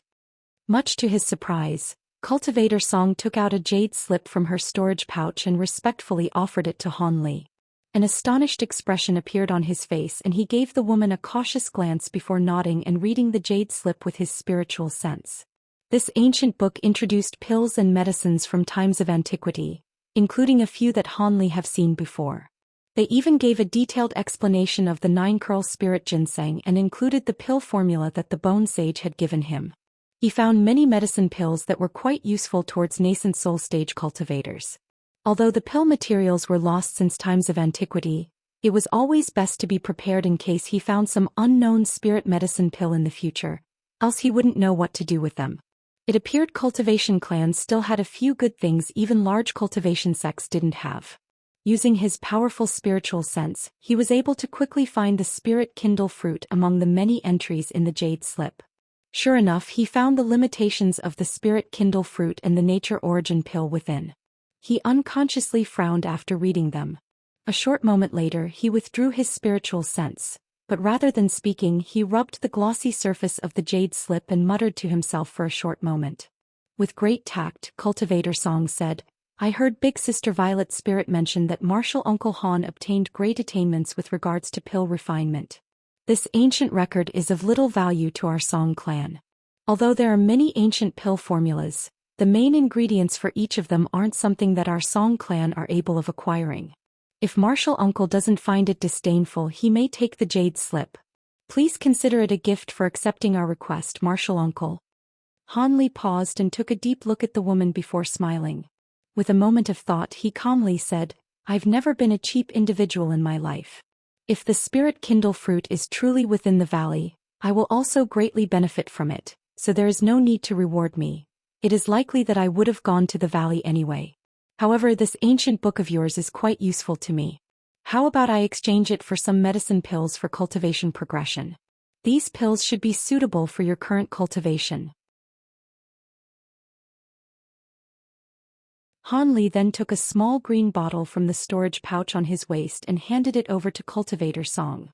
The woman unconsciously accepted the bottle, but her face appeared hesitant as if she were at a complete loss. When Violet Spirit saw this, she simply smiled. Violet Spirit chuckled and said, "Since it was given it to you, Big Sister Song should take it. Brother Han's pill refinement techniques are truly vast. The pills are most likely refined from some high-grade demon cores.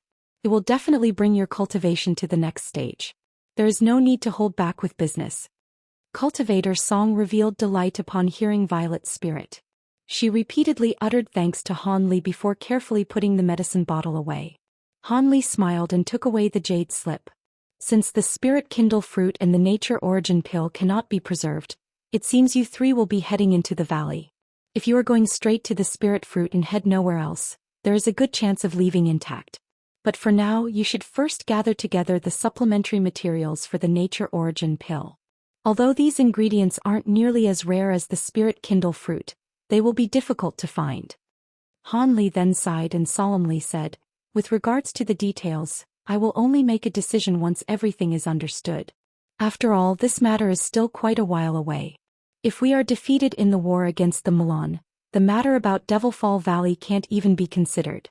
By then we'll be attempting to retain our place in the heavenly south." The three were startled upon hearing Han Li. Mei Ning couldn't help but ask, "What? Senior Han doesn't seem confident in this war." Han Li noncommittally said, "It's hard to say. At first glance, the united forces of the Heavenly South along with the home terrain advantage should be able to prevail against the Milan. Even if the Heavenly South's three great cultivators and the Heavenly Dao Alliance's Long Han and Feng Bing are able to restrain the Milan divine sages, those black-robed men are of unknown origins. They clearly belong to an external power meddling on our wary. They may cause something unexpected to happen." Violet Spirit's expression turned grave. "From what you're saying, the odds of victory for either side are even." "It can be said that way. However, the most likely possibility is..." Han Li's gaze flickered and his voice grew inaudible, much to the three women's surprise. Han Li shook his head and calmly said, "All right. That's enough of that. No one truly knows how the war will turn out in the future. You simply need to make preparations for entering Devilfall Valley. Let's see if it is possible when the time comes. Who knows what might happen?" Afterwards, Han Li no longer spoke of it. Rather, he curiously asked about what Mei Ning and Violet Spirit have been doing these past few days. At the same time, Han Li answered the excited questions about his escape from the Milan Divine Sage. Since speaking in such pleasant company as these three beauties was truly a delightful matter, time quickly passed by.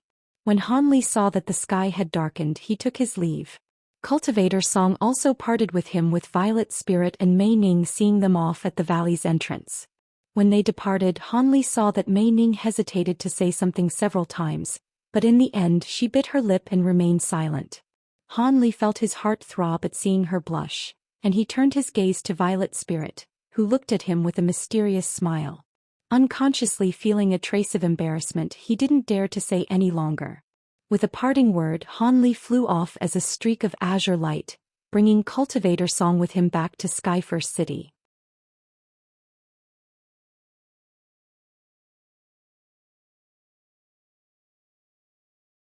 Chapter 754. Transforming Flames. Han Li and Cultivator Song flew alone in the skies, and they spoke not a word. But when they saw Skyfirst City in the distance, the woman hesitantly asked, "Marshal Uncle Han, countless nascent soul eccentrics had entered Devilfall Valley and had never returned.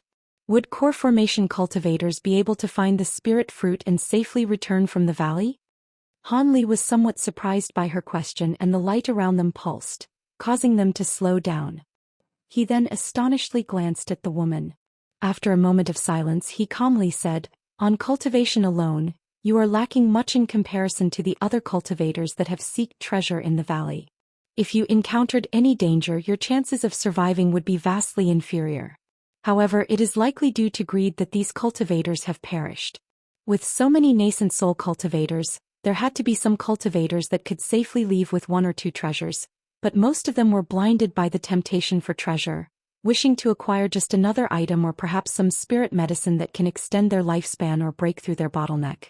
As such, it was only a matter of time before they perished." Cultivator Song frowned with worry. "Then from Senior's words, we will most likely die? If one doesn't have a safe route through the valley and a way to leave and enter, they will most definitely die. Apart from Master Song Qin, no one else had lived to leave the valley. Unless we have this, we shouldn't even consider entering Devilfall Valley. It would be suicide. Although your cultivation is low, so long as you control your greed and fully investigate the whereabouts of the Spirit Kindle fruit, you'll be able to make succeed with some luck. Of course, Devilfall Valley is the most dangerous area in Devilfall Valley. You should properly prepare yourself and set up your affairs in case you perish. As for the Ghost Spirit sect, they should also know of the fruit and will acting to acquire it. They will most likely rush to be the first to acquire the treasure in the valley, forced to brave dangers in the fear that Marquis Nanlong will be faster. I fear their method of entering the valley will be quite risky. A trace of alarm appeared on the woman's face. Since Martial Uncle had guessed that the Ghost Spirit sect's method of entering the valley is dangerous, why didn't you mention it before? Han Li smirked. Didn't it seem inappropriate to tell this in front of the others? Could it be that you believe I have other intentions? After a brief pause of surprise, she hurriedly said, No, I don't dare to doubt, Senior. Relax. It is natural that you have doubts. It wasn't out of malice that I didn't mention this before. While this may come as some surprise to you and Mei Ning, Violet's spirit wouldn't be shaken by this in the last. You should know that while the Nature Origin Pill is extremely precious, it is a bit of a waste on early core formation cultivators like you and Violet Spirit. With regards to Mei Ning, she will have a greater chance of entering core formation stage with the pill, and as a result her lifespan will be extended by several hundred years. But with you and Violet Spirit, you two would most likely break through to mid-core formation stage with time in respect to your exceptional aptitudes. If you take the pill, it will only save you about 100 years to break through the bottleneck. On one hand, you and Violet Spirit will save yourselves 100 years of cultivation, but on the other, you could die after entering Devilfall Valley. These two choices vary from person to person. I don't know what you will choose, Martial Niece, but Violet Spirit would definitely take the risk. 100 years saved on cultivation is an additional 100 years she further cultivate, and she doesn't plan on staying as a core formation cultivator. This will vastly increase her chances of reaching nascent soul stage. As Han Li spoke, it was with a heavy tone. Cultivator Song revealed an odd expression. Martial Uncle means to say that Violet Spirit has already steeled her resolve to become a nascent soul cultivator? Is that why she is willing to brave the grave dangers of the valley? Han Li turned his head to glance at the fading red sky as if reminiscing in past memories, and he slowly said, That's right. Violet Spirit's experiences are quite different from you and Mei Ning. She had been pressured by powerful cultivators several times, and even had her own mother's sect taken away from her. Although she hadn't mentioned this to anyone else after she had fled, I can faintly feel that her ambition has far surpassed that of an ordinary cultivator. Then under Cultivator Song's amazed gaze, Han Li paused for a moment as if deliberating what to say. If the Spirit Kindle fruit is truly within the valley, I will most likely make an attempt for it. After all, it is incredibly difficult to progress one's cultivation in nascent soul stage. If I do not seize this opportunity, I may find myself forever stuck at early nascent soul stage. However, I won't be saying about being overly careful before entering Devilfall Valley, unless it is absolutely necessary. When the time comes to enter, I'll be sure to stress what dangers you should be careful of and point out any dangerous aspects of the Ghost Spirit sect's method to enter the valley. Nevertheless, what I said before were merely guesses. It is possible that the Ghost Spirit sect has a method of entering the valley that is even greater than Master Tsong Kuan's. This was also one of the reasons I hadn't mentioned the matter from before. When Cultivator Song heard this, she grew silent, but her eyes seemed to reveal understanding. Enough of that. I originally didn't plan on telling you this, but since you asked, I gave you an answer. Having returned to Skyfirst City, your most important task is to survive the battle ahead. It will be your top priority. If you run out of luck, something may happen during the war and you need not further consider going to Devilfall Valley. It will be the same for me. When I return to Skyfirst City, I will be setting the matter aside for more pressing affairs. With that said, Han Li wore a self-mocking smirk. Cultivator Song felt her heart trembled at his words and curtsied. Many thanks for Martial Uncle's advice. Han Li waved his arm. It is hardly advice.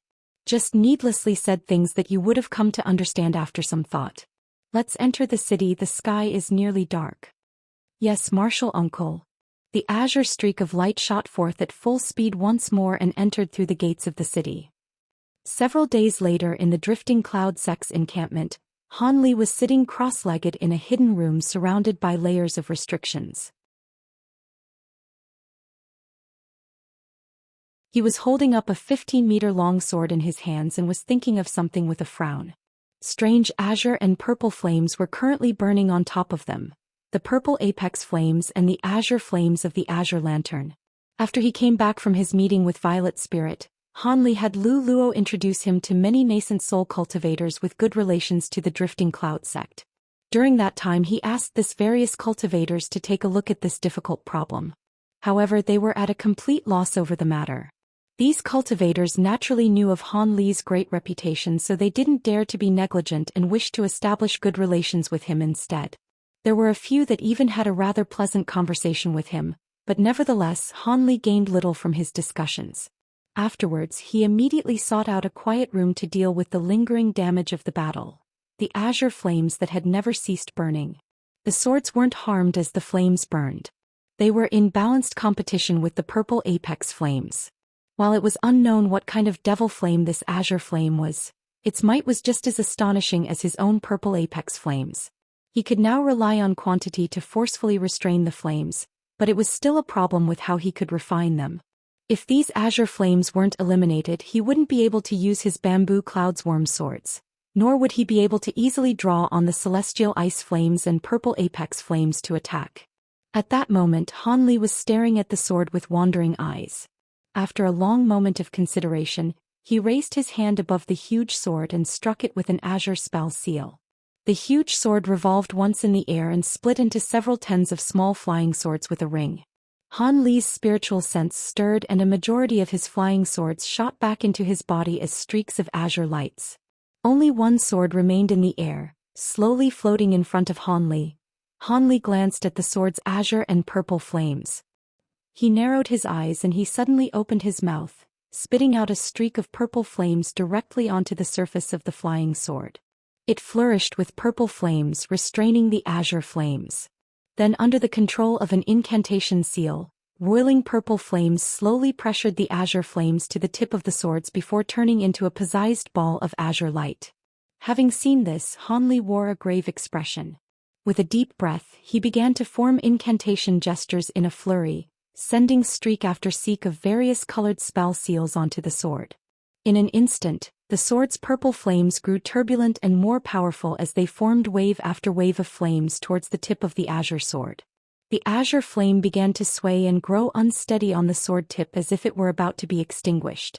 However, the azure light simply grew brighter as the purple flames exert more pressure. No matter what the purple flames did, the azure light remained at the sword tip without being extinguished. A trace of dread appeared from his eyes as the hand incantations he formed grew more hurried. A short moment later Han Li's face grew unsightly. There wasn't any change in the slightest. Then with another moment of thought, an icy glint appeared in his eye and he waved his hand, covering it in a layer of brilliant purple flames. Then without the slightest hesitation he pinched off the azure flames from the flying swords.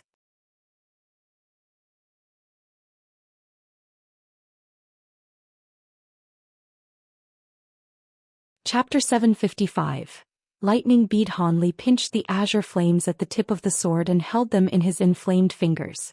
However, he felt his fingertips grow numb as a huge force began to emit from the azure flames and forcefully repelled his grasp, the azure flames still remaining on the sword.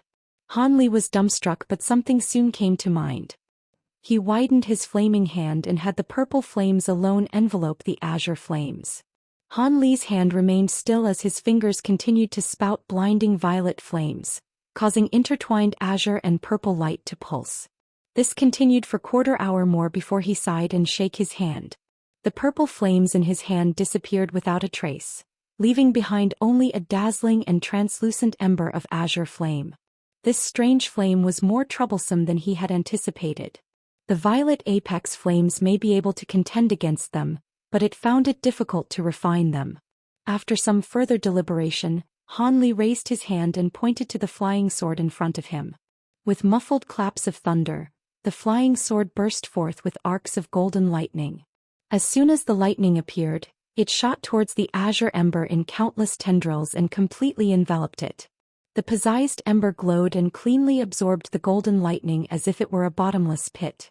Its brilliance grew vastly bright and the flame swelled to the size of an egg. As this occurred, Han Li's eyes shined with a bright blue light as he stared at the azure ember absorbing the golden lightning. His expression wavered as he stood still for an unknown amount of time before sighing. The blue light within his eyes faded away, but his face now appeared hesitant. A short moment later he came to a decision and nodded. He opened his mouth and breathed in the bit of purple flame that still remained on the flying sword. Without the suppression of the purple apex flames, the azure flames on the sword flourished and enveloped the entire sword in a mere moment. As the treasure was bonded to Han Li's soul, his face immediately paled from the pain that followed. However, he didn't pay this any further attention and simply flicked his fingers towards the sword, shooting streaks of azure sword streaks from his hands. The azure sword streaks had been completely absorbed just like the divine Devilbane lightning. However, Han Li continued to circulate the spiritual power inside his body as if nothing had happened and continued to strike the azure ember with repeated attacks of sword streaks, quickly consuming their magic power. As a result, the azure flames took the sword streaks as Kindle, causing them to roar and surge with brilliant light. At that moment, Han Li had already consumed a third of his magic power. With the lantern flames greatly enlarged, Han Li smiled and ceased attacking. Instead, he beckoned at the sword chi within the fireball. In a gust of wind, the bamboo Cloudsworm sword was able to easily leave the azure flames. It circled once around before landing in his hand. Han Li lowered his head and took a look at it. He couldn't help but smile at the translucent blade being completely free of flame. As expected, although the flames are miraculous, it has a limit of how much spiritual power it can absorb. Once it absorbed too much of the azure sword chi, it was capable of being manipulated. Once that was muttered, he slapped his hands together and the sword disappeared in a flash of light. Han Li then turned his eyes towards the azure ball of flame before him. He lightly tapped it, sending a sliver of his spiritual sense into it. The azure fireball then trembled and began to slowly revolve as it pulsed with light. Han Li raised his brow and attempted to command the fireball with his spiritual sense, but it merely swayed from start to finish. A short moment later he was able to command it to sluggishly fly 3 meters into an air at a crooked angle. When Han Li saw this, he stroked his chin and began to mutter to himself. Given how powerful the azure flames were, it would be a waste not to use them. Although he was able to forcefully control the flames from the large quantities of azure essence sword chi that it had absorbed, it was clear to see that this method also came with its flaws. After all, these flames weren't something that he had refined. It would be difficult to control it as naturally as the celestial ice flames. Han Li frowned and stared at the azure fireball as his mind wandered. He then reached for his storage pouch and summoned a flawlessly smooth rib bone and a faint yellow bottle into his hand. This was the Bone Sage's jade slip that recorded the profound Een arts and the magic tool he had used to absorb demon beast souls. Han Li opened the bottle and released a cloud of black chi. He grabbed the air in the direction of the black chi and summoned it into his palm. Then, under the control of his spiritual sense, the ghost chi immediately flew into the rib bone that he held in his other hand. In a moment, it turned black and began to float in the air, releasing a sinister black light. When Han Li saw this, he pressed the bone against his forehead and quickly read through the contents of the profound Een arts, searching for something in particular. Just as Han Li found the Een fire lightning technique, he rejoiced and began to carefully read through its contents. While the technique's name may suggest it to be ordinary, it was a technique on par with the profound Een arts heaven-wide corpse fire.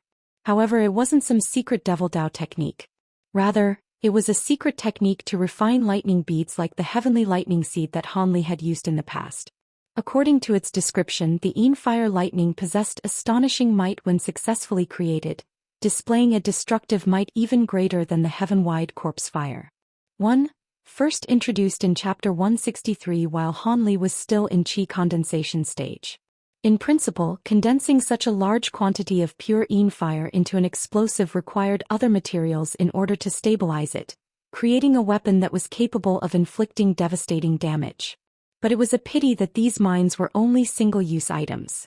Not only were there many restrictions that must be followed when refining them, it was also troublesome as well.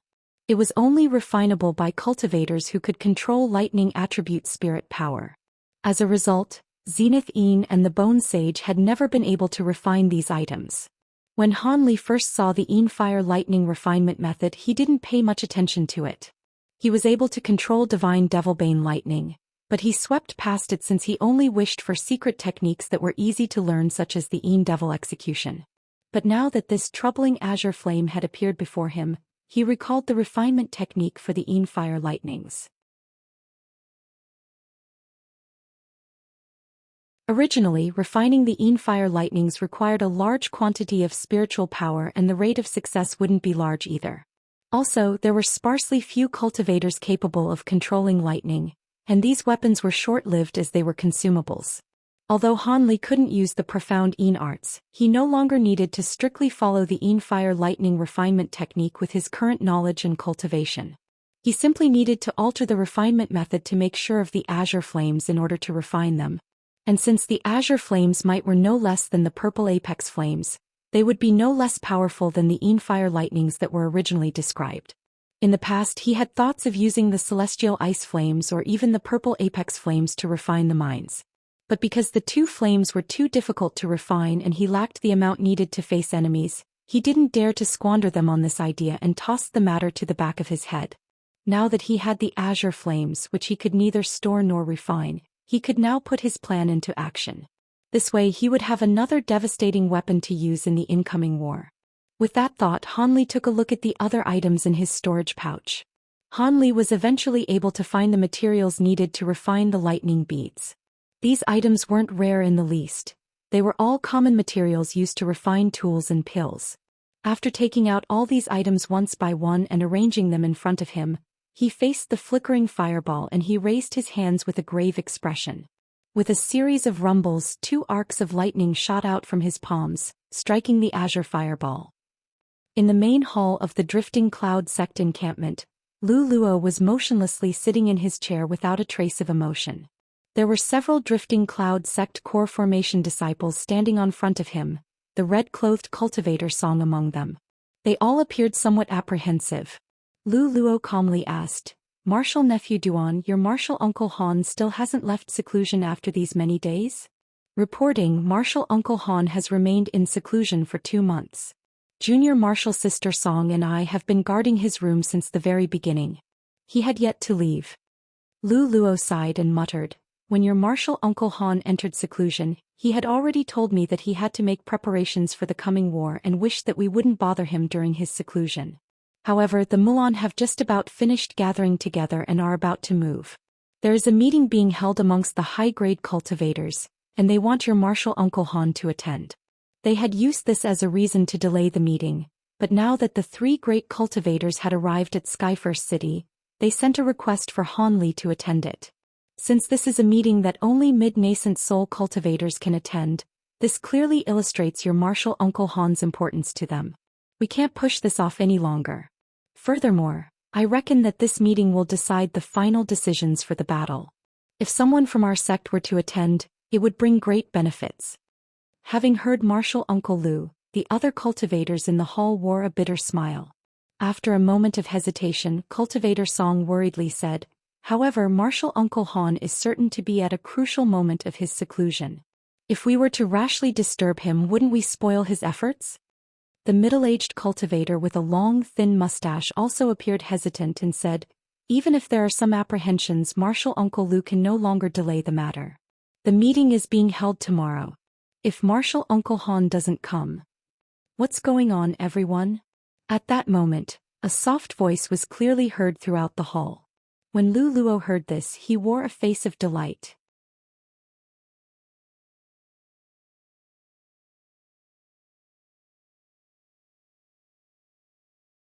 Chapter 756. Old Devil Cloudpar. Soon after those words echoed through the hall, Han Li suddenly appeared at the entrance wearing a calm expression. Just as the core formation cultivators bowed towards Han Li, Lu Luo stood up with a smile. "Junior Martial Brother Han, you've finally left seclusion. This is great." Han Li smiled and said, "I wasn't completely finished. I planned on continuing my seclusion, but I felt worried about the matter of the Mulan and thought I'd take a look. It seems I've arrived at just the right time." "Hee. It seems Junior Martial Brother Han has also heard our martial nephews. There had been many people that had wished to see you recently. There isn't much to say about the others, but the 3 great cultivators personally invited you to attend a high echelon meeting. Junior Martial Brother Han, you must participate in it. Our drifting cloud sect had mustered a majority of its power, and I don't wish for our sect's disciples to die in the masses. Junior Marshal Brother Han must go and listen to how they've made arrangements in the war, and put my worries to ease. Once Lu Luo finished speaking, he wore a solemn expression. Yes, since I now know of this matter, I will be certain to pay them a visit tomorrow. I've long wished to speak with the 3 great cultivators. I'm looking forward to seeing them tomorrow. Han Li's reply was much to Lu Luo's satisfaction, and they chatted about what had happened in the past 2 months. Han Li frowned upon hearing Lu Luo's words. The spell warriors have begun to attack the border fortresses? Lu Luo's smile faded away and he said with a deep tone, That's right. To tell the truth, this had only started in the past 4 days. Although this hadn't caused many deaths, it is a sign that the Mulan had already finished their preparations. Han Li blinked and slowly said, The Mulan had prepared themselves so quickly. How well have our forces made arrangements? Surely they must have made much progress. Lu Luo explained, Our circumstances greatly differ from the Mulan. Although the Mulan spell warriors had joined together their tribes and are not wholly united, their tribes aren't as varied or numerous as the sects in the Heavenly South. It has proven difficult to have these various sects to join together in spite of the differences in technique, power and wealth. Much more difficult in comparison to the Mulan. Not to mention that the Mulan had spent nearly a century preparing for this invasion. Our current preparations are simply lacking. But fortunately, the 4 superpowers have wholeheartedly committed themselves to the war. There is a chance at winning this war. Han Li stroked his nose and sullenly said, According to what you've said, the war could start at any moment. Lu Luo sighed and helplessly said, That's right. Why else would the 3 great cultivators quickly meet together and convene to hold a meeting of mid-nascent soul cultivators the next day? After all, mid-nascent soul cultivators are amongst the peak existences in the Heavenly South. As the other cultivators in the hall listened to Han Li and Lu Luo chat, their expressions unconsciously grew solemn. However, Han Li soon turned to ask about the recent plans of the Drifting Cloud sect. The Drifting Cloud sect disciples all spoke in a flurry, each informing him of the several squads they formed and how they were holding day-long drops for group combat. Han Li simply nodded in silence. These types of arrangements were to be expected. Wars weren't something fought alone. Even immensely powerful couldn't withstand a barrage of attacks of thousands of trained cultivators. Of course, ordinarily high-grade cultivators wouldn't find themselves in such dangerous positions. So long as they aren't surrounded by a squad of cultivators, these high-grade cultivators are able to use large-scale abilities to eliminate lower-grade cultivators in droves. As such, it was extremely crucial for enemy high-grade cultivators to be placed in check.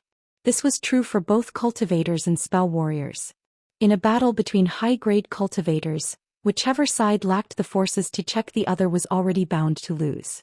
As a result, Han Li asked about the Drifting Cloud sect's affairs, wondering what was the true reason the 3 great cultivators of the Heavenly South was holding a meeting between mid-nascent soul sage cultivators. He reckoned that in addition to the arrangement of the cultivator armies, the upcoming meeting would most likely include arrangements of how to deal with the Mulan sages. With that thought, Han Li couldn't help but coldly smile. In the last 2 months, not only did he eliminate the azure flame from all of his bamboo cloudsworm swords, but he also used the divine Devilbane lightning to turn the azure flames into 8 lightning beads. When Han Li recalled his attempts to create the lightning beads, he couldn't help but wryly smile. His efforts were met with mostly failure. It had been a truly exquisite way to rid off the azure lantern flames. After a moment more of chatting, Han Li left the hall and returned to his assigned residence to hone his spirit. In the 2 months he spent unceasingly purging his swords of the azure flame and refining them into lightning beads, he had exhausted himself quite heavily. On the next morning, Han Li left the Drifting Cloud sect encampment and walked towards the heart of the city. He soon found himself looking a huge stone palace hall in the distance. Because the entirety of Skyfirst City had been built as a rushed construction, even the main hall used to host meetings between the higher echelon of the 4 superpowers appeared quite ordinary and coarse. Apart from being larger than the Heavenly Dao Union's meeting hall, it had little else of note, apart from the several core formation cultivators standing guard in front of it. When they saw Han Li approach, they swept their spiritual sense past him and they immediately welcomed him. One of the core formation cultivators saluted him first and respectfully said, "Senior, only mid-nascent soul stage cultivators are allowed to participate in the meeting today. May I ask?" "Here." Without waiting for him to finish, Hanli waved his arm and flung a white jade slip over to him. It was the invitation that Hanli had received the day before. After the guard swept his spiritual sense into the jade slip, he apologetically said, "So it was Senior Han. This junior has been lacking in manners. Please go in." He then stood to the side and opened the door. Hanli smiled and thought to enter when his expression suddenly changed. His steps grew sluggish as he turned his head to look in the direction of a small street. There were two people slowly walking through it, a man and a woman. The man appeared to be only about 20 years of age, and he wore a rich embroidered robe. His skin was flawless, his face handsome, and every one of his movements smooth and elegant. However, this youth's gaze often glanced around, occasionally revealing vast changes in expression. And the wrinkles at the corner of his eyes suggested that his age was actually quite a bit older than his appearance suggested. But what was most strange of all was the soft and feminine aura that emitted from his body, as if he was actually a woman dressed as a man. It was rather strange. When Hanli saw this man, he felt his heart tremble and his face grew stern. This person was a mid-nascent soul cultivator, someone who should be participating in this meeting. From his demonic appearance, he should most likely be a Devil Dao cultivator, but just what sect did he belong to? As these thoughts raced through Hanli's mind, his gaze turned to the woman that was closely following after him. He couldn't help but yelp in astonishment at the sight of her. The woman was young and beautiful, and she wore magnificent bright red robes. She carried a lithe grace as she walked forward. She had an indescribable allure to her that possessed endless beauty. But when Hanli saw her face, he wore an odd expression, but he soon replaced it with a wry smile. It was her Zhou Xian. There was no doubt about it. That youthful old eccentric was certain to be from the Harmonious Bond sect, the top sect in the Devil Dao. In the long years he hadn't seen her, Zhou Xian had risen to mid-core formation stage. It was rather surprising she had cultivated this far, given her poor aptitude. Hanli stood motionlessly at the hall's gate and examined their every action. Naturally, the core formation cultivators standing guard also saw the two. As a result, a majority of the cultivators' faces grew pale. One of them spoke with an uneasy tone. "I didn't expect that the Harmonious Bond sect's old devil goo would actually come." Old devil goo? When Hanli heard this, he suddenly recalled someone. It seemed in addition to their late nascent soul stage cultivator, they had one other famous eccentric. This person was endowed with a strange constitution. Both yin and yang was contained in his body, allowing him to cultivate the peak Devil Dao techniques of the Harmonious Bond sect. An expert of appearance mending, he named himself Daoist Cloudpar, known to others as Old Devil Cloudpar. By cultivating some unknown technique, he had become overwhelmed with lust, and would often go through the shady actions of seizing others and having his way with them. Be they handsome men or beautiful women, whenever someone caught his eye, they wouldn't be let go. As a result, he had offended many large sections. However, his cultivation was truly profound. And with the backing of the Harmonious Bond sect, none dared to retaliate. Additionally, those he seized would be released once he had his fun with them, as he wasn't particularly fond of killing. As a result, the sects of these victims could only conceal this matter and bear with it. With such a reputation in the cultivation world, people grew fearful at the very sight of him. When young cultivators heard of his reputation, they would flee from the sight of him without exception. Those who couldn't run would simply be left shaking in trepidation, fearing that they would draw his attention. Could it be this youth is the old eccentric? Although Hanli had nothing to fear from him, the man gave him a feeling of unease.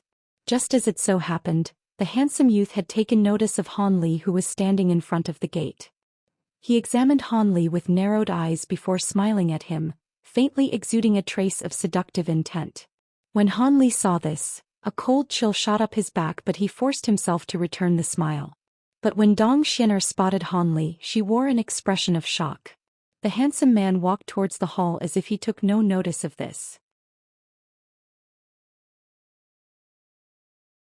As Devil Cloudpar continued, Hanli walked inside and disappeared from sight. When the youthful man saw this, his smile disappeared and he calmly asked Zhou Xian, "What, do you recognize this person?" Your heartbeat quickened.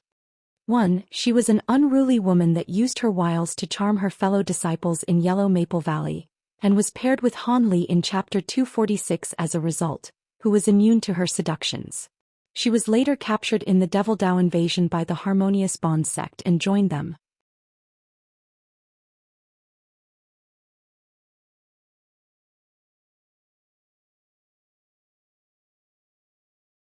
Chapter 757. A meeting of Eccentrics. Zhou Xian's expression remained somewhat baffled at the sight of Han Li, but she calmly replied, "That person was an old acquaintance of mine. Since I hadn't seen him for many years, his sudden appearance had surprised me." Old acquaintance? That early nascent soul cultivator is allowed to enter today's meeting. And going from his youthful appearance, he should be the recently famous Drifting Cloud sect elder. It is said he is surnamed Han, the same as the person you had mentioned before. Are they the same person? Old Devil Cloudpar wasn't angered by her stiff reply. Rather, he spoke calmly as if he had an unordinary relationship with the woman. Zhou Xian's complexion turned somewhat pale at his words, but she remained silent. A cold glint flashed from Old Devil Cloudpart's eyes. While he did drop the matter with a cold snort, a slight frown appeared on his face. Cloudpart led her to the front of the palace hall and was promptly allowed in by the fearful core formation cultivators standing guard.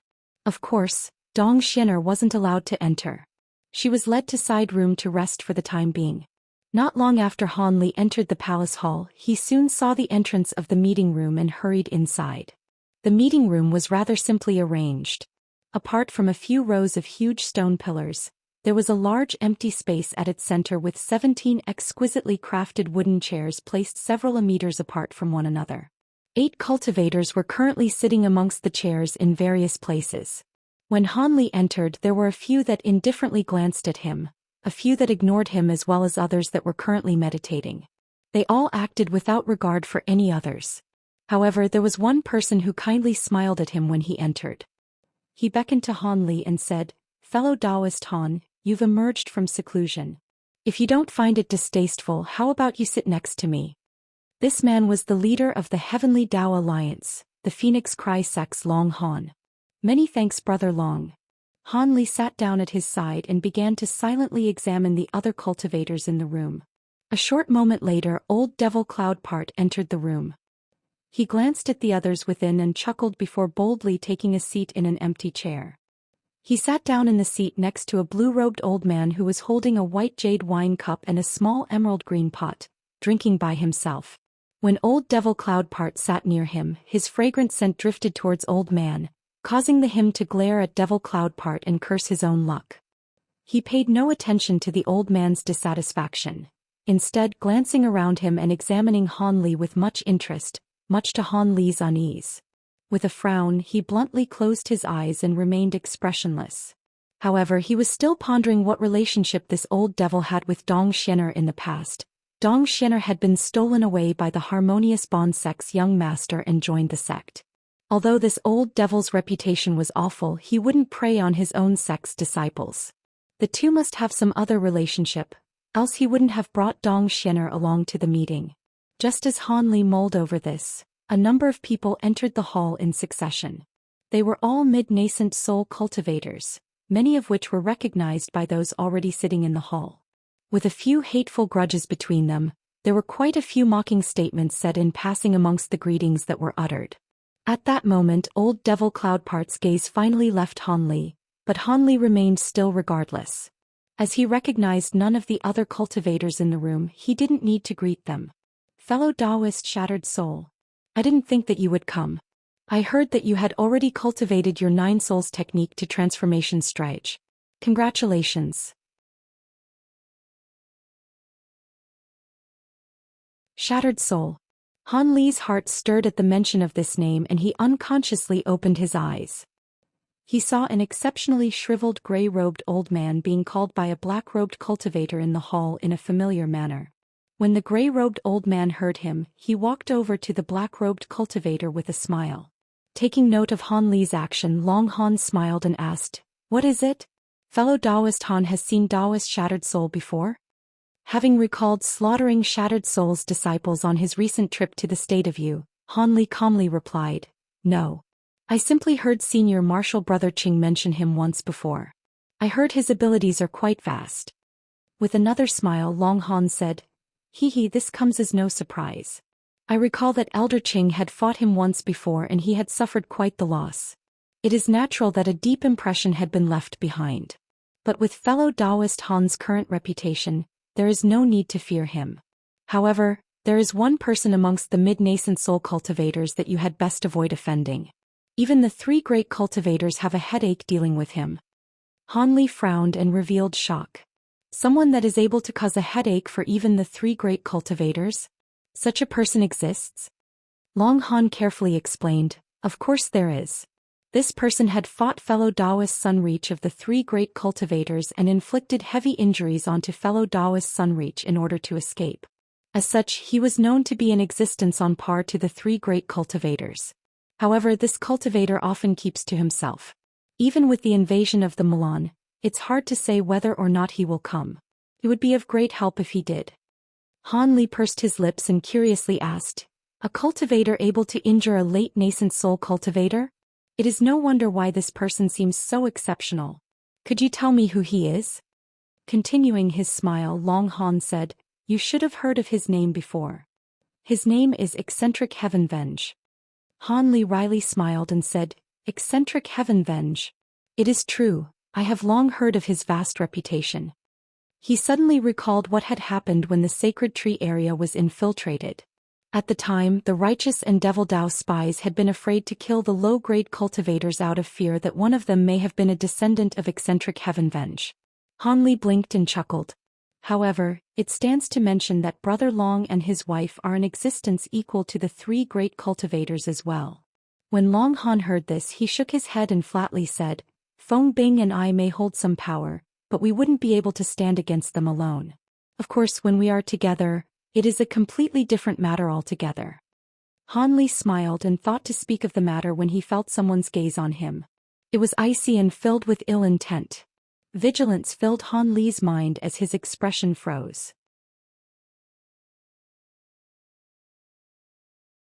He then turned his head to look at the source of the glare, an unfamiliar green-clothed old man with a long beard. When the old man saw Han Li glance at him, he withdrew his gaze and expressionlessly turned his eyes elsewhere as if nothing had happened. However, this didn't cause Han Li to relax. Instead, he continued staring at the old man for a long while. Having seen what happened, Long Han asked with a smile, "What? Does fellow Daoist Han not recognize this person?" Feeling somewhat puzzled, Han Li replied, "Brother Long seems to imply that I should know who he is. This person is the Grand Elder of the Controlling Spirit Sect, Elder Dongmen Tuesday. He holds the most power in the sect. Although I hadn't spoken to this person before, I have heard his friendship with Gu Shuangpu was quite deep.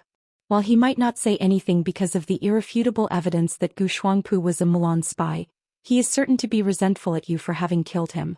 You have best be careful." Han Li stroked his nose and wryly smiled before uttering a word of thanks. A mere quarter-hour later, most of the chairs in the room had been filled. There was quite a funny sight to behold at this point.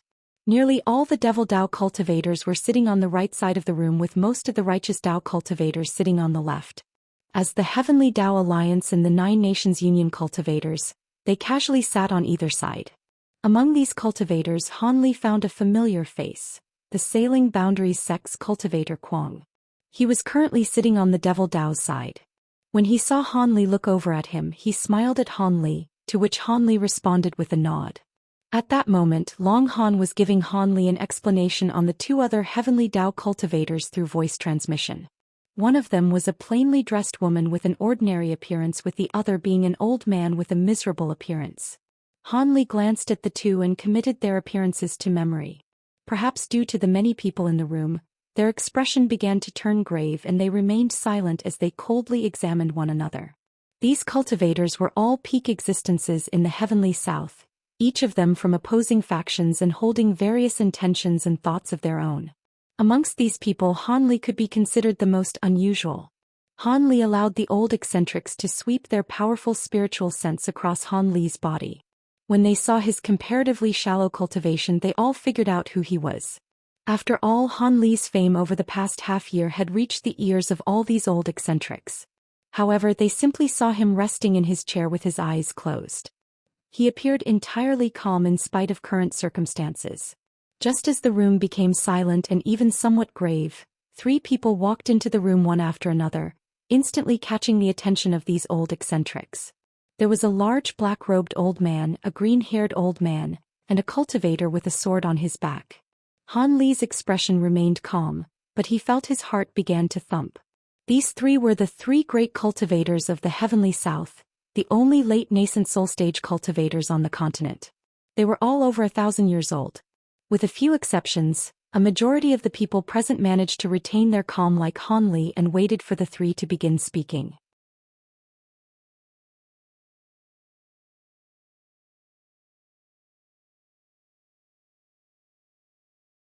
Chapter 758. A Fatal Wager. The 3 slowly walked towards the center of the hall and stood side by side. The large black-robed man with a sinister appearance spoke with a frigid tone. "You should all know who we are. There should be no need for introductions. This meeting will be presided by us 3. Are there any objections?" Once he was finished, his body suddenly emitted a huge spiritual pressure, enveloping the entire room. When the cultivators in the room felt these profound spiritual chi fluctuations, their expressions changed one after another. Han Li felt a wave of astonishment from this person's amazing power. From his icy, demonic aura, he should be the old devil Concord. This old devil's appearance was different from what he had imagined. In fact, his appearance was more in line with a cultivator from the ghost spirit sect. Unbeknownst to Han Li, each successive generation of the Harmonious Bond sect Grand Elder was titled as the Old Devil Concord. Although the large black-robed man cultivated a devilish technique that had little relation to the Harmonious Bond sect, he had no choice but to adopt the title.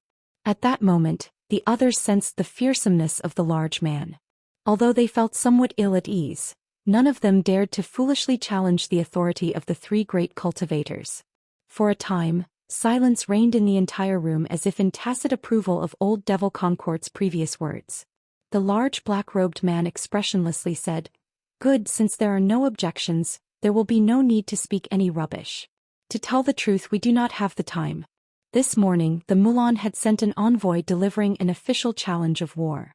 If we do not comply with their conditions, there will be a battle to death in 7 days. An uproar occurred within the hall. A challenge of war? 7 days? What conditions? The sword-bearing Daoist chuckled and calmly said, "Brother Yi's words are correct.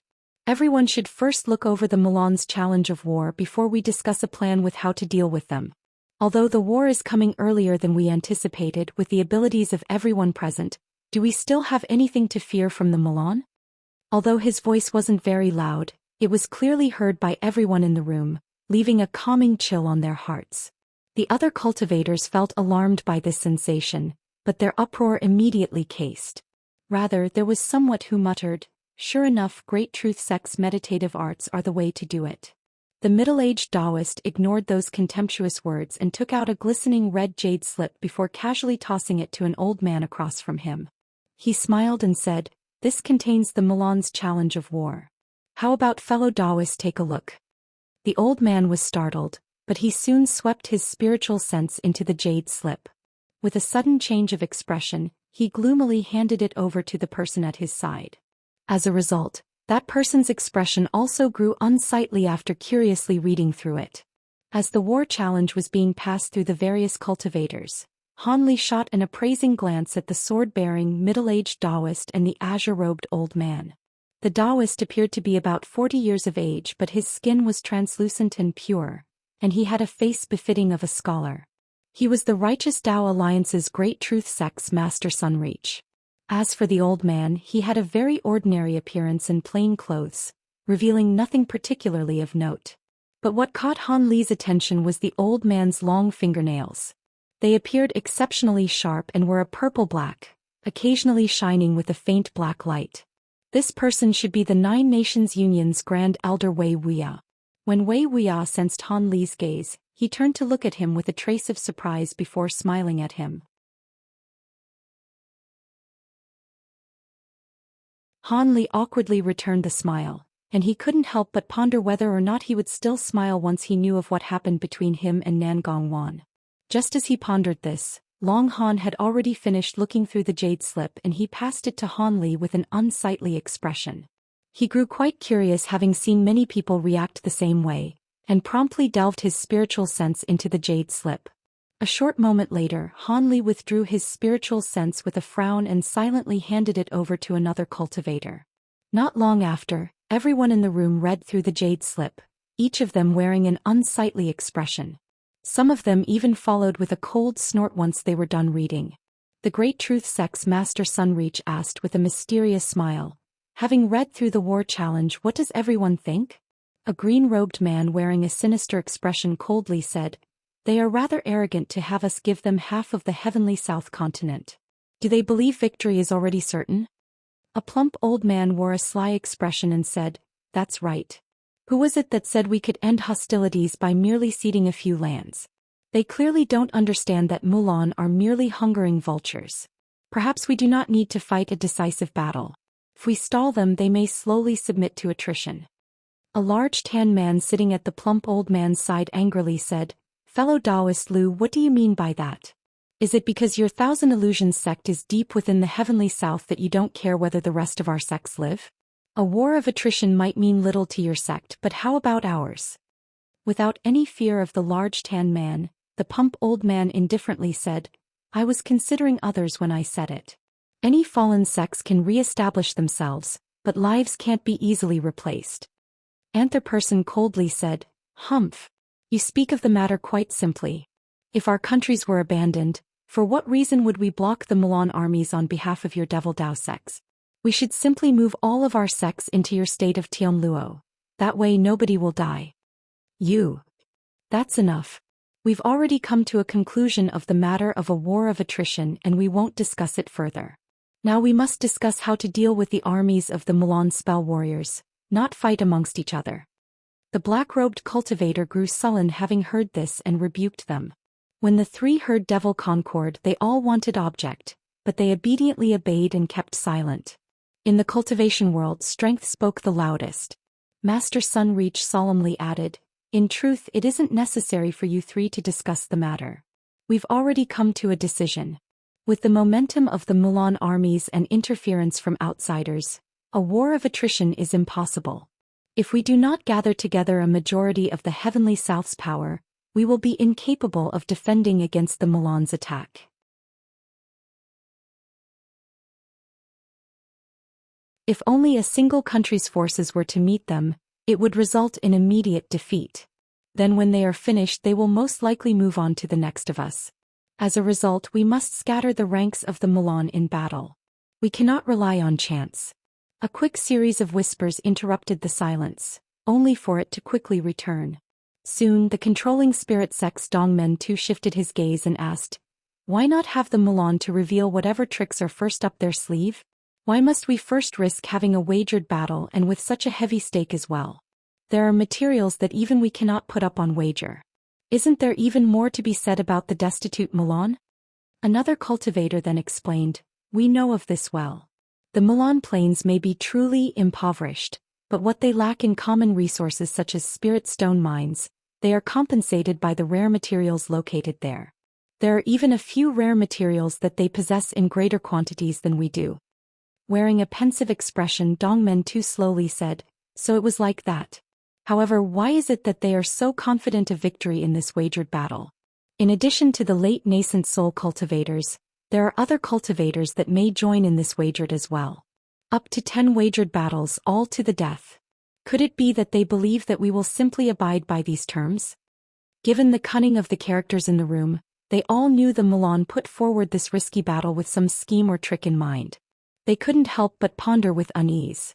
Han Li was also puzzled by this. The war challenge clearly stated that the proposed battle will have both sides send their own forces and make no use of any dirty-handed methods. Instead, the cultivators that battle will be able to directly wager their rare materials in battle, and the winner could directly seize the loser's storage pouch. What was particularly suspicious was that the war challenge also stated that these 10 wagered matches must be held simultaneously, and any cultivators that are defeated will be incapable of running. They will die on stage. For this reason, the wagered battles will be held in a sealed spatial barrier.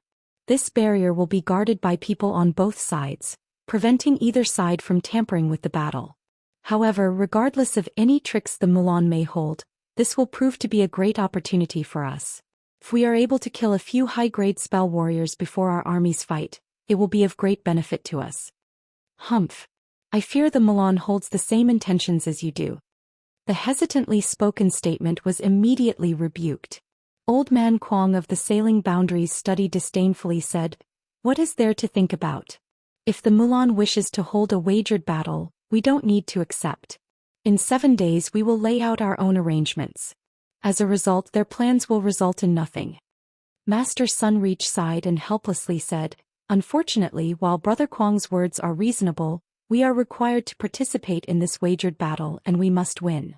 Old Man Kwong frowned and discontentedly said, "What? What does Master Sunreach mean? We cannot allow ourselves to be led by the nose by the Mulan." Many of the other eccentrics in the room nodded in agreement.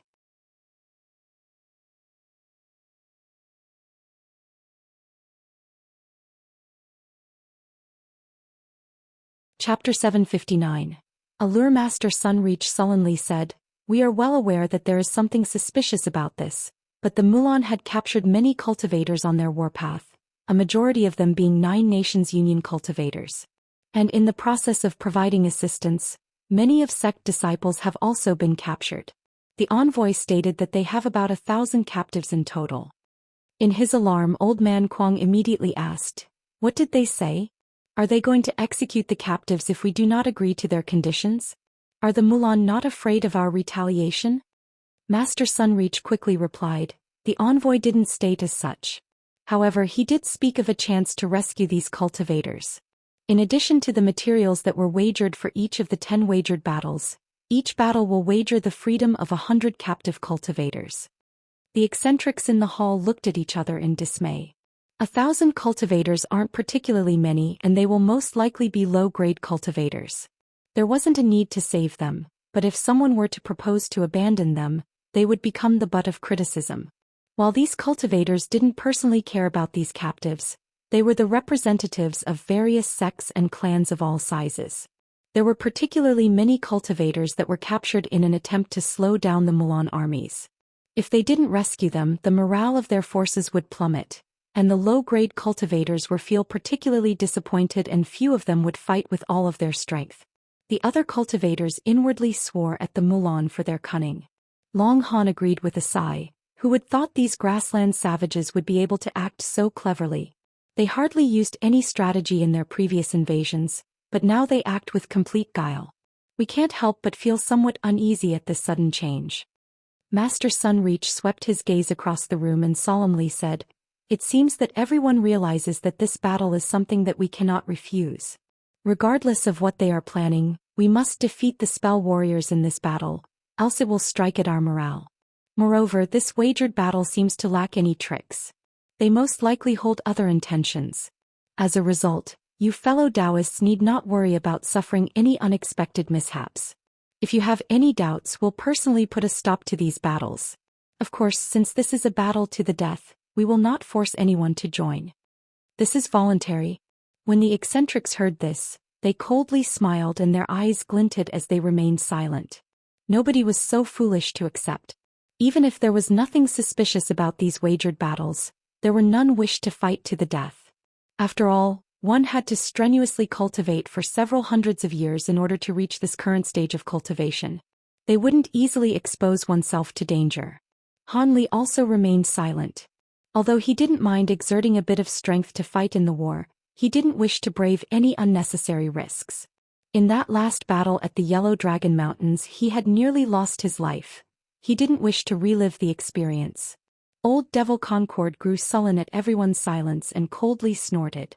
The bone-chilling sound caused the seated cultivators to feel a chill down their back. However, these cultivators still decided to remain silent. Master Sunreach shook his head at the sight and also revealed a trace of helplessness. Wei Wuya also narrowed his eyes and said not a word. Master Sunreach didn't allow this awkward silence to continue and said, Before we arrived, we had a bit of a discussion. Since these wagered battles will prove dangerous, we have decided that any of the spoils gained from these battles will belong solely to the victor.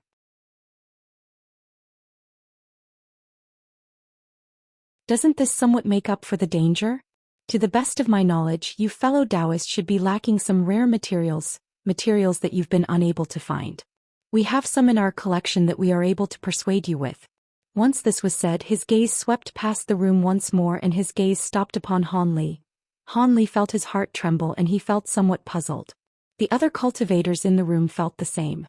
Although the sword-bearing Daoist had mentioned some alluring conditions, much to the temptations to those present, none took the initiative to step forward and participate in the wagered battle. But at that moment, Wuxia suddenly turned his head towards Daoist Shattered Soul and began to send him a voice transmission. The despondent Daoist Shattered Soul suddenly sat straight and wore an expression of delight. He then began to silently move his lips and converse with Wuxia through voice transmission. A short moment later, Daoist Shattered Soul's expression wavered with hesitation. At that same moment, Devil Concord began to send a voice transmission. Devil Cloudpar appeared completely aloof since he had entered the hall, but when he heard his sect's Grand Elder's voice transmission, he immediately frowned with a gloomy expression. It was unknown what was said to him. After a moment of thought, Daoist Shattered Soul eventually said, "Fine. So long as you uphold what was agreed. I don't mind braving danger just this once." When the others heard this, they were absolutely stunned. Then Devil Cloudpart said, "Since fellow Daoist Shattered Soul is participating, I will go as well. It would be truly unfortunate if these rare materials were lost to me." The old devil coldly smiled, but a trace of anger could faintly be seen from his face. The other cultivators glanced at each other. Although they didn't say anything, they were deeply startled. Regardless of what had convinced the two, it caused all the others to feel ill at ease. As expected, the three great cultivators each began to send voice transmissions to cultivators in the hall one after another. Most of these cultivators would happily or worriedly agree to fight in the wagered in the battle. There were only two that coldly shook their head and refused. When Han Li saw this, various thoughts began to swirl through his mind. But at that moment, Master Sunreach's voice had reached his ear. "Fellow Daoist Han, I heard that you were currently searching for a large quantity of Auric essence. Is this true?" When Han Li heard this, he felt his heart pound. It was no surprise that he knew of this. His request of the Heavenly Dao Alliance's search for Auric essence wasn't a secret affair. After calming his heart, Han Li said, "That's right. I require some Auric essence in order to refine my magic treasure.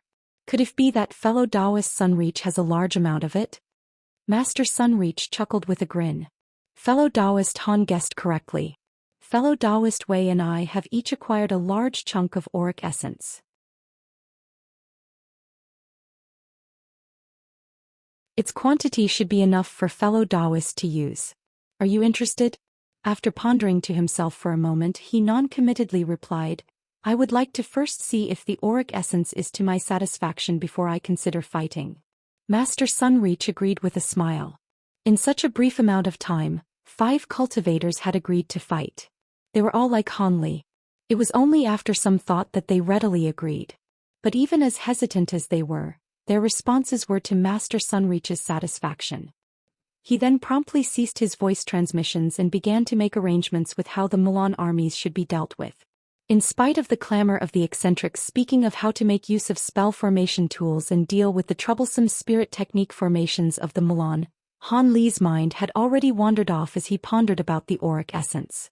To tell the truth, Han Li had been dissatisfied with the might of the bamboo Cloudswarm swords. It wasn't that his flying swords were inferior to the might of his fellow cultivators, but rather they were too weak in the face of the enemies that he had encountered. If he faced weak opponents, he wouldn't have to use them. He would use the Azure Essence swordstreaks to deal with them. But against towering opponents, his flying swords would prove quite meager. But with the Azure Essence Sword Art's last recorded divine ability, the Auric Sword formation, Han Li's bamboo Cloudsword swords would be able to contend against a late nascent soul cultivator for some time, even if he could only muster a small portion of its complete power. As for the Heaven Void Cauldron, he hadn't personally witnessed any of its actual power. As he only heard endless praise of it from Silvermoon, he started to grow doubtful of it. Because the Aureate sword formation was a great divine ability that would allow him to establish himself in the cultivation world, he needed to acquire a large quantity of it in order to make use of the formation. However, Han Li felt uncertain about participating in the wagered match for it. With some thought, he decided to first see how much Auric essence was being offered before de-icing. If it was enough Auric essence for him to refine the Aureate formation, he may find himself agreeing. So long as his opponent wasn't one of the Mulan divine sages, he felt he had nothing to fear. Even if the Mulan were to engage in any trickery during the wagered battles, he would be able to escape the trifling barrier with his thunderstorm wings and his purple apex flames. With this thought over, Han Li felt calm once more and began to listen to what was being planned. This meeting was held for nearly 2 hours under the guidance of Master Sunreach. While Old Devil Concord occasionally added a few words in, Wei Wuya remained completely silent on the matter. Something worthy of note was how both Master Sunreach and Devil Concord had highly valued Long Han. Whenever a matter related to the Heavenly Dao Alliance came up, they had always asked for his opinion. It appeared to be true that Long Han was able to contend against the 3 great cultivators together with his wife.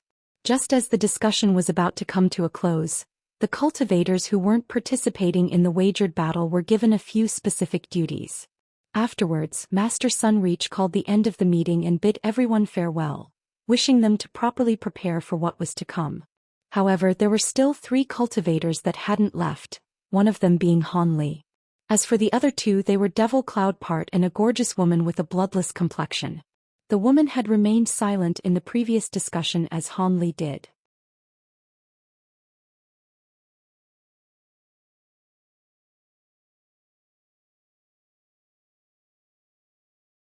Chapter 760. The Icefrost Silkworms and Auric Essence. Once most of the others left, Devil Concord expressionlessly said, "Junior Marshal Brother, follow me. There is something I must say to you alone." He then walked out of the hall without turning back. Devil Cloudpart's gaze wandered for a moment and silently followed him after some hesitation.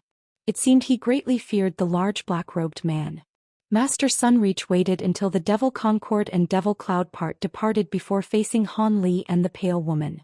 "Fellow Daoists Han and Bai, let's have a proper chat. How about you first take a look at the items you want and then decide whether or not you'll be participating in the wagered battles. This humble Daoist understands your reasoning. After all, this matter will be extremely dangerous. If there isn't a proper reward, no one would take the risk. But regardless if these items are to your satisfaction, I hope you 2 fellow Daoists will be participating in the wagered battles." Wei Wuya simply stood to the side and held his hands behind his back. He was calmly examining the 2. When they heard Master Sunreach, Han Li didn't reply. Rather, the gorgeous pale woman frowned and said, "I am a woman who treads the solitary path. I do not care whether the Mulan invades the heavenly south or the other way around. Were it not for your message speaking of this item, I wouldn't have emerged from seclusion. Let's get the ugly matters out of the way first. If what you have is not to my satisfaction, I will leave without reservations." Master Sunreach wasn't angered at her cold words and instead replied with a warm tone, "Fellow Daoist Bai, there is no need for this. Although I was somewhat mistaken for what happened in the past, in truth I was doing what was best for you." The woman's expression sank and she coldly snorted, "I am the judge of whether or not it was mistaken. Enough of the past, bring out the item." When Han Li heard this, he felt shocked despite his calm exterior. This woman surnamed Bai seemed to have a dispute of some sort, perhaps due to a past relationship. When Master Sunreach saw the woman's angered expression, he could only helplessly shake his head and took out a white jade box from his storage pouch. It appeared rather ordinary, as if made of common materials. But in the instant it appeared, the entire room dropped in temperature as if they were in the dead of a harsh winter. Even Han Li, who had long grown unfazed by weather, couldn't help but feel unwell in the face of such cold. The woman surnamed Bai revealed excitement upon sensing the icy cold that the box emitted.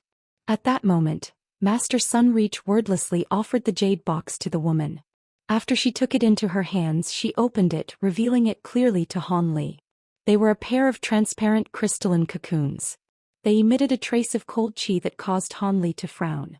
They seemed to be cocoons of the Icefrost silkworms, who were ranked last on the list of exotic insects. Although this exotic insect wasn't very powerful in battle, It has an inconceivable divine ability that is difficult to find. If this woman truly required these insects, it was quite possible she would agree to fight in the wagered battle. Why are they cocoons? These aren't fully grown. To Han Li's surprise, the woman's expression turned unsightly upon seeing them. Master Sunreach replied with a calm expression. Fellow Daoist these Icefrost silkworms were found 100 meters deep inside a sheet of ice. They aren't common. They are top-grade monarch silkworms. Look at them with your spiritual sense. You'll find that there is something exceptional about them. Monarch silkworms? The woman's expression stirred and she doubtfully swept her spiritual sense past the cocoons. A short moment later her expression relaxed. How about it? While these monarch silkworms are still in their cocoons, they should be more than enough for your uses.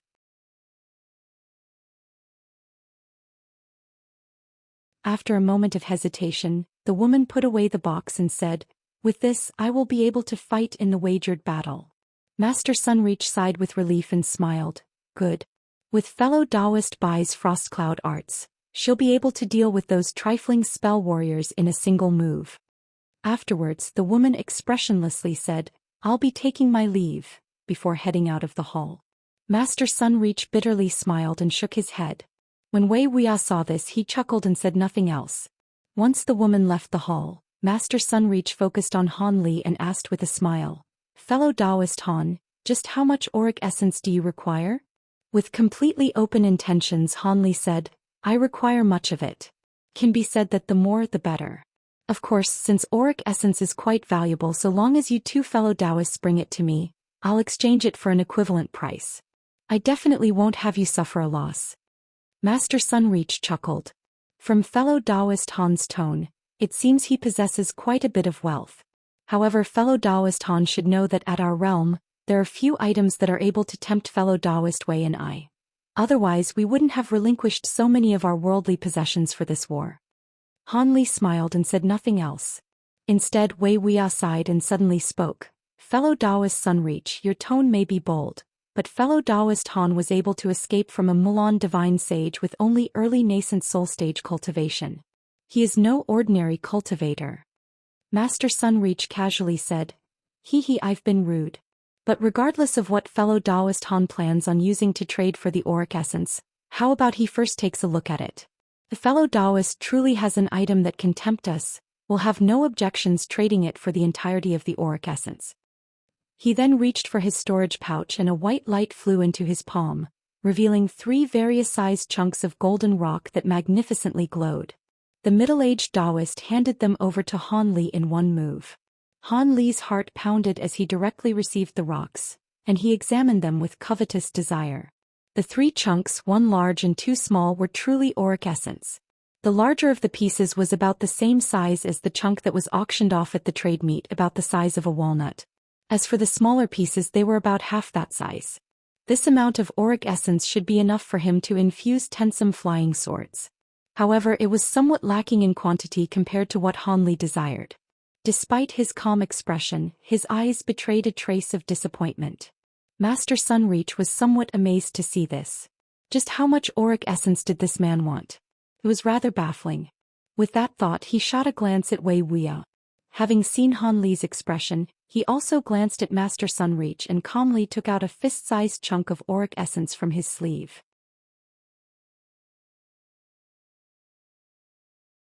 When Han Li saw such a large chunk of auric essence in Wuxia's hand, he grew delighted. Although this chunk of auric essence wasn't enough for all 72 flying swords, with luck, this along with 3 smaller pieces should be enough for at least half of them. With 36 flying swords supported with the sword light reflection technique, it would be just enough for a small-scale aurite sword formation. With excitement in his heart, Han Li caught the chunk of auric essence that Wuxia tossed to him. After examining it with a deep breath, he said, "Although this may be all of your auric essence, it is still somewhat lacking. But it will be enough for me to participate in the wagered battle. Please take a look at these items and see if they are to your satisfaction." After putting away the auric essence, he took out 2 differently colored jade boxes and handed them separately to Wuxia and Master Sunreach. They each took the jade boxes and indifferently opened them. Wuxia weighted the box in his hand before opening it first. One of the boxes had numerous scarlet fingernail-sized scales. The other box had a fist-sized jet-black tortoise shell. The two late nascent soul stage cultivators were amazed by what they saw. "What's this?" "Demon beast materials." Han Li explained, "That's correct. Fellow Daoist Wei has the scales of a grade 8 venomous flood dragon. As for fellow Daoist Sunreach, he possesses the shell of a grade 8 demon tortoise. Although I don't dare to say these items are heaven-defying existences, these metamorphosed demon materials are rarely seen in the heavenly south. They should be more than enough to trade for auric essence." Although Han Li's tone was calm, he held much confidence. Grade 8 demon beast materials were extremely hard to come by even in the scattered star seas. Although many cultivators head out to the outer star seas, very few were able to see demon beasts of that grade, let alone kill one. And in the heavenly south, grade 7 and 6 demon beasts were killed as quickly as they appeared. None are left to ascend to grade 8 stage. And apart from a few areas that large sects control, all other areas are devoid of any high-grade demon beasts. Although Master Sunreach was able to quickly recover from his shock, Wei Wuya couldn't help but shout in delight, "The scales of a grade 8 venomous flood dragon." Han Li was stunned for a moment before soon recalling that Wei Wuya cultivated a venomous cultivation art.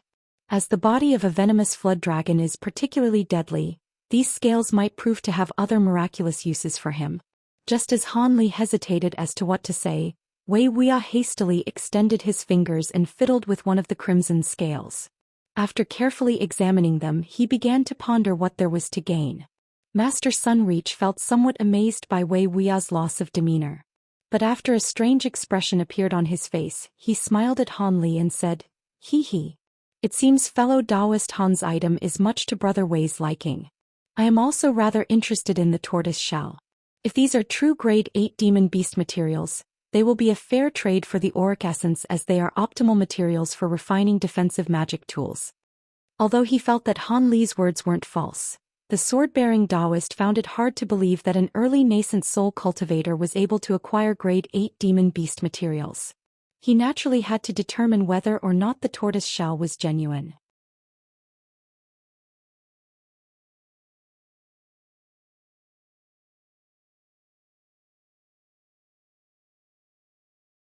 Chapter 761. The profound goddess palm. Just as Han Li pondered, he heard a long sigh from Wei Wuya. Wei Wuya put away the jade box in a flash of light and happily said, "Not bad. It is truly the scales of a metamorphosed venomous flood dragon. This is very suitable for me. There is hope that my magic treasure will ascend to a whole new level." Afterwards he raised his head to shot Han Li an appraising look. "To tell the truth, it is truly surprising to me that fellow Daoist was able to produce such rare treasures. These venomous flood dragon scales are particularly important to me. Although all we've done is trade for what we've needed, fellow Daoist Han still must participate in the wagered battle on behalf of the heavenly south. How about this? I still have one last piece of auric essence. I originally planned to give it to my descendants, but since fellow Daoist Han requires it, I will give it to you. This way I won't be accused of taking advantage of you." With a flip of his hand he summoned an egg-sized piece of auric essence and tossed it to Han Li. With the addition of this piece of auric essence, he would have more than enough to temper the 36 flying swords. His goals to taking out such rare materials had been achieved. Could be said these grade 8 demon materials proved slightly more valuable than that of the auric essence. If they would take the materials and still have him fight in the wagered battle without further compensation, it would be rather unreasonable. Of course, their intentions of acting so generously towards Han Li was obvious. As a nascent soul cultivator he could simply pretend to agree and flee after taking the auric essence. If this were only a common trade that didn't involve the wagered battle, they wouldn't be able to do much else apart from complain. At that moment, Master Sunreach finished appraising the item and he wore a slight smile on his face. It seemed he was quite satisfied with the tortoise shell. However, when he saw Wei Wuya give him another piece of auric essence, he hesitantly muttered to himself for a moment before bringing out a 6-inch-long yellow rootstock that was as thick as a thumb. Master Sunreach solemnly said, "From the wood attribute spiritual chi that is overflowing from your body, I believe that fellow Daoist's main cultivation art is wood attributed. I have nothing appropriate to give you, so I can only present to you a small piece of rootstock from an ancient rattan palm. It will be greatly useful regardless of whether you refine it into a magic tool or use it to nourish your body's wood attribute spiritual qi. It should be enough to compensate you for the grade 8 demon tortoise shell. Wei Wuya revealed an expression of astonishment when he saw this item. That is. Han Li was initially disappointed, but when he saw Wei Wuya's change of expression, his mind stirred in thought. An ancient rattan palm? Could it be that profound goddess palm that the righteous and devil Dao wished to resurrect with the spirit root tree's wine nectar? Han Li glanced at the item in his hand with astonishment. Master Sunreach wasn't surprised to see that Wei Wuya recognized this item. He calmly said, with Brother Han's status he should know of the profound goddess palm that appeared in this world. It is a pity that despite our efforts, we were unable to bring it back to life. In the end, we were only able to divide up the pieces of the rattan palm with the devil Dao and treat it as tool refinement materials. This is 1/4 of the palm's rootstock. The profound goddess palm. Han Li caught the yellow rootstock and muttered to himself with surprise. Han Li learned of the profound goddess palm from several ancient records. He now realized why the righteous and devil Dao had schemed to resurrect it. Immortal rattan palms were only a general classifier for these plants. They were merely a vine-type spiritual root that were useful.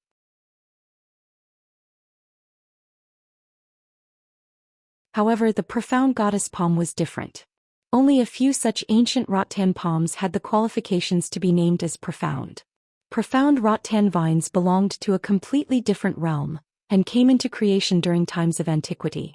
As such, any fruits or flowers it may produce possessed inconceivable effects that were truly heaven-defying.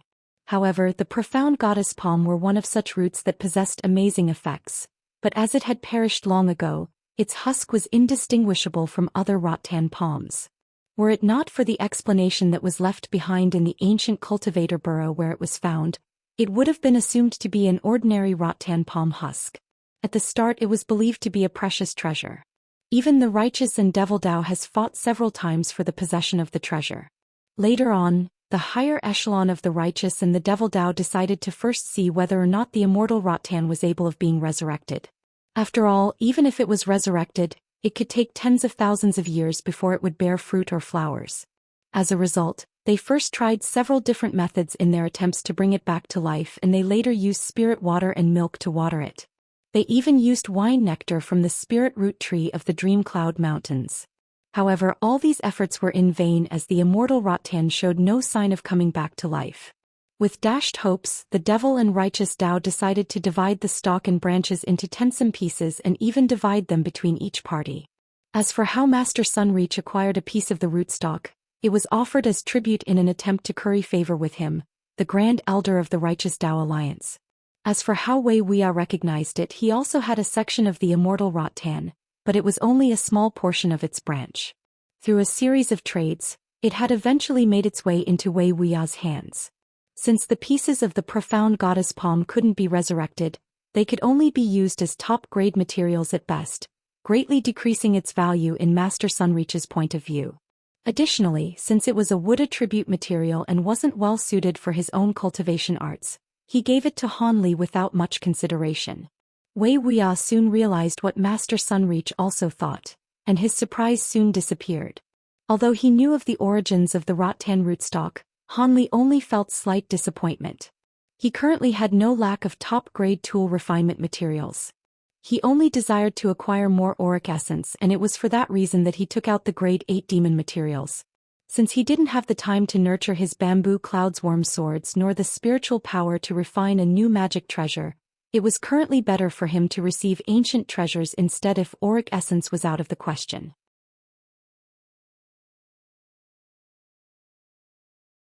But since Master Sunreach truly didn't possess any Auric essence, he offered the rootstock of the profound goddess palm, something that was also quite precious.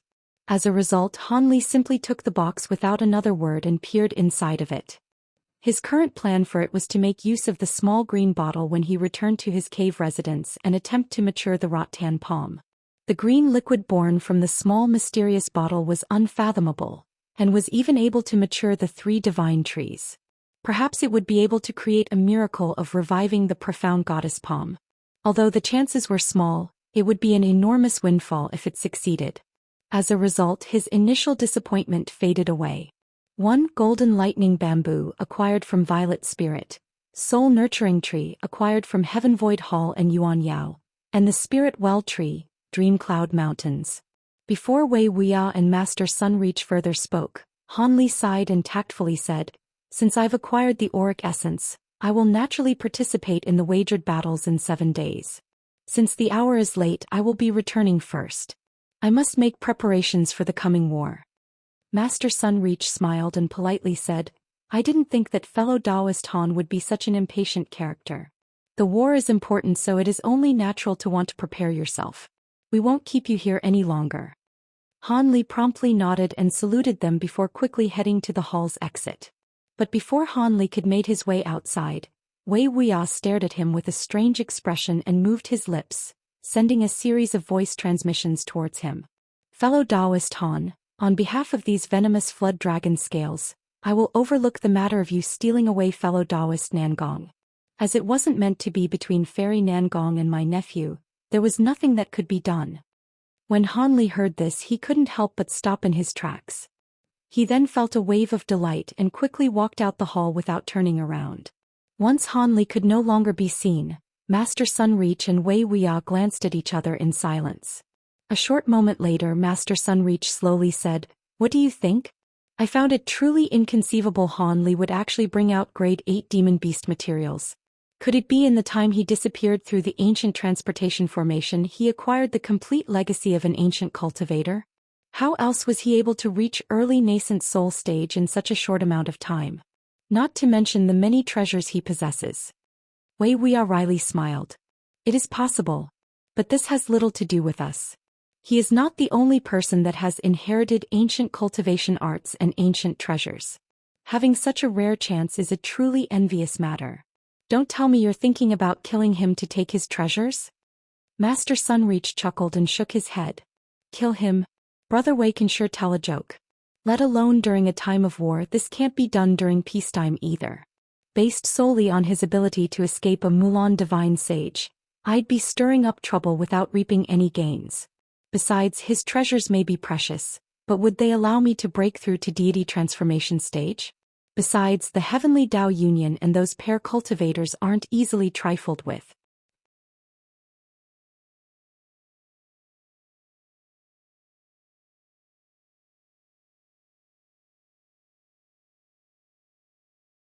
Chapter 762. Spirit Talisman. As Wei Wuya and Master Sunreach remained behind and had a casual discussion about Han Li, the person in question had already arrived outside. To his surprise, Han Li caught sight of Zhou Xian. The woman was standing outside the hall with a lowered head as if she were thinking about something. The cultivator's standing guard had ignored her since she had arrived with Devil Cloudpar. When she saw Han Li arrive, it stirred a reaction from Zhou Xian. She wore an odd expression on her face and appeared to be at a loss. A trace of resentment could also be faintly made out. Han Li felt somewhat bewildered and couldn't make much sense of the matter. Regardless, Han Li promptly walked past her as if he hadn't seen her and slowly walked towards the distant street.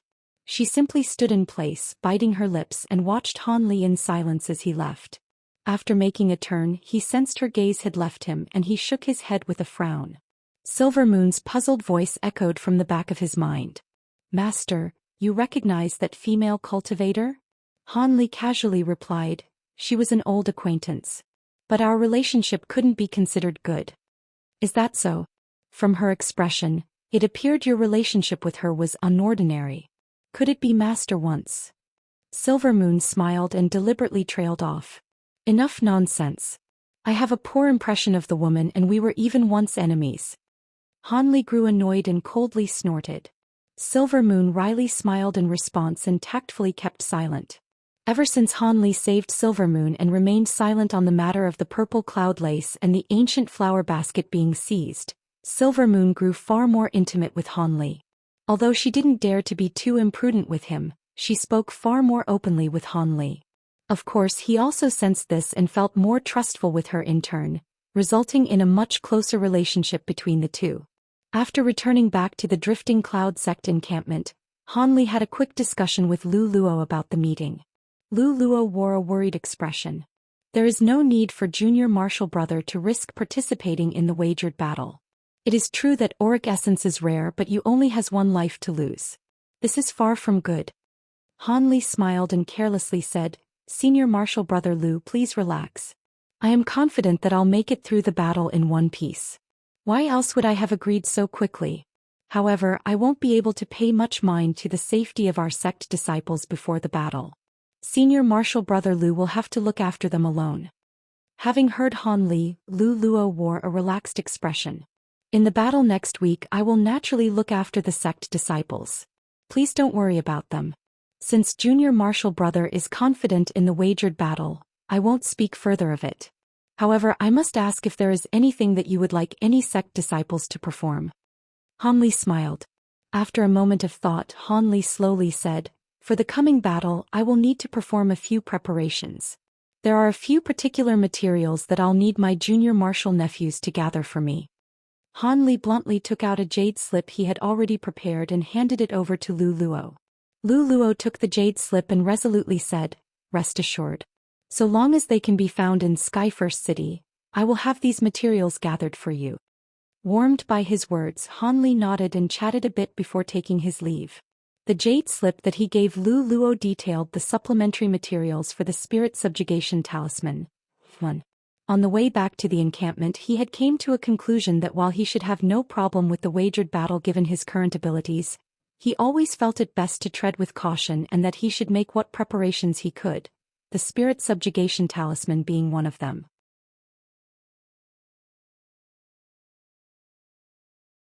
1. In the Umber Realm, he received the Talisman Refinement Method for a Grand Talisman. Chapter 591. It would be the soul-killing move that he would be able to prepare within several days' time. His only worry was the odds of success for refining it. As for tempering his flying swords with auric essence and cultivating the aurit sword formation, that wasn't something that could be accomplished in a sparse few days. He originally thought to find a satisfactory spirit talisman brush and have some more practice honing his talisman refinement techniques before attempting to create the spirit subjugation talisman. But now that he only had a few days, he had to make an attempt despite the lower chances of success.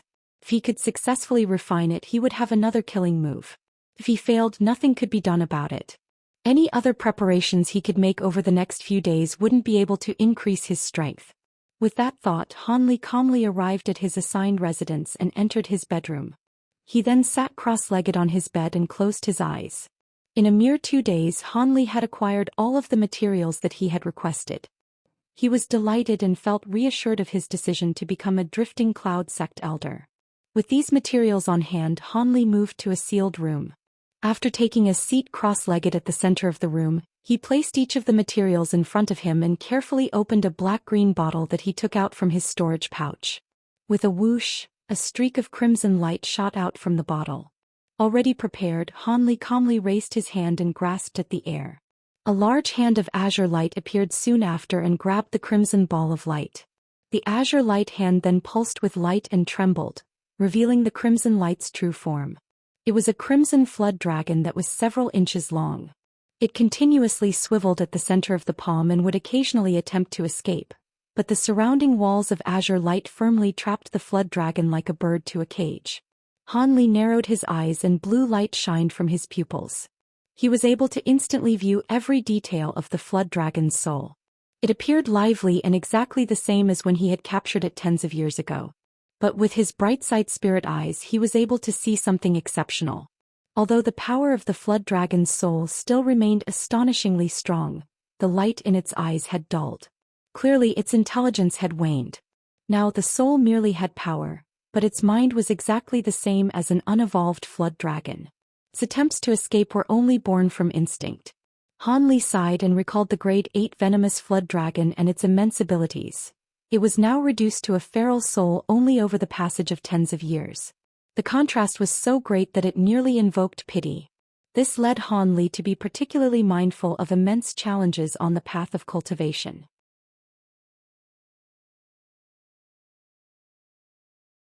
If he were to one day lose his flesh body and his primal soul fell into the hands of an enemy, he may find himself in the same situation as this venomous flood dragon. Han Li sat down in silence for a moment longer and sighed. With a shake of his hand, he had the crimson flood dragon appear 3 meters above his head, remaining trapped in place within a barrier of azure light. Paying no further attention to the venomous flood dragon's soul, Han Li lowered his head to look at the materials before him. He pointed to the emerald green hide of an unknown spirit beast and had it fly over towards him. With a bright glint from his eyes, he opened his mouth and spat out a sliver of azure nascent flame onto the spirit beast hide. Oddly enough, the flames didn't burn the spirit beast hide but enveloped it. Han Li clutched both of his hands in an incantation gesture and began to continuously flick his fingers, striking the spirit beast hide with a barrage of spell seals. The nascent flame continuously flickered and pulsed with light. Han Li then ceased his casting incantation gestures and pointed his finger at a white jade box. The box flew over to him and opened to reveal a pile of sparkling silver powder.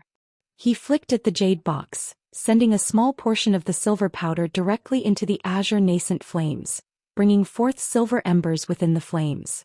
With further control from Han Li's incantation gestures, the flames drew the spirit beast hide to its center, transforming the hide into a huge silver lotus flower that slowly swiveled in the flames. Han Li's expression grew increasingly solemn and began to point to each of the containers in front of them. Various materials dazzlingly burned as they entered the fire. As they burned, the spirit beast hide turned silver to black, then black to green. Then when it turned crimson, Han Li breathed out and ceased pouring in the materials and instead began to mutter. At the same time, several of his fingers trembled, shooting out several threads of slim azure light from his fingertips, directly striking the surface of the spirit beast hide. Now under the azure thread's control, the spirit beast hide ceased revolving and began to sway with a strange momentum. As Han Li continued his incantation, the spirit beast hide began to release slivers of black qi and shrink by a small amount. When the black qi touched the crimson nascent flame, they burned and released a faintly fishy scent in the air. Han Li seemed to ignore this and continued maintaining the flames for 2 hours. When the last sliver of black qi from the spirit beast hide had been refined, Han Li's expression finally relaxed and he sighed with relief. He tossed several more materials into the flame and had them burn for a moment more. Then as Han Li's gaze flickered, the flames were suddenly extinguished with a pop, revealing a crimson spirit hide. At this moment, it was only the size of the palm of a hand. Han Li was satisfied to the chances to the spirit hide. He then pointed to the flood dragon soul above him without the slightest hesitation and had the barrier surrounding it scatter into specks of light. Then through some invisible force, it was sucked into the crimson spirit hide. With a puff, it disappeared without a trace.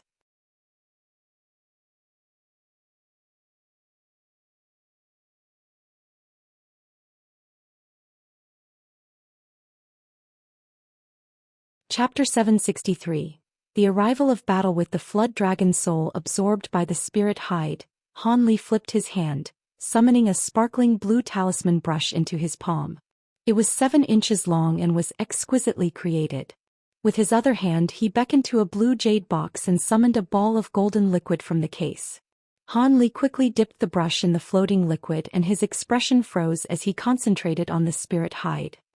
He then began to sweep his brush through the air with great familiarity. Series of cryptic golden talisman characters began to flow from the tip of the brush and directly bore into the spirit hide.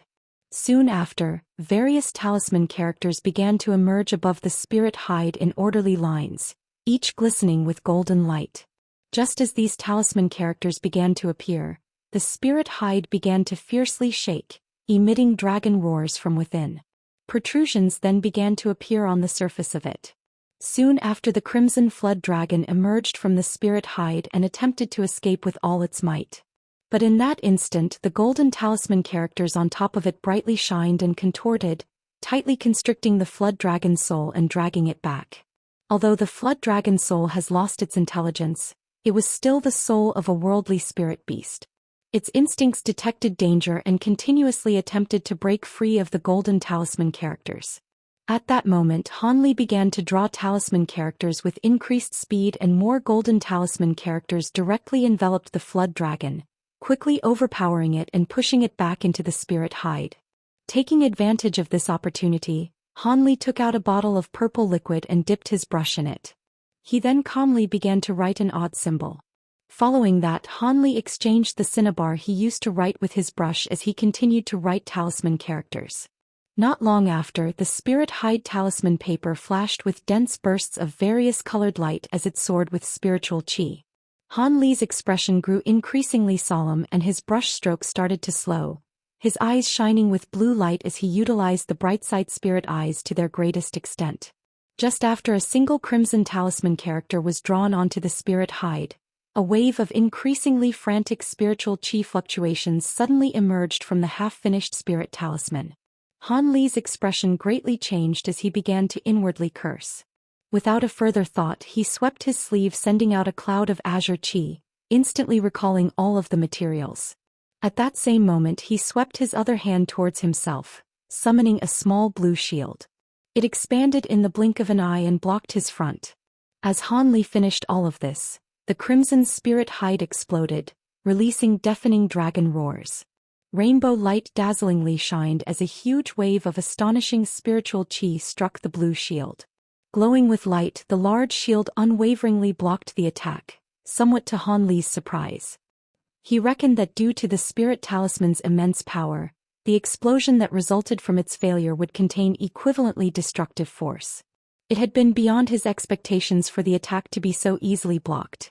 During Hanli's bewilderment, a streak of crimson light shot towards the ceiling of the sealed room in an attempt to escape. But just as the red streak touched the ceiling, a layer of white light blocked its way, causing it to rebound. Hanli was overjoyed at the sight of the flood dragon soul and raised his hand without any further thought. He grabbed at the air, summoning a hand of azure light to emerge above the flood dragon soul and grab it. He then pointed to the shield and had it quickly shrink with blue ripples of light before returning into his sleeve. Afterwards, Hanli again examined the recaptured flood dragon soul with the bright sight spirit eyes.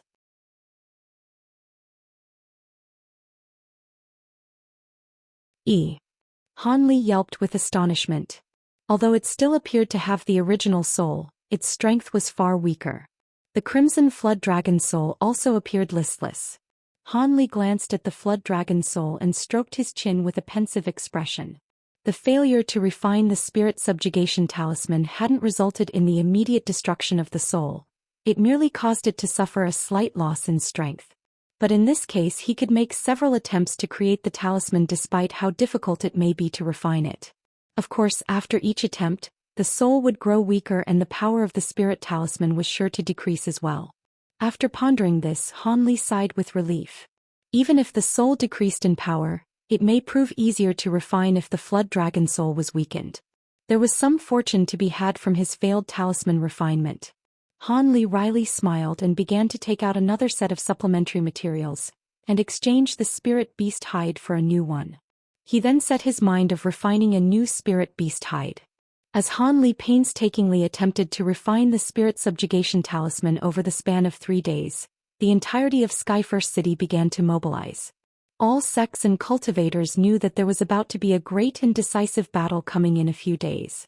After a period of disorder, the cultivators in the city began to leave their sect encampments and solemnly brought themselves to the assigned divisions of the cultivator army. They all knew that if they didn't win this battle and push back the Milan, they would invade the heavenly south. It would bring about the end of countless sects and legacies. As a result, their morale was at their peak without any need to rally them. As for the 10 wagered battles, news of that had also quickly spread around.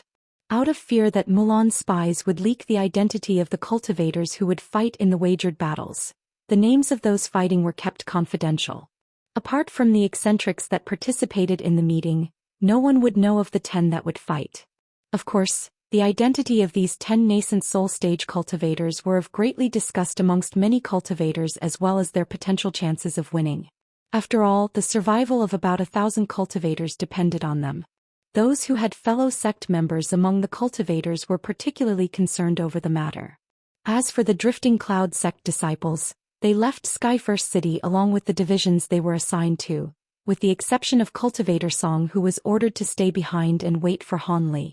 As for Lu Luo, he followed after the rest of the Drifting Cloud sect with lack of a better choice. Not long after, Skyfirst City was empty apart for a sparse few cultivators standing guard. As a few more days passed by, Cultivator Song couldn't help but grow nervous.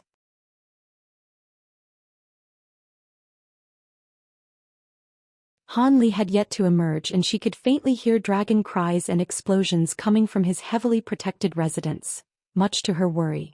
On the 5th day, Cultivator Song decided that if her martial uncle Han didn't emerge from seclusion, she would have to summon the courage to force her way inside. If she waited another day, it was possible that they wouldn't make it to the battle. At that moment, Cultivator Song was sitting in the main hall of the sect encampment as worried weighed on her mind. She occasionally looked outside the hall and faintly saw the glow of the setting sun. Her expression wavered as the sky gradually grew darker. She then stood up and bit her lips with a frown. But before she could leave the hall, she heard a series of clear bell rings from outside. She soon wore an expression of delight. A short moment later, Han Li suddenly appeared in a flash of azure light. "I pay my respects to Martial Uncle Han." Cultivator Song quickly stepped forward and curtsied. "How many days has it been? Nearly all the cultivators in the city are gone."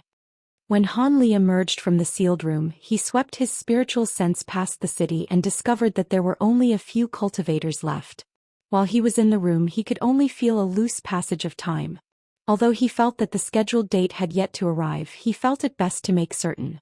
Feeling much more at ease, Cultivator Song respectfully replied, "Reporting to Senior, today is the 5th day." Han Li decisively said, "The 5th day. We have more than enough time, but it is better to be early. Let's go." "As you command." Han Li waved his hand and a streak of white light flew out from his sleeve into the courtyard outside. The light faded away to reveal a winged white carriage, the wind-riding chariot.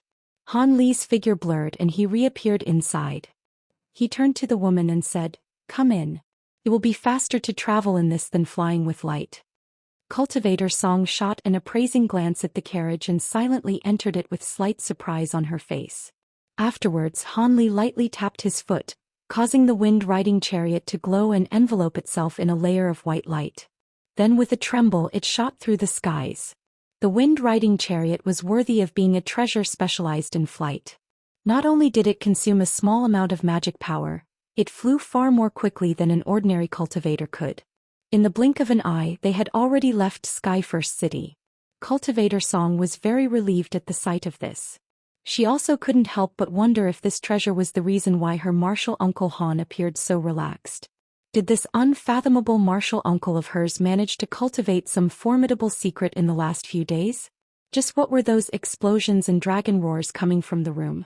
Just as this woman pondered in silence and allowed her imagination to run wild, Han Li asked her a question, much to her surprise. "Is fellow Daoist Violet spirits still where they previously were?" After a pause, Cultivator Song obediently replied, "Violet Spirit and Mei Ning had decided to leave Skyfirst City for the time being and decide what to do once the war is over." Hee. That girl Violet Spirit is rather clever. This was a truly wise decision.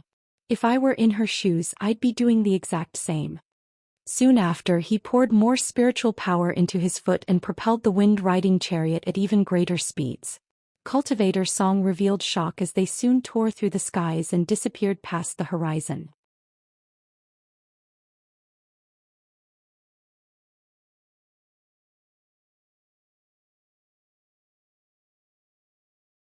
Chapter 764. Martial niece Xiao. Several days ago, on the border of the states of Yu and Bailiang, the armies of cultivators and spell warriors commanded a flurry of magic tools and treasures carved into the earth, forming an extension of their original fortresses into massive war camps several tens of kilometers away from each other. In a single night, the area underwent a sweeping change. This deserted area was suddenly surging with men and murderous desire. There were even small groups of cultivators and spell warriors that patrolled around the war camps, wary of any surprise attacks the other side may bring. Afterwards, even more cultivators and spell warriors began to gather here with each passing day, and various spell formations were placed along each side of the border, adding even more tension in the air. But at the center of the border, there would occasionally be spell warrior and cultivator patrols that encountered each other. Although they coldly glared at each other, they were able to restrain themselves from fighting. After all, fighting now wouldn't accomplish anything. As such, they begrudgingly stifled their bloodthirst and waited for the decisive day. On the 6th day, the Heavenly South and the Milan had finished placing down their grand formations, and they started to send their troops to probe the enemy, greatly decreasing the number of idle troops in camp. However, high-grade cultivators have also begun to accompany the patrols. Meanwhile, the higher echelons of both the Mulan and the Heavenly South began to nervously draft their plans for war. As Skyfirst City was to the north of the cultivator war camp, it was natural that there were fewer restrictions placed there, but there were sentries and patrols placed there to a greater degree to compensate for it. As such, there was a group of over 10 cultivators that was calmly patrolling an area over 10 kilometers north from the war camp. The cultivator in charge was a beautiful woman that appeared to be in her 20s. She was an early core formation cultivator and her subordinates were all Foundation establishment cultivators. With the battle soon to come, none of them dared to be careless. Although this was only a routine patrol, the party was well alert. Only their leader appeared calm, but with her powerful spiritual sense, she was able to detect her surroundings clearly. Suddenly, the woman's expression stirred and she suddenly came to a stop. She glanced in the distant sky with an astonished expression, her subordinates soon following suit. Despite having not seen anything, they still maintained a lookout. "Senior Xiao, what?" Before the blue-robed cultivator could finish his question, a streak of white light suddenly flickered from across the sky, quickly traveling before them. "Such speed!" One of the cultivators cried out in shock. In nearly the blink of an eye, the light streak grew far brighter and something could be made out from within it. "It should be that senior who stayed behind. But according to our rules we must question him. You can wait here for now." The young woman spoke without the slightest fear. She then flew forward in the flash of yellow light. The subordinate cultivators blankly glanced at each other during this time and remained silent. They didn't belong to the same sect as the woman, and they didn't dare to raise any objections due to their inferior cultivation. The woman stopped after flying for a short while and waited for the streak of white light to arrive. When the white light stopped, she could see a strange carriage within it due to the short distance between them. "Junior is Yellow Maple Valley's Xiao Chuyer. Greetings, Senior. Junior is under orders to ask for your name. I hope for your understanding." Xiao Chuyer? A voice spoke with astonishment from within the white light. "Does Senior recognize this Junior?" Xiao Chuyer blinked and wore an expression of astonishment.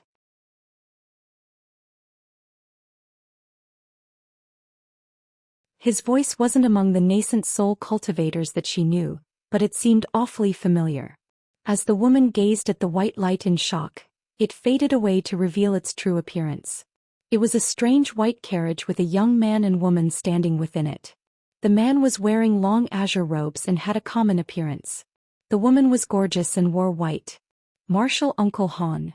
When she saw the azure-robed man, Xiao Chuyer covered her mouth and shouted in surprise. Her eyes were in complete disbelief. "Little girl, you've grown. You're quite different from when I last saw you." Han Li examined the woman and wore a faint smile.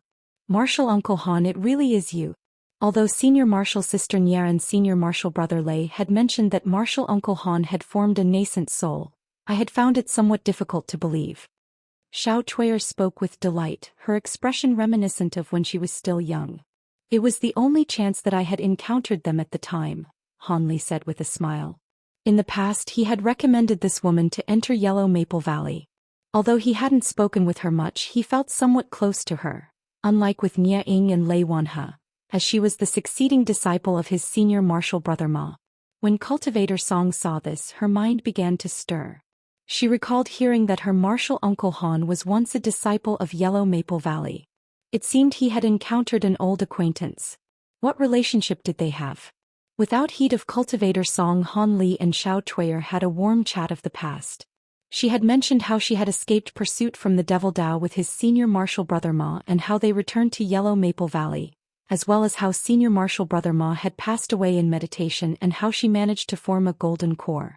The conversation reminded how much the world had changed around Han Li. But a short moment later, Xiao Chuyer hesitated for a moment before asking, "Martial uncle, have you truly become a drifting cloud sect elder? Can you not return?" She appeared to be faintly hopeful when she said this. Yellow Maple Valley had found themselves in an awkward position. Although they still had ancestor Ling Hu watching over the sect, there were no other nascent soul cultivators to succeed him. When he reached the end of his lifespan, Yellow Maple Valley's position among the 6 sects of you will surely fall. This is much to the worry of the Yellow Maple Valley Core Formation cultivators, Xiao Chuier not excluded. Knowing that she had the best relationship with Han Li, the sect decided for Xiao Chuier to raise the matter the next time she saw him, hoping that their old relationship would stir him. She couldn't help but raise the matter again despite Han Li's previous refusal with Lei Wanhe. Han Li's smile disappeared and he shook his head. I cannot return. The Drifting Cloud sect has treated me quite well. It's better to not mention this matter any further.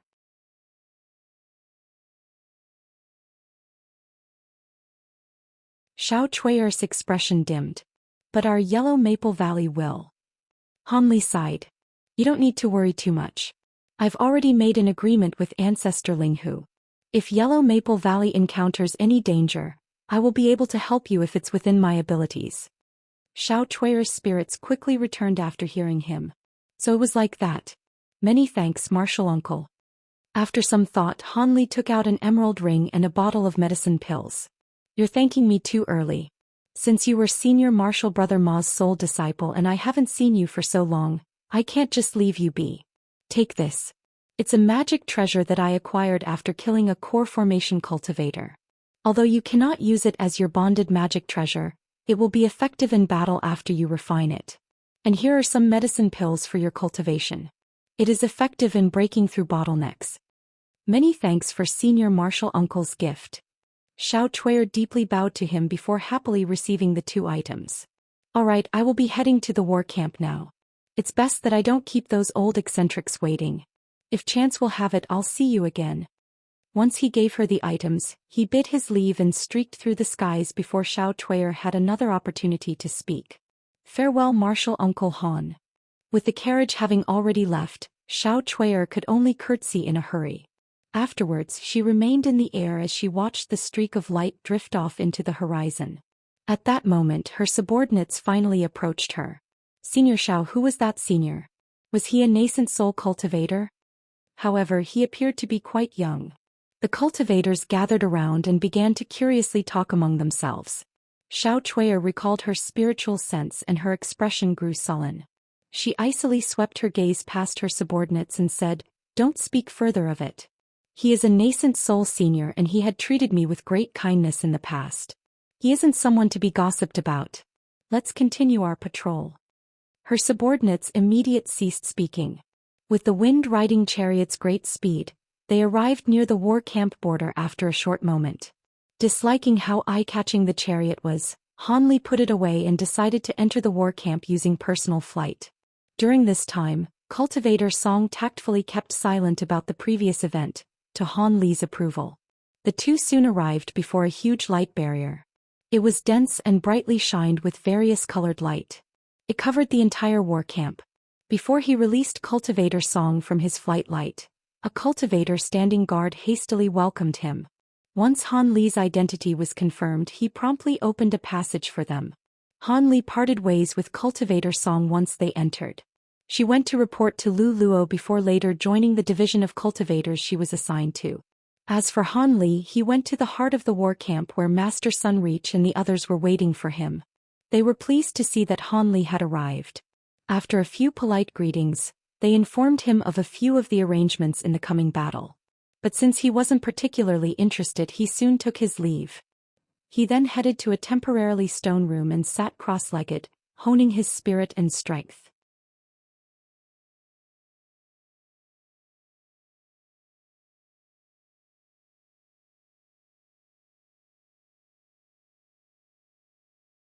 Chapter 765. Enemies. Han Li calmly sat down in the room. As time obviously passed by, the spiritual power he consumed on his way here had slowly recovered. When he opened his eyes once more, he wore a faint smile. Ever since his Azure Essence sword arts had been cultivated to the 10th layer, he could clearly feel his spiritual power returning far faster than normal. It had come as a pleasant surprise. With that thought, Han Li muttered to himself for a moment and he took out a wooden box that shined with black light. The box had several restriction talismans sealing it as they sparkled with azure light. With a sweep of his hand, the talismans flew off the box and into his sleeve. He then tapped the box and had it open to reveal what was inside. It was a palm-sized talisman that was covered in characters. There was also a small crimson flood dragon that could be faintly seen, roaming across its surface. Han Li extended his hand and beckoned to the talisman, having it fly into his hand. In the last few days he had failed 3 times before finally refining the talisman. Although he didn't know how powerful it was certainly weaker than what was described of the past spirit subjugation talismans.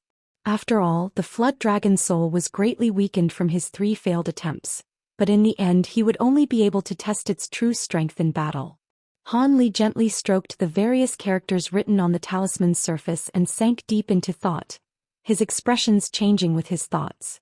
As Han Li sat pondering in the room, there were several mysterious figures discussing something in a room underground, several tens of kilometers away in the Mulan encampment. There were 5 men and 2 women. Among them there was 1 man and 1 woman who concealed themselves with black robes. 2 of the unconcealed spell warriors were recognizable to Han Li. The woman surnamed Lu, the wielder of the ancient lantern who he had fought at the Yellow Dragon Mountains, and the middle-aged scholarly man who pursued him for several days without end, the divine sage. As for the other 3, one was a shriveled old man with dark skin, a short man that wasn't even 4 meters tall, and a large embroidered-robed man with a majestic appearance. Sage Lu, how are the spirit oil preparations? You should know that the holy bird can only appear in this world as long as the sacred lantern burns. There can't be any mistakes. Despite the wrinkles on the old man's face, his eyes were bright and clear. The green-robed woman surnamed Lu respectfully replied, "Divine Sage Xu, please don't worry. My clan is treating this battle as a matter of life or death. We've brought out all the spirit oil that my clan has produced for over 1,000 years. It should be enough to employ the holy bird for the battle." The old man then turned his questions to the middle-aged scholarly man. "Brother Zhong, were there any problems with organizing the grand spirit technique formations? As our magic tools are inferior in number to the cultivators of the heavenly south, we must rely on the spirit technique formations to suppress them." The scholarly man calmly replied, "There is no problem. The hundreds of years I've spent researching spell technique formations weren't in vain. I've already organized several new grand formations for the assault. If the Heavenly South cultivators are expecting the spirit technique formations of the past, they will certainly suffer. This will do. Brother Bai, once the melee starts, have the high-grade spell warriors summon the void spirit beasts to charge. Have them absorb the cultivators' attacks and waste as much of their magic power as possible." The old man gave a quick word to the short man before turning towards the black-robed man and politely saying, "Sect Master Fong, we will need your huge beasts' cooperation. Before the battle starts, I will give these huge beasts to you.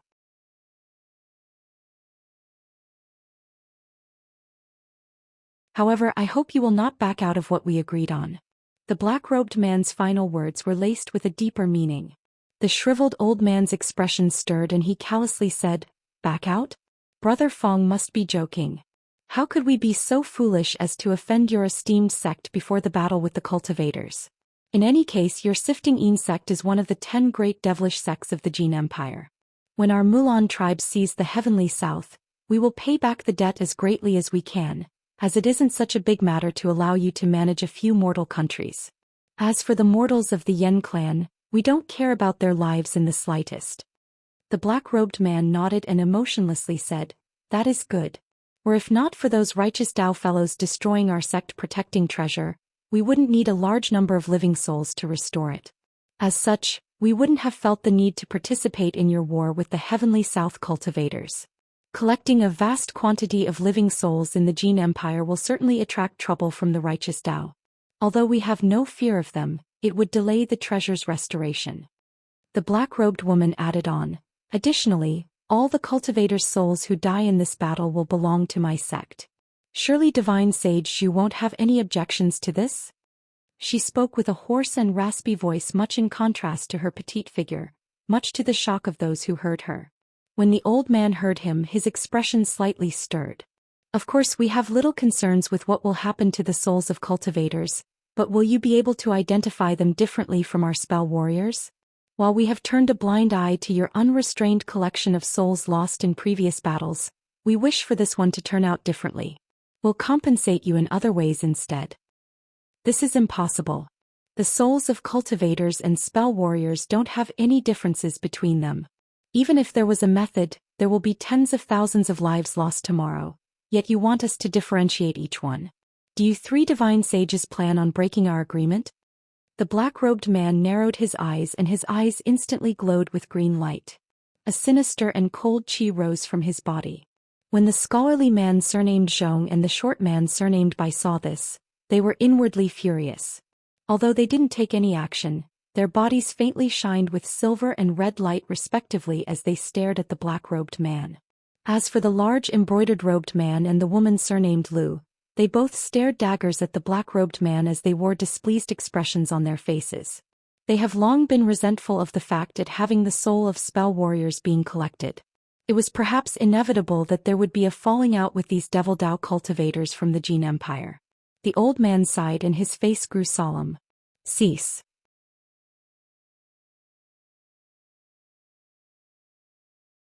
What are you doing?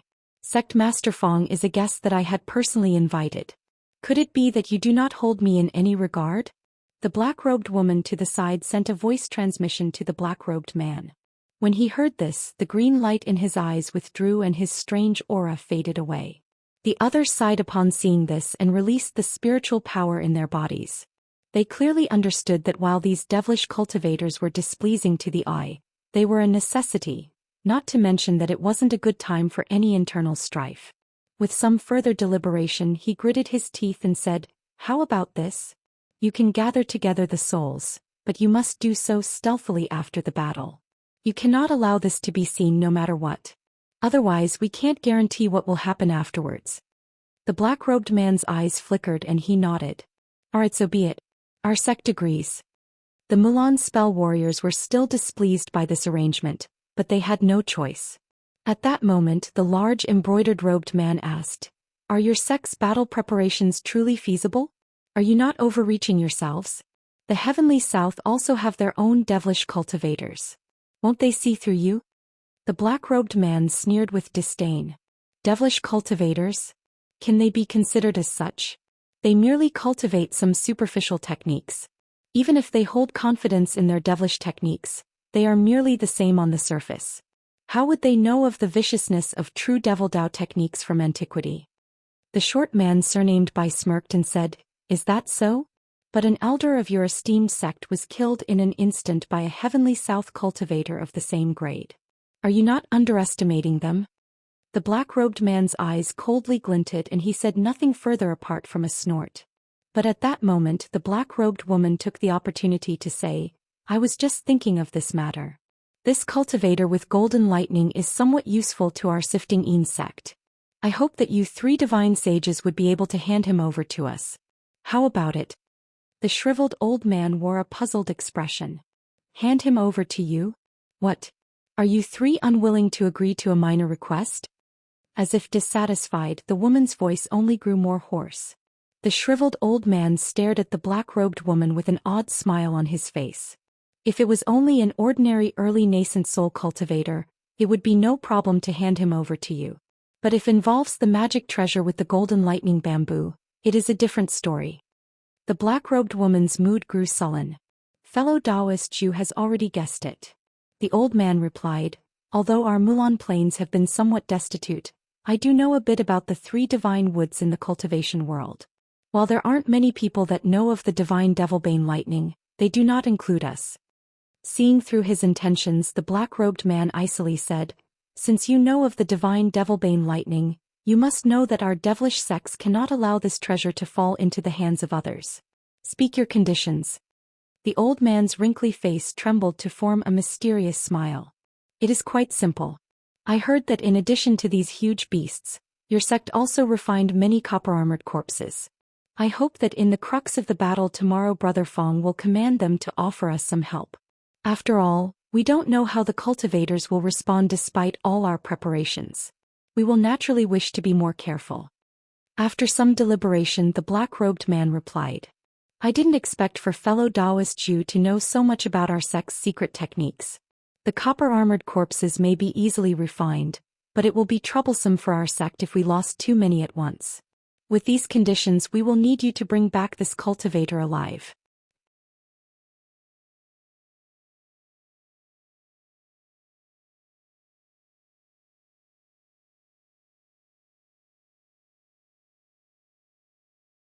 Chapter 766. Hidden Plans. When the shriveled old man heard the sect leader, he gloomily said, "Capture him alive?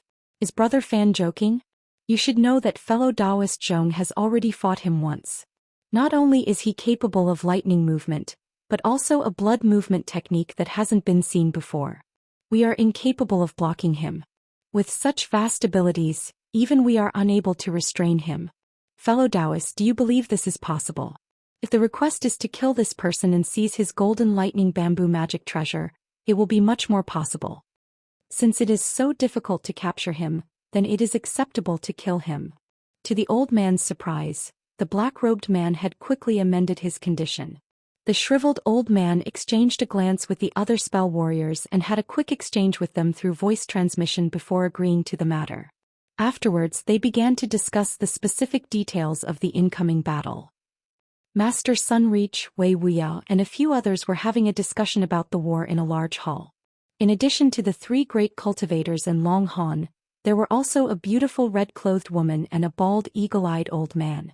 The old man's eyes were narrowed, and he wore a glistening jade ring that was engraved with faint talisman characters. It appeared quite rare. "Fellow Daoist Heavenvenge, this war will depend on all of us. We will draw the main forces of the spell warrior army here. In the meantime, you and your men will steal into Soaring Heaven City and take everything from the city's resource depot. Even if the Mulan were able to make some use of it before the battle, if we draw this battle out, they will collapse without support form spirit stones or any other of their materials." Master Sunreach smiled at the old man before him, the renowned eccentric Heavenvenge, as if nothing unpleasant had occurred between the two of them in the past. "So long as you are able to drag the Mulan divine sages to the border, it will naturally be no problem to infiltrate Soaring Heaven City. And with the transportation formation that fellow Daoist Wei has given me, directly entering the city will prove even easier. However, my sole worry is why the Mulan would leave their resource behind in the city. Is this not a trap that was set behind for us?" The eagle-eyed old man spoke with a voice reminiscent of clacking stones. It was rather uncomfortable to hear. Devil Concord calmly said, "Fellow Daoist Heavenvenge, please relax. According to our spies amongst the Mulan, although the Mulan tribes have occupied the states of Feng Yuan and Yi, they have no other supply of resources. Before we evacuated from those countries, we destroyed all the spirit stone mines and other material sources.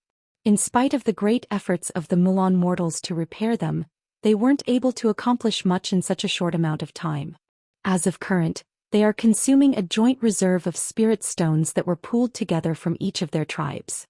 These spirit stones are all distributed from a secret storehouse that is guarded by a formidable grand restriction. Additionally, there are several sages guarding it for safe measure. With these measures in place, there will be enough time to transport those materials out of the storehouse before it is breached by a potential attack. It is reasonable to say that these resources are as safe as can be." Wei Wuya coldly smiled and said, "However, they hadn't expected that after the many years we spent at war, we were able to place spies in their ranks as they did with ours. One of the sages guarding the safe house is precisely one of our own. When the time comes, he will deactivate the grand formation. Fellow Daoist Heavenvenge, so long as you and your people act with discretion, we will catch them entirely unprepared. You fellow Daoists seem so certain, but I can't help but ask what I will receive afterwards."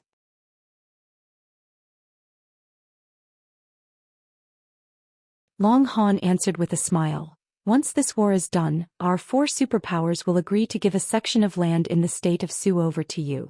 You may establish your own sect there and we will not interfere in the slightest. From then on you will be known as a sect founder." "Good. Since you seem so confident, my good friends, and I will make an attempt. Since it is already late, I will return first to make preparations.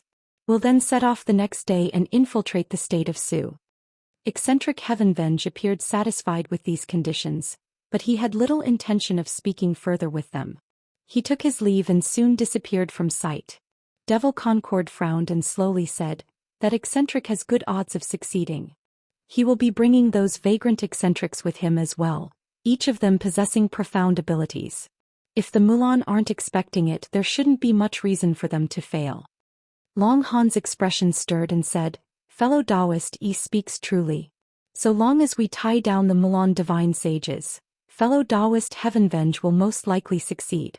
However, I didn't expect that this old eccentric would want to found a sect at his age, not to mention gathering together so many vagrant cultivators to form their own faction. Comes as quite a surprise. Master Sunreach leisurely said, I would say otherwise. Eccentric Heavenvenge has entered mid-nascent soul stage for at least 300 years. After being unable to break through to late nascent soul stage during this time, I reckon that he has admitted failure. In this case, it is no surprise that he has become committed to something else. Being able to become the founder of a sect will gain much glory for him. However, he has made many enemies out of various large sects and is taking this opportunity to discuss terms with us. His arrival has come as unexpected reinforcements. Enough. Although we have eccentric Heavenvenge handling some subterfuge, we cannot be careless at the start of this battle. We must prevail. If we are defeated, we will not be able to stop them regardless of whatever resources they may possess. Master Sunreach paused before continuing.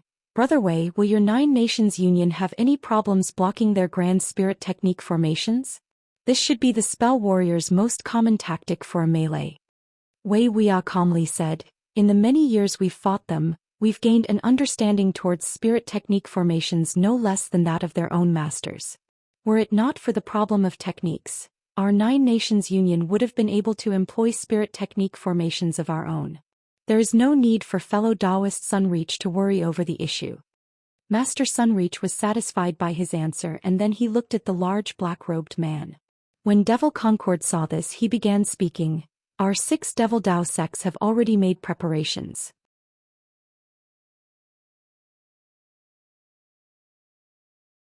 Not only do we have the Controlling Spirit Sect's 3 sect protecting beasts, our Harmonious Bond sect has also made preparations to release the dual yin-yang devils from their restrictions.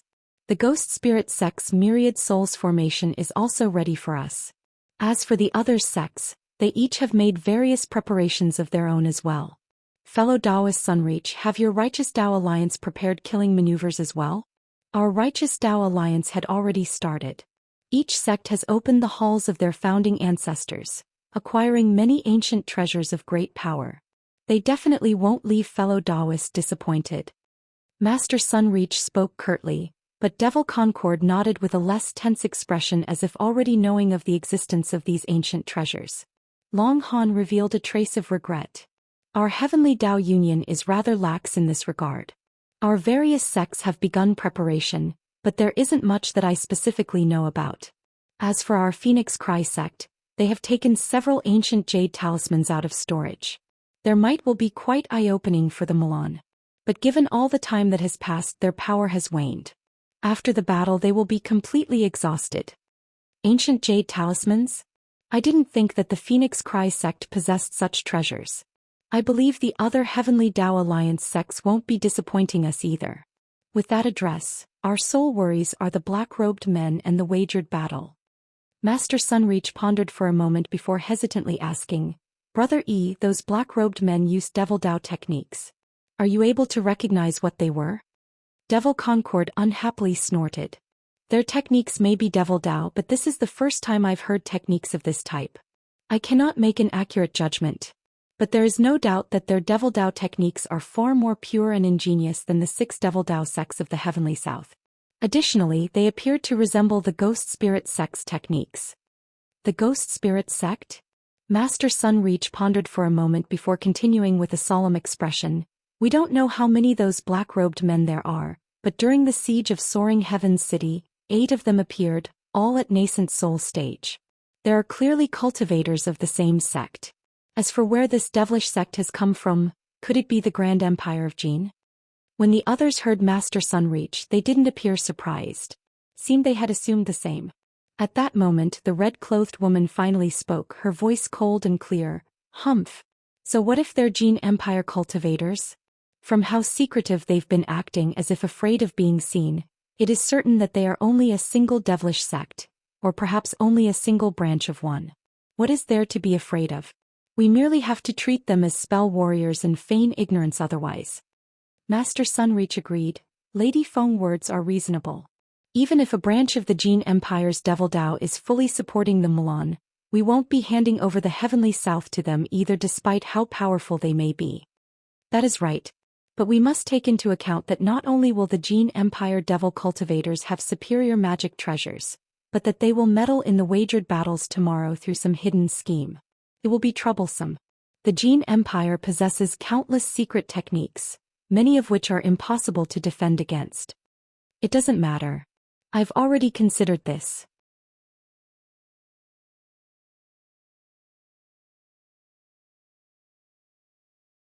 Do you remember our Great Truth Sect's restriction-breaking bead? Long Han astonishedly asked. The restriction-breaking bead? The single-use magic tool that can destroy restrictions? Isn't it only useful against low-grade restrictions? The barrier used during the wagered battles, capable of resisting strikes from a nascent soul cultivator, are capable of being dissolved with this magic tool?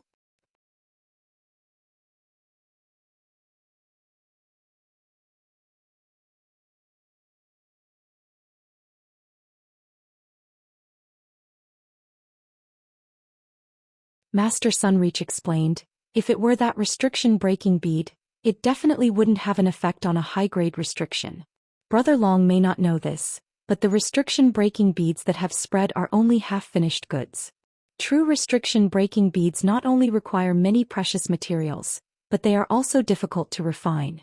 As a result, they possess great efficacy at breaking high-grade restrictions.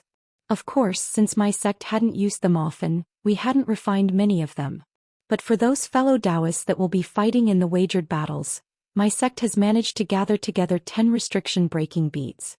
So long as they have this on hand, they will be able to break the barrier and escape, given that they aren't immediately dealt with. As such, there is no need to worry about the future. Devil Concord glanced at Master Sunreach and added on, I did wonder why Master Sunreach was so calm about the wagered battles tomorrow. So it turned out he had a trick up his sleeve. With these restriction-breaking beads, we will have no need to fear the enemy's tricks. But to be safe, our Devil Dao's Heaven Fiend sect has refined a medicine pill for the occasion, the Death Return Pill. The pill will stimulate one's true essence, having most of their magic power to instantly replenish and increasing their cultivation slightly as well. However, once the effects ended, their vitality will be diminished. I will be able to give these fellow Daoists a pill each. If they reach a critical moment of danger, they will be able to take the pill and use it to great effect. That is great. With these 2 fallbacks, I feel much more relieved about the wagered battles. Long Han smiled and then he changed the subject. These people cultivate Devil Dao techniques. Why not have some fellow Daoists from the Righteous Dao deal with them? After all, the Great Truth Sect as well as several other sects, have many techniques that specialize in restraining devilish arts. They should be quite suitable in dealing with these black-robed men. Long Han glanced at Master Sunreach and waited for his reply. Master Sunreach openly replied, of course. These Devil Dao cultivators will be handled by our Righteous Dao Alliance. However, you all will be putting most of the effort into handling the Milan sages. This is only natural. The spell warriors will be dealt with the other 3 superpowers. Specifically by. The others had been quite happy to see that Master Sunreach has agreed to deal with the devil cultivators of the Jin Empire. They began discussing the matter thoroughly until sunset before feeling at ease. With negotiations coming to an end, each party began to make their own preparations. At early dawn the next day, the patrolling cultivators caught sight with shining light and heard earth-shaking trembles from the Mulan war camp. Squads among squads of spell warriors calmly flew out from the war camp on their magic tools that they flew towards the center of the sky. At that moment, the patrolling cultivators hastily sent back word through voice transmission talismans. A short moment later, the heavenly South war camp began to sound with drawn-out bell rings, sending countless streaks of light to fill the sky from the opposite direction. For a time, various colored light filled the skies as clear rings and long whistles continuously sounded out. And with the overbearing advance of the spell warrior army from the other side, it appeared as if 2 huge waves were about to clash against each other in the sky. But when they reached about 5 kilometers apart, when they were able to catch sight of one another, both sides came to a sudden stop and began to observe one another from the distance. Neither army retreated, resolved to fight until the other was wiped out. On one side were natives who lived on this land their entire lives.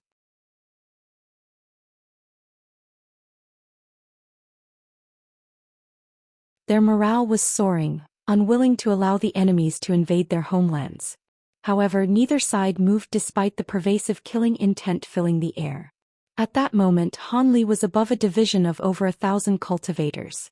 He was watching the spell warrior army from the distance. There were bright lights reaching out as far as the eye could see. Each light was a concentration of several hundreds of spell warriors, a continuous glow spanning over 5 kilometers. It was clear that both sides have brought out their main forces.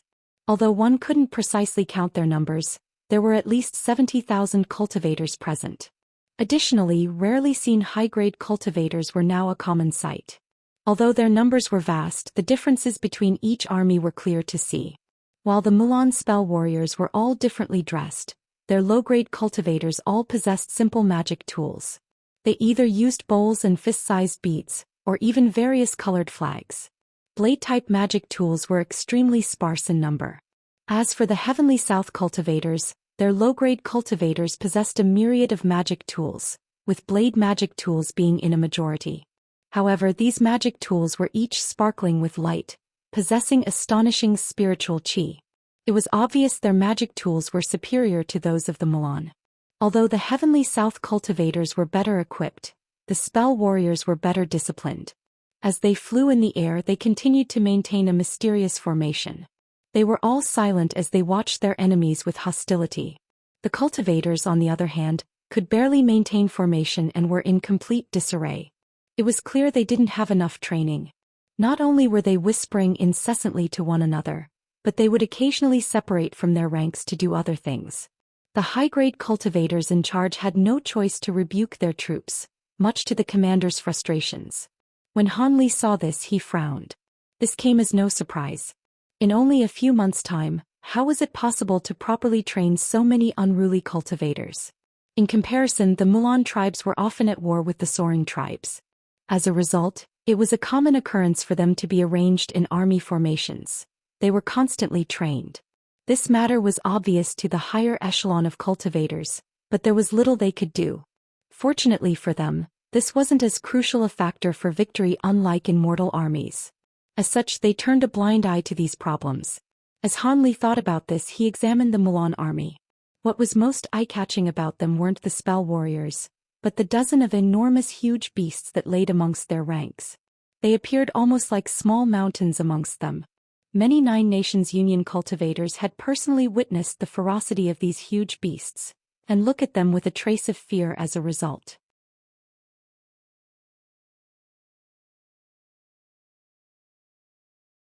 Han Li raised his head upwards to see clear skies completely clear of black clouds. He then looked down at the chaotically organized cultivators and shook his head with a sigh. He soon flipped his head and glanced at the 2 items in his palm, a thumb-sized black bead and an almond-sized medicine pill with a pungent and colorful scent. These 2 items were sent to him by Master Sunreach on the day before. Han Li was given an explanation of them, and it was said that every cultivator participating in the wagered battles were given them. He accepted them with surprise. It seemed in order to win this war, the 3 great cultivators were sparing no expense, taking out the treasures that they were keeping hidden. However, the 3 great cultivators weren't the only ones taking out their reserves. Han Li couldn't help but glance at an adjacent division of cultivators below. They numbered about 1,000 and had 16 cultivators that wore red and green clothes. They were carrying 2 huge coffins together, one black and one white, side by side. Several tens of various colored talismans were covering it. Han Li easily recognized these cultivators. They were disciples of the Harmonious Bond sect, the top Devil Dao sect. This had aroused much of Han Li's interest in these coffins. It was only a pity that the formidable restrictions on the coffin blocked his spiritual sense to looking deeper inside. Apart from the 2 coffins, there were also a few other eye-catching objects amongst the rank of cultivators. There was a righteous Dao sect that was carrying a 20-meter-tall copper platform with a huge 3-meter-wide gong on top. The surface of the gong shined with sparkling golden light and would occasionally reveal white talisman characters floating above it. There was a large bare-chested man that was sitting cross-legged at its side with his eyes closed.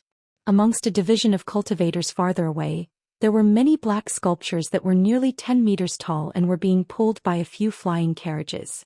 They appeared to be modeled vicious beasts from antiquity and were carved with vivid, lifelike details. It was unknown what they were used for. Every division of cultivators seemed to have a strange item within it. When Han Li saw this, he felt more at ease.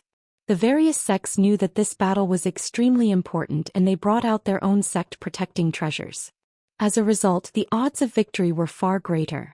And in addition to these treasures, there were also countless other formidable items hidden inside storage pouches. As for the spell warrior armies, they didn't have anything obvious to see apart from the huge beasts. However, Han Li still felt uneasy. The spell warriors were certain to have hidden schemes, certain to be deadly as they lay hidden. It was truly difficult to say who would win the battle. At that moment, an unending stream of cultivators and spell warrior armies had finally all gathered together. Then, apart from a select few, both armies dropped to the ground and silence filled the air. An uproar was raised amongst the spell warrior armies as 3 people flew out from its ranks, the 3 divine sages. A shriveled old man, a very short man, and a scholarly man. 3 streaks of light also emerged from the cultivator's side, revealing Master Sunreach, Wei Wuya, and Devil Concord. They were each stopped tens of kilometers apart. The scholarly man surnamed Zhong glanced at the cultivators and coldly said, "There is still time for you to come to an agreement. So long as the Heavenly South hands over half of their land over to our Mulan tribes, we will cease hostilities and become friends. Otherwise, your Heavenly South cultivation world will be certain to suffer a great loss of strength, regardless of the outcome." Wei Wuya raised his chin and said, "What a joke. We may suffer a great loss in strength, but if you lose this war, you will face extermination."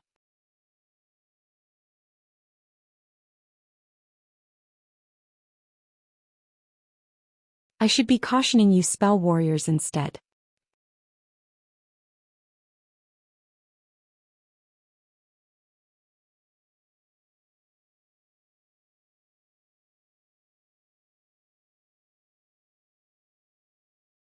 Chapter 768.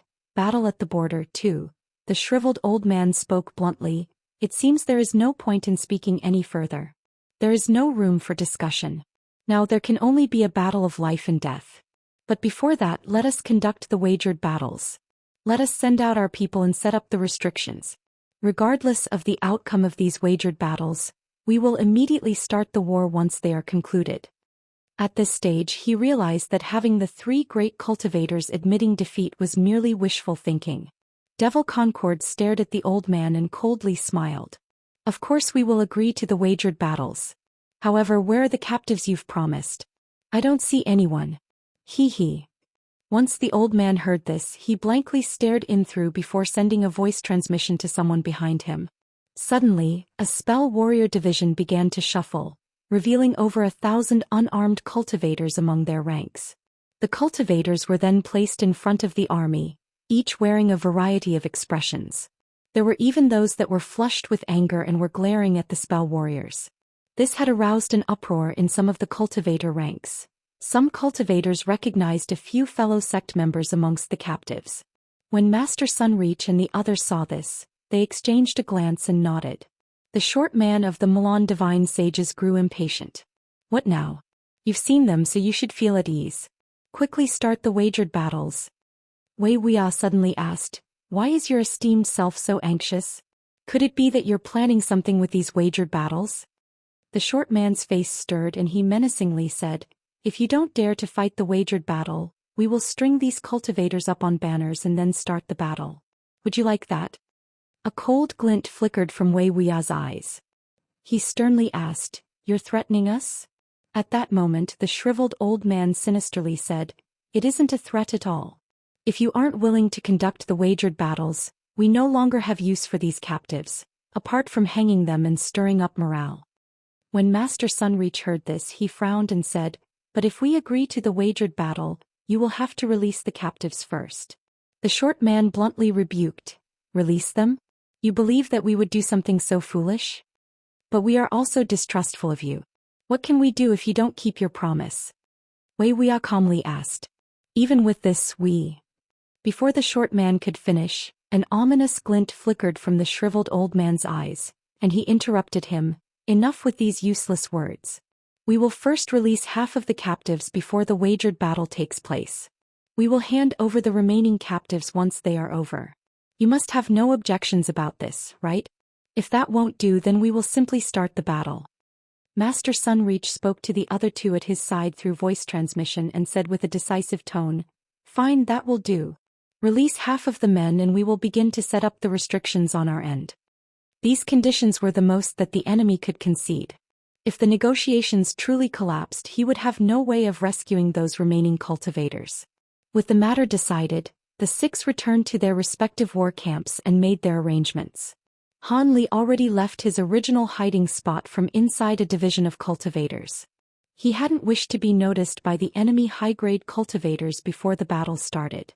As for conversation between the late nascent soul cultivators, Han Li was able to eavesdrop on them with his powerful spiritual sense. With a faint smile on his face, he saw the spell warriors release half of the restrictions on the captive cultivators. They all flew back towards the heavenly south cultivators with delight. Of course, Master Sunreach was already prepared for this.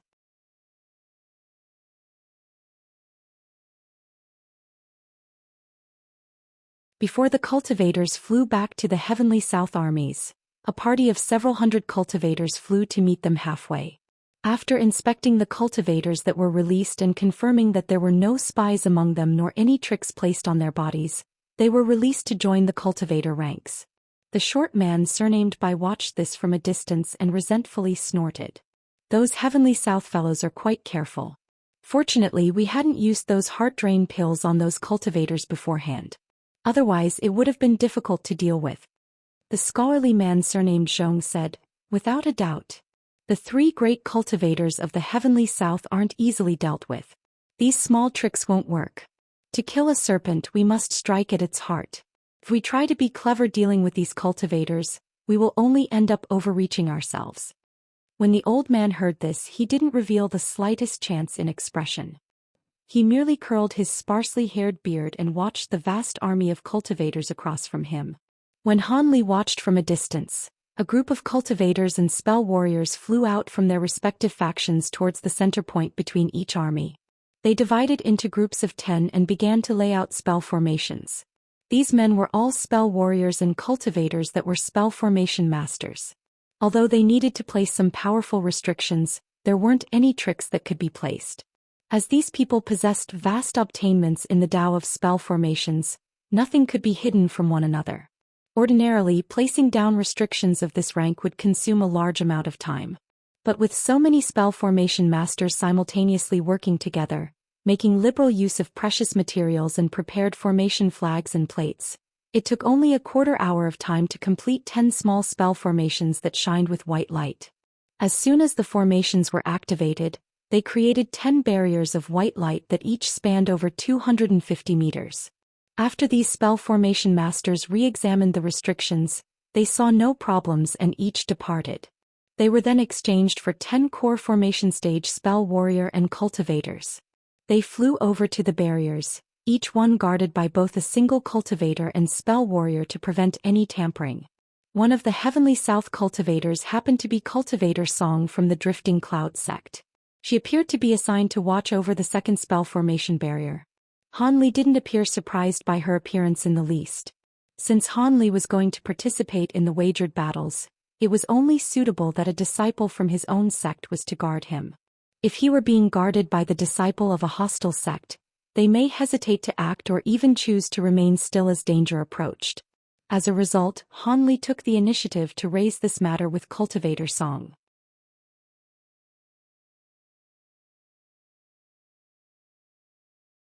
She was most familiar Drifting Cloud sect cultivator to him. With the spell formations finished, it was time for the fighters to appear. At that moment 10 black-robed cultivators flew out from the Mulan warriors, each of them brimming with a pervasive devilish aura. Devil cultivators. Han Li's pupils shrank back and he shot into the air towards the spell formations at the center along with 9 other nascent soul eccentrics. Daoist Shattered Soul, Devil Cloudpar, and the woman surnamed Bai were amongst them, but there were 3 among them that he didn't recognize. When they arrived in front of the spell formations they came to a stop. When Han Li arrived above the spell formations, he nodded to Cultivator Song down below and calmly faced the black-robed man across from him. How strange. Why is the devilish chi from their body so frantic? Could it be that they've taken an overbearing pill like the death return pill? Han Li retained an indifferent appearance as he pondered. The black-robed man appeared ordinary, but his eyes flickered with cold green light as he stared at Han Li. Although Han Li couldn't make out his face, it was undoubtedly a cultivator at the peak of early nascent soul stage, just a step away from entering mid-nascent soul stage. Han Li then turned his attention to the other black-robed devil cultivators. They appeared to be nearly the same as his own opponent and had very few differences between them. Han Li's heart stirred with vigilance. There was definitely something wrong with the wagered battle. There wasn't a single mid-nascent soul cultivator among their opponents. But this would prove no matter to him. So long as his opponent used Devil Dao techniques, he will be able to use the divine Devilbane lightning to instantly exterminate them. None of their tricks would be of any use against him. In the blink of an eye, Han Li resolved himself, and killing intent surged through his heart. At that moment, the black-robed cultivator took out a storage pouch from his waist and emotionlessly glanced at Han Li. Han Li smiled and took out a storage pouch filled with materials, the wager for the match. The materials in the storage pouch were something that the four powers of the heavenly south had gathered together. They were extremely valuable and caused even Han Li to feel covetous. With a wave of his arm, the black-robed man tossed the storage pouch over to him. Han Li narrowed his eyes and did the same, exchanging their storage pouches. The black-robed man's storage pouch didn't possess a large variety of materials, but its value was easily greater than his own. From what he learned from ancient records, none of the materials appeared amiss. Han Li nodded and simply placed the storage pouch at his waist. The black-robed man mirrored him. When Cultivator Song and the Spell Warrior saw this, they both began to mutter an incantation and form hand seals. Various spell seals struck the formation and began to activate it. Han Li and the black-robed cultivator both acted quickly and their bodies blurred, simultaneously appearing in front of the spell formation below. This caused the both of them to glance at each other with slight surprise. At that moment, a milky white barrier appeared around them and isolated them from the outside. The other cultivators and the black-robed men had also entered in the light barriers. For a time, there was complete silence amongst both armies. They held their breaths with anxiousness as they stared at the 20 vague silhouettes through the barrier of light. Having entered the barrier, Han Li didn't pay further attention to any of the others. He simply watched the black-robed cultivator across from him and remained still. However, blue light began to swirl around him, and flying swords began to tremble as if they were about to launch themselves.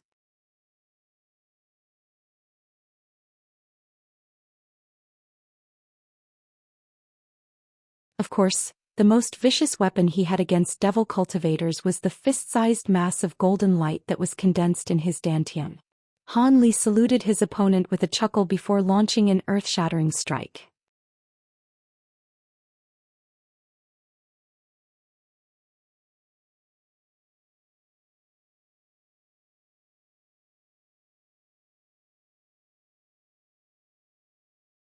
When the black-robed man saw the light barrier appear around them, he put his hands together in an incantation gesture and began to utter an ancient and obscure incantation.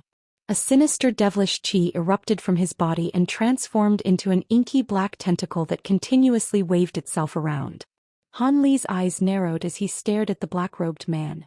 However, faint sounds of thunder rang from the cuff of his sleeve along with a flicker of golden light.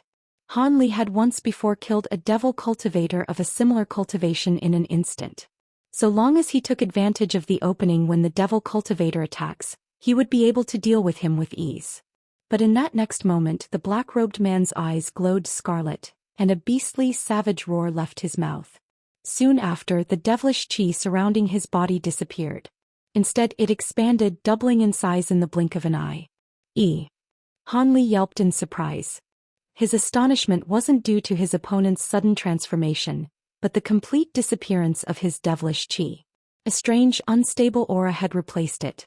The black-robed man's crimson eyes revealed a trace of madness. His inflated body then shrank into the size of a 3-foot-tall dwarf before shooting back towards the wall of the barrier in a blur. In his alarm, Han Li's mind began to churn. He felt a faint sense of dread. He raised his hand and shot 2 dense bolts of lightning from his hands, forming a huge net of lightning in the air to capture the black-robed man.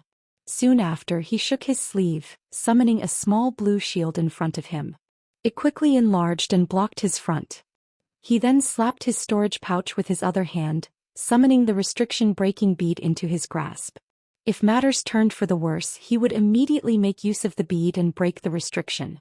Since he knew his opponent was up to no good, he wasn't about to stay still and subject himself to harm. Just as Han Li's thoughts fluttered about, the black-robed man let out a miserable scream when the net of golden lightning enveloped him. Then with a huge explosion, every inch of his body scattering through the air as a bloody pulp, Han Li found himself in complete amazement. He originally believed his opponent had performed some ferocious self-detonation technique. However, the entirety of his flesh was scattered all over the light barrier. The explosion itself didn't contain an iota of power. During Han Li's bewilderment, he discovered something odd. His opponent's flesh remained stuck onto the light barrier, rather than dropping to the ground. As Han Li stared at the flesh, he saw that they began to squirm. He was dumbstruck by the sight. With several pops, the flesh remains sputtered into crimson mist and began to spread around the light barrier. In the blink of an eye, it had painted a majority of the light barrier crimson, and a bloody, pungent scent filled the air. Han Li was aghast, and he hastily threw the restriction-breaking bead behind him. With a bang, a black light ruptured as soon as the restriction-breaking bead struck the barrier. Soon after, the affected portion of the barrier flashed with light, causing the entire barrier to tremble. Han Li was overjoyed by the sight, and he hastily flicked his fingers, launching successive attacks of azure light at the affected area in an attempt to break it. But during that moment, a crimson light flashed before him, enveloping the weakened portion of the barrier in mist. Han Li felt his heart sank, and he glanced around, discovering that the entire light barrier had turned crimson and roiled with crimson mist on its surface. Drops of blood seemed to be forming out of nowhere, further condensing the putrid scent of blood in the air. Without another thought, he opened his mouth and shot a thick dense bolt of lightning at the crimson wall in front of him.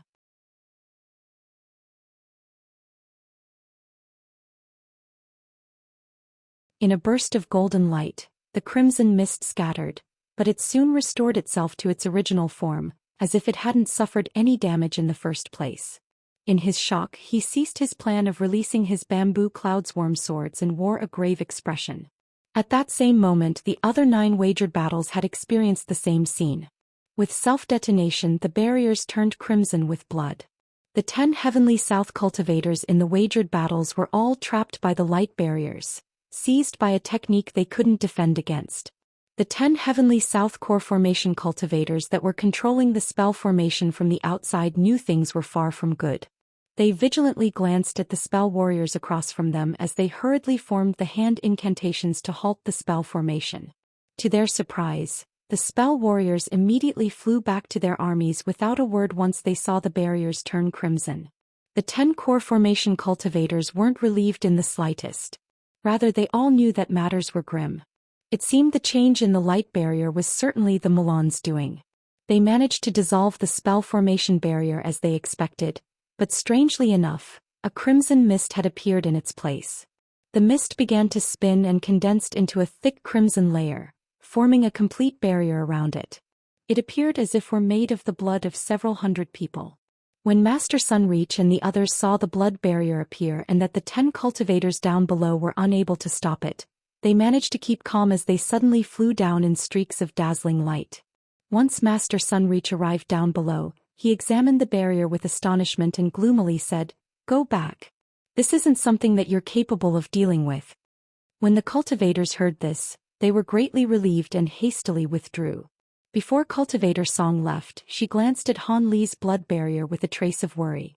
On the other side, the shriveled old man and the other spell warriors grew excited upon seeing the Heavenly South nascent soul cultivators trapped.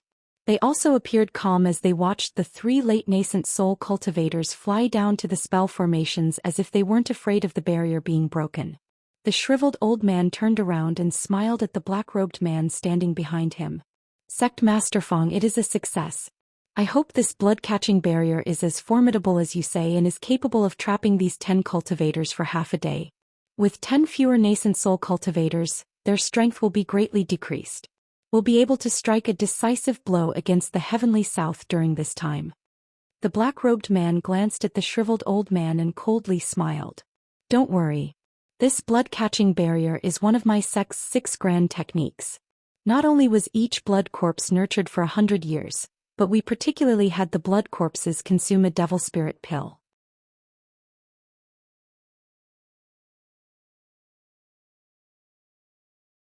I also personally controlled the blood corpses with a thread of my spiritual sense in order to conceal their true identity.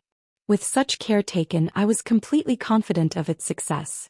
Even if those late nascent soul cultivators wished to eliminate the barrier, they wouldn't be able to accomplish it in a short amount of time without consuming a large amount of magic power. Will you be giving them the opportunity to do so? As if proving the black-robed man's words, Master Sunreach had arrived before the blood barrier and swiped at it with a blinding cut of sword chi. With a series of fierce echoes, the blood barrier merely shook for a second before turning to normal. Master Sunreach wore a gloomy expression upon seeing this. When Wuxia and Devil Concord saw this, they didn't bother to attack the barrier. With their experience, they were able to immediately see just how powerful the blood barrier was. This blood barrier was extremely durable and there were other peculiarities about it. But from that single strike, the three were able to tell that this barrier solely meant to trap and isolate rather than to harm enemies. The three glanced at each other and wryly smiled. They originally believed that the wagered battles were an opportunity to heavily injure the strength of the Milan. They hadn't expected that the enemy planned to trap 10 of their most powerful from the very beginning. This miscalculation had caught the three eccentrics off guard, causing most of their preparations to be in vain. Wuxia sighed and slowly asked, "Brother E, what kind of Devil Dao technique is this? Does your 6 Devil Dao sects have techniques of this nature? Those people self-detonated to employ them. It's unfathomable." Devil Concord replied with a frown, "We have no such techniques. This is the first time I've seen such a strange secret technique. It seems the cultivators of the Gene Empire cannot be underestimated." In their annoyance, they didn't have the mind to question their enemies. Drumbeats were already pounding from the spell warrior armies and divisions of spell warriors began to take to the air. As for the spell warriors that remained on the ground, they began to chant a series of incantations and assumed a position to attack. The three great cultivators were unshaken by the sight of this. The formations of their own army began to move in response. Varied color lights began to shine from it. Master Sunreach thoughtfully said, "We've suffered quite the loss, but it is fortunate that they are only temporarily trapped rather than dead. So long as they can stall, they will have the opportunity to emerge. We originally had more high-grade cultivators to start with. Even if we have 10 fewer, we won't be that much weaker." Devil Concord and Wuxia knew that these were only self-comforting words. With matters having come to this point, there was nothing they could do despite the fury in their hearts. We aren't needed to direct the battle as it unfolds. We only need to deal with the 3 Milan divine sages. An ominous glint flickered from Devil Concord's eyes as he spoke. He then paid no further notice to the two at his side and raised his head to shout at the spell warrior army, "I've long heard of the 3 Milan divine sages possessing unfathomably profound spirit techniques. Might I ask to experience them and invite you to battle?" With the use of a secret technique, Devil Concord's yell caused the air within several kilometers to tremble and leave echoes in its wake. For a time, the incantation being uttered from both armies were interrupted. Even a few of the spell warriors in the air swayed. Those with weaker cultivation had also momentarily fallen from the sky.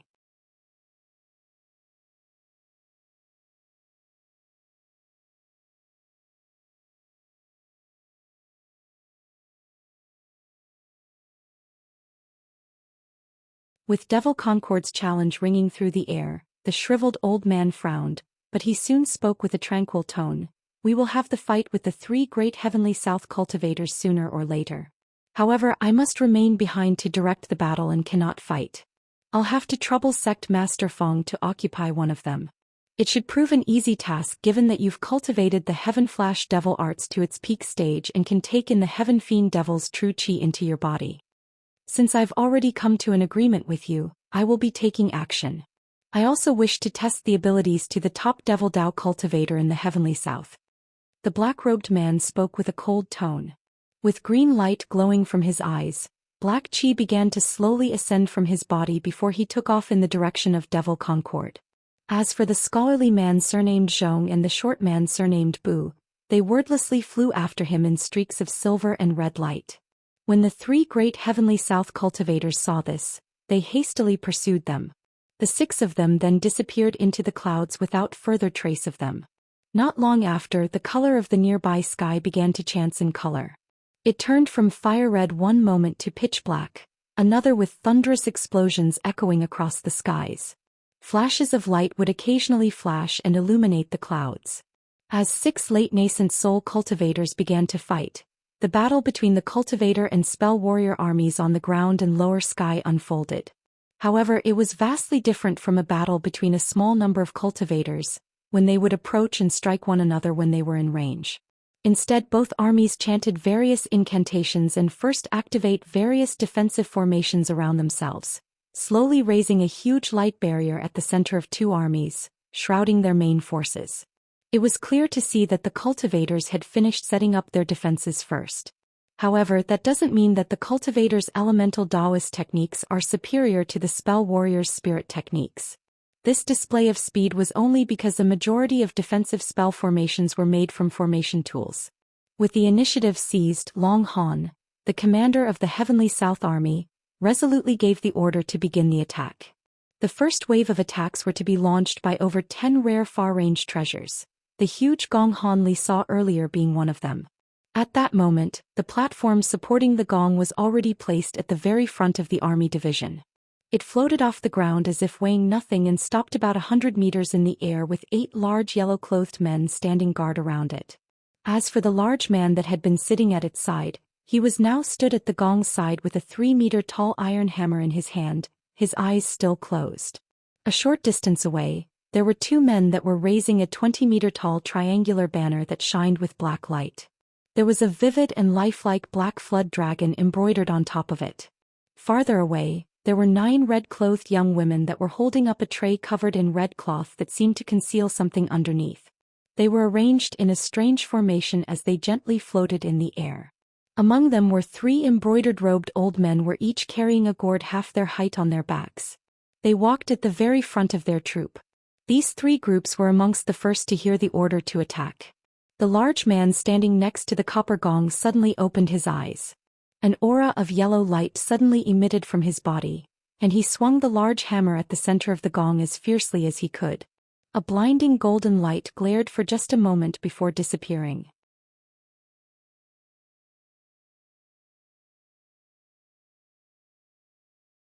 In the instant the golden light appeared, it had dissolved into specks of starlight before launching themselves towards the enemy. But just as soon as it flew about 40 meters, the golden specks had turned into clouds of golden mist with a series of pops. The large man struck the bronze gong repeatedly, launching barrage after barrage of golden specks from the gong. The golden mist soon turned into a wave as it rushed towards the spell warriors. The triangular black banner was wildly shaken by the 2 cultivators underneath it, releasing a black flood dragon out of seemingly nowhere. The flood dragon flew through the air, leaving behind threads of azure and black smoke from its mouth. Then with a fierce gust of wind, a black windstorm formed, blowing rock and sand all around it and preventing nearby cultivators from watching it. The young red-clothed women simultaneously rested their hands on top of the large tray they were carrying and uttered pleasant incantations. In a flash of red light, 9 brilliant red copper plates flew out from the tray and began to twirl around each other in the air. They were all meter-long fire-red mirrors that shined with spirit light. Countless fist-sized firebirds emerged from them, their bodies and mouths all burning with flame. With a series of clear cries, they shot towards the spell warrior army like arrows. The 3 embroidered-robed old men stood in a triangle formation before taking out the giant gourds on their back. As soon as they were opened, a bone-piercing icy white chi instantly spread to an area in front of it, covering it in a layer of frost. The frost quickly spread towards the spell warriors. The strike from these exceptional treasures occurred at nearly the same time the spell warriors managed to raise their own spell formation barrier. Even under the shriveled old man's command, their only option was to endure. In the following instant, the golden mist, the black winds, and the firebirds all struck the spell warrior barrier with their attacks, causing it to tremble. When Long Han saw this, he immediately ordered for the second wave of attacks before the first wave of attacks was over. These wave of large-scale attacks were conducted through the use of secret techniques by the joint efforts of each sect. Various colored beams of light and overflowing devil fire shot out from the cultivator army, striking the spell warrior army immediately after the first wave of attacks. These attacks struck true once more, relentlessly damaging the spell warrior's defensive barrier. The shriveled old man wore a gloomy expression on his face. He completely didn't expect that the spell techniques would activate so slowly and leave the spell warrior army vulnerable. Under such vicious attacks, his spell warriors were suppressed, without the opportunity to withdraw or launch a counterattack. These fearsome large-scale attacks were something that even a nascent soul cultivator wouldn't dare to receive without the protection of a spell formation. The shriveled old man turned to the black-robed woman at his side.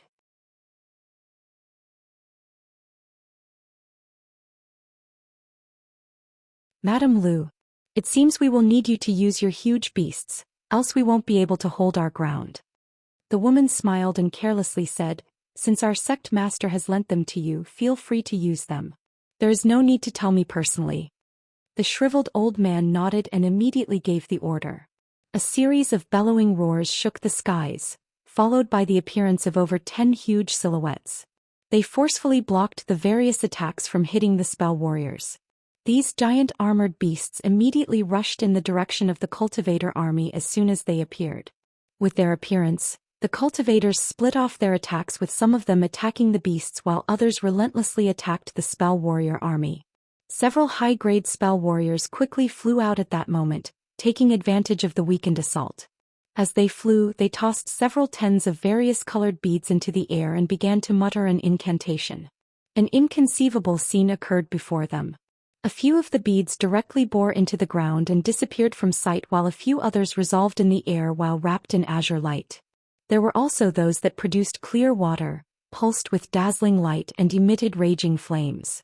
Soon after, these beads transformed into the form of demon beasts, such as 30-meter-long yellow pythons, 20-meter-tall fire wolves, transparent azure rocks, blue demon tortoises covered in icy mist, and much more.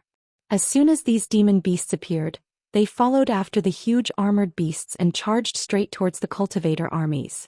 Because of the innate defenses of the huge beasts along with armor and defensive spells, they were able to continue their charge despite the battered conditions of their bodies. As for the strange beasts following after them, they were on the brink of destruction. Although they possessed a fearsome aura, most of their bodies scattered after a single attack, turning them into specks of spirit light. With their form dissipated, the beads fell onto the ground, completely void of any spiritual chi. The high-grade spell warriors didn't seem to mind this in the slightest. They raised their arms once more and tossed out another batch of pellets. With another incantation, the strange beasts came to life and fearlessly charged forward.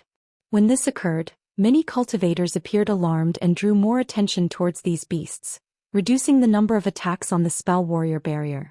Long Han's expression sank. He hastily thought to give orders, but he hesitated. With this difficultly acquired opportunity, the shriveled old man gave the order to begin their spell technique assault. In an instant, various colored spirit lights glowed. As incantations were chanted, 3-meter-wide fireballs and icicles the size of trees began to form from thin air. Spirit technique spell formation. When Long Han saw this, he muttered to himself. Knowing that he was incapable of suppressing their attack, he hastily sent a voice transmission. Suddenly, the rare treasures ceased their attacks and their owners hastily withdrew back into the ranks of their troops before returning back into the barrier. At that same moment, over 1,000 cultivators flew out from the barrier, each holding a meter-tall formation flag. They quickly formed an astonishingly huge spell formation in a quick shuffle. The formation flags were then thrown in the air, forming a layer of rainbow light above the cultivator army, providing an additional barrier against the Milan attack. At that moment, several hundreds of huge fireballs and icicles struck down, enveloping their surroundings in waves of fire and mists of ice. As for the huge beasts and the hollow demon beasts, they were already halfway to the cultivator army. Only the 8 strongest of the huge beasts remained, and a majority of the second wave of hollow demon beasts had already been wiped out.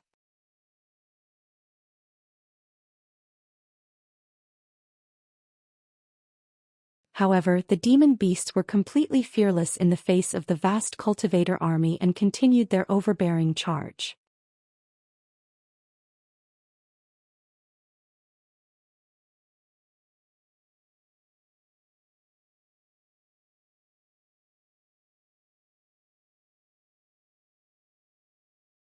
The cultivator's layer of rainbow light was clearly specialized in blocking spirit techniques.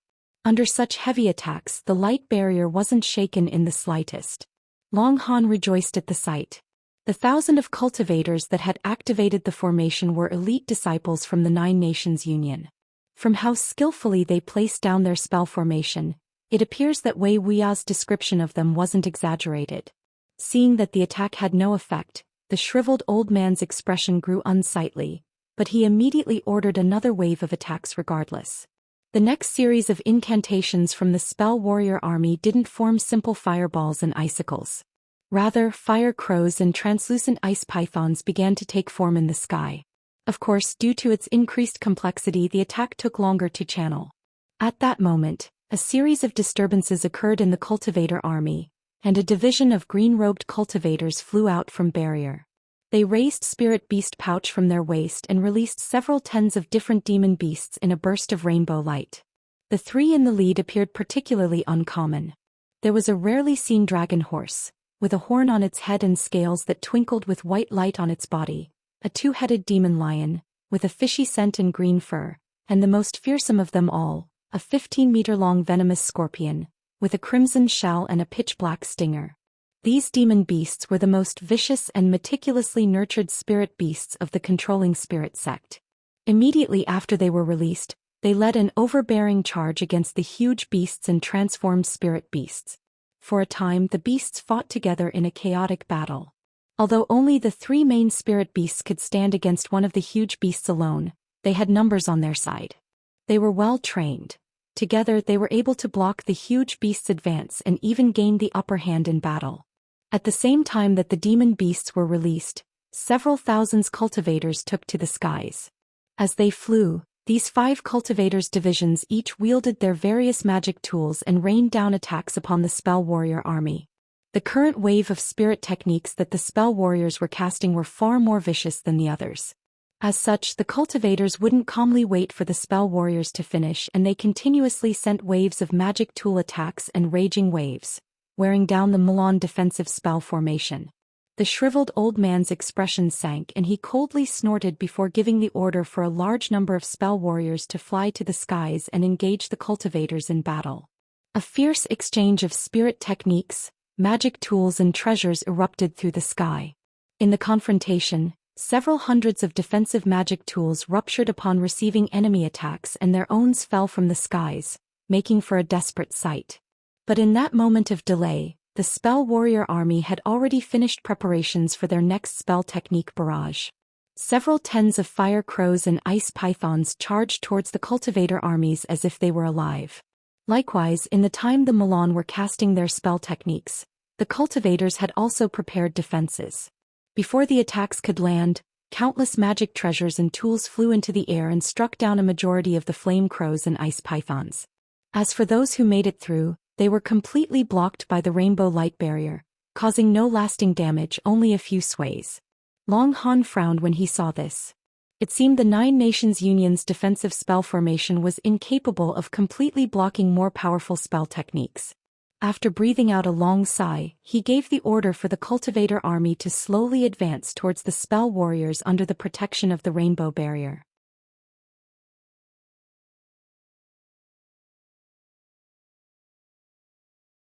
At that same moment, many cultivators began taking out their magic tools and treasures, using them to protect themselves. Soon, various incantations followed, and the magic tools and treasure began to brightly shine as if being readied for an attack. The shriveled old man's eyes coldly glinted.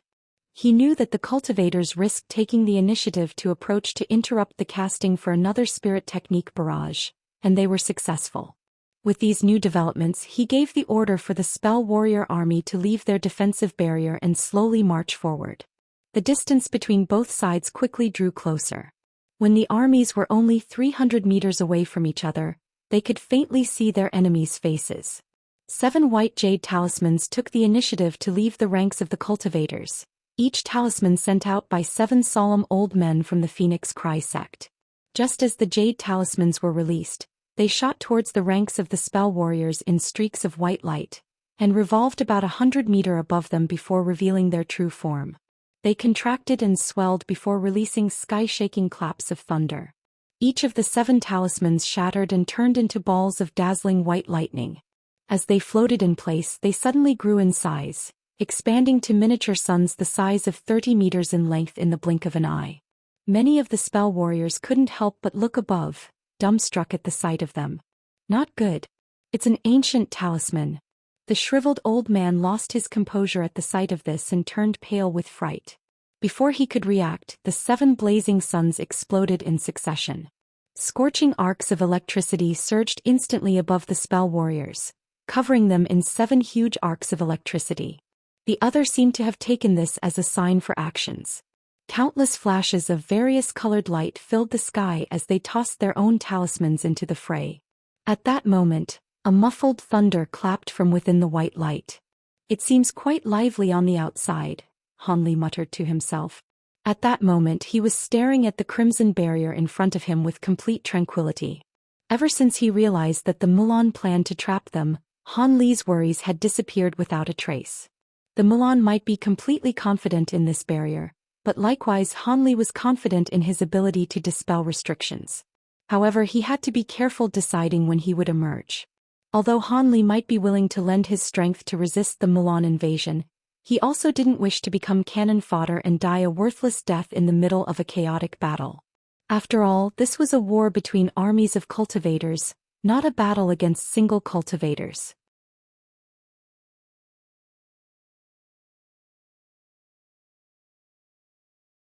If he were spotted by several nascent soul stage cultivators as soon as he appeared or was met with the simultaneous attack of hundreds of spell warriors, it would prove very dangerous even with his lightning movement.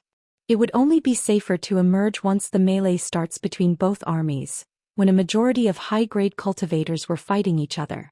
Of course, even if the blood barrier hadn't appeared, Hanli would have had other methods of disappearing during the most dangerous parts of the battle. Able to feel the thunderous vibrations through the barrier, Hanli felt that it was a sign that the melee was about to start. While he didn't know what caused such an astonishing attack, he knew that it was certain to be devastating to the side that received it. With that thought, Hanli sighed and he shook his head before examining the other areas of the blood barrier. The blood barrier was truly weird. His spiritual sense wasn't able to penetrate it in the slightest. While it was clear this restriction was a Devil Dao technique, his divine Devilbane lightning had no effect on it, greatly arousing Hanli's interest. Previously, Hanli had examined various areas of the blood barrier using his bright sight spirit eyes, but he wasn't able to see anything apart from the layer of red. This hadn't flustered Hanli at all, and with the battle occurring on the outside, he still had quite a bit of time to study it. Hanli opened his mouth and spat out a small azure sword. Wielding it with his spiritual sense, he had it transform into a foot-long streak of light and fiercely strike at the barrier. With a muffled bang, the barrier remained unshaken, and his flying sword was flung back by 3 meters. Unsurprised, Hanli withdrew the flying sword and took out a pitch-black item in his hand. It was the magic treasure, the thousand-fold mountain. He tossed it into the air and formed an incantation gesture with his hands. Black light flashed, revealing a small mountain that was over 30 meters tall. With a point of his finger, the mountain trembled before fiercely striking at the distant wall. With a loud smash, the black and crimson light intertwined, but the mountain was repelled, resulting in only a few light trembles from the barrier. A trace of shock appeared on Hanli's face and he held his chin in hand as he pondered a bit more over the matter. Soon he pointed to the small mountain once more and had the treasure fly towards the center of the blood barrier. Then with a muttered incantation, the small mountain glowed with black light as it began to rapidly expand. A short moment later, it grew over 200 meters tall and pressed against the top and bottom of the barrier. Without any intention of stopping, Hanli raised his arms and struck the small mountain with several spell seals, causing it to enlarge at even greater speeds. With rumbling swaying, the mountain grew to over 300 meters tall as its entire body shined with black light. It appeared as if it were a huge pillar firmly propping up the crimson barrier. Soon, the mountain began to cause a slight protrusion from the barrier followed by violent swaying. Han Li rejoiced at the sight of this and hastily circulated the spiritual power in his body. As he continued to strike various spell seals at the small mountain, it grew ever so slowly as it deformed the blood barrier before it was blocked from further expanding. Han Li ceased his incantation gestures and stared at the top of the blood barrier with narrowed eyes. It seemed that using the 1,000-fold mountain to break the restrictions wasn't going to work. He would have to try using the celestial ice flames and the purple apex flames to break it.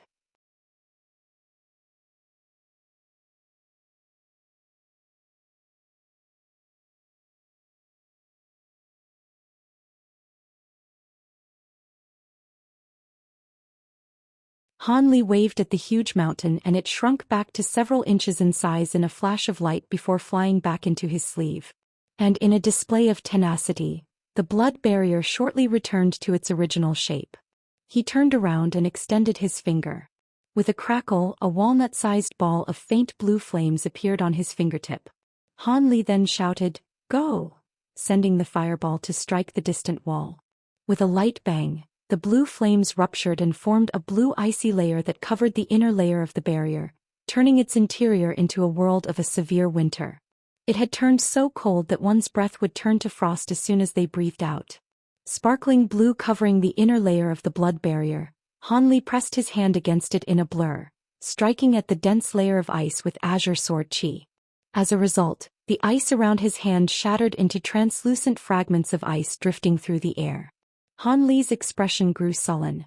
The area where he struck at the ice was unscathed and still as crimson as blood. The barrier wasn't truly frozen though, its surface was merely covered in a layer of frost. Blood chi still roiled at the center of it. Han Li pondered for a moment before sweeping his hand, covering it in purple devil flames. He pressed it directly against the blood barrier. The difference in strength between the celestial ice flames and the purple apex flames were clear to see. As soon as the purple flames touched the wall, the blood mist protruding from the barrier instantly solidified and began to glow with a brilliant purple light. With a smile on his face, he carefully controlled the purple apex flames and concentrated their power on a small portion of the barrier. He then opened his mouth and spat out a bolt of golden lightning, thunder ringing from his mouth. Golden light flashed as the lightning struck the barrier, leaving behind fine cracks. But soon the barrier violently shook and instantly mended itself. Han Li was dumbstruck. The blood barrier greatly resembled ghost Dao techniques. It was even capable of restoring itself. It was no wonder why the Milan was so confident in this restriction, even the purple apex flames was incapable of damaging it. Truly, the restriction was more than capable of trapping nascent soul cultivators. Although he felt somewhat alarmed, Han Li quickly slapped his storage pouch and took out an azure thumb-sized pearl into his hand. This was one of his newly refined lightning beads.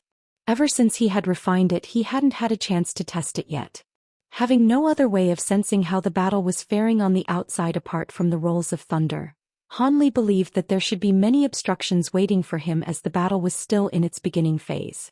Additionally, if he were too slow in escaping the barrier, the cultivator army would have already been defeated, leaving him surrounded by the Milan forces. No matter how exceptional he may be, he wouldn't be able to escape from that. With that in mind, the lightning bead began to glow as he willed the lightning bead to spin in his hand before shooting towards the blood barrier. With a muffled roar of thunder, a head-sized ball of gold azure light struck the ceiling of the barrier, violently shaking the entire dome as a result. A trace of astonishment appeared from Han Li's expression. The might of these lightning beads were far beyond what he had expected. Just as the thought surfaced in his mind, his expression made a sudden change and azure light brightly shined from his body as he shot through the air. The strike from the lightning bead was able of easily ripping open a small hole in the blood barrier, causing Han Li to fly towards it without another thought. The hole rapidly shrunk, but Han Li was able to escape just in time. He was overjoyed.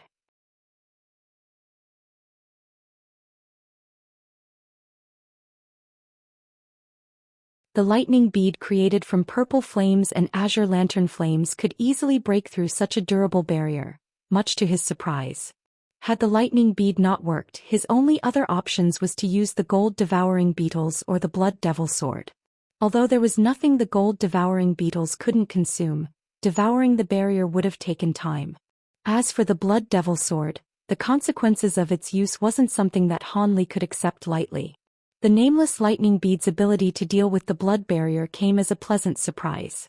It seemed the purple apex flames was incapable of breaking the restriction because it was inherently an ice attribute flame, unlike the lantern flames which were a true fire attribute flame. But when Han Li flew out of the barrier, he heard many astonished cries of alarm before he could clearly see what was going on. Followed by that, there were various explosions, rumbles and furious roars from all around him. Han Li hastily looked at the scene in astonishment. At that moment he was surrounded by 10 spell warriors. Fortunately, he was able to quickly see that their cultivations wasn't very high. There were 2 core formation spell warriors with the rest of them being at foundation establishment stage. They were all holding onto formation flags and were about to prepare a spirit technique attack. But when Han Li emerged from the blood barrier, he appeared right in front of them. Han Li ignored them and examined the surroundings instead. He felt his breath turn cold. The area surrounding him, be it sky or ground, were all densely filled with spiritual light and treasure aura, not to mention a rapid succession of explosions far and near. The cultivators and spell warriors from both sides were engaged in a melee, with groups of varying numbers engaging one another. At that moment Han Li wasn't able to see which side was winning, and he turned his gaze to coldly examine the nearby spell warriors. When these spell warriors saw Han Li emerge from the blood barrier, they were dumbstruck. Not good. He's a nascent soul cultivator. Call for the great sages. One of the core formation cultivators was the first to recover. After he shouted, he slapped the back of his head and spat a green saber towards Han Li before flying away in a streak of green light. When the other spell warriors heard him, they also recovered from their shock. The other core formation cultivator released a fire-red trident and raised his hand, sending a voice transmission talisman through the sky. As for the foundation establishment stage spell warriors, they all raised the formation flags in their hands and began to utter an incantation. Over 10 streaks of light shot out from the tips of the flags and formed a sea of flames burning around Han Li. Han Li felt greatly surprised that the spell warriors actually took the initiative to tie him down rather than flee. However, a trace of killing intent appeared on his face and azure light twinkled to release several tens of azure bamboo cloudsworms soared from his sleeve.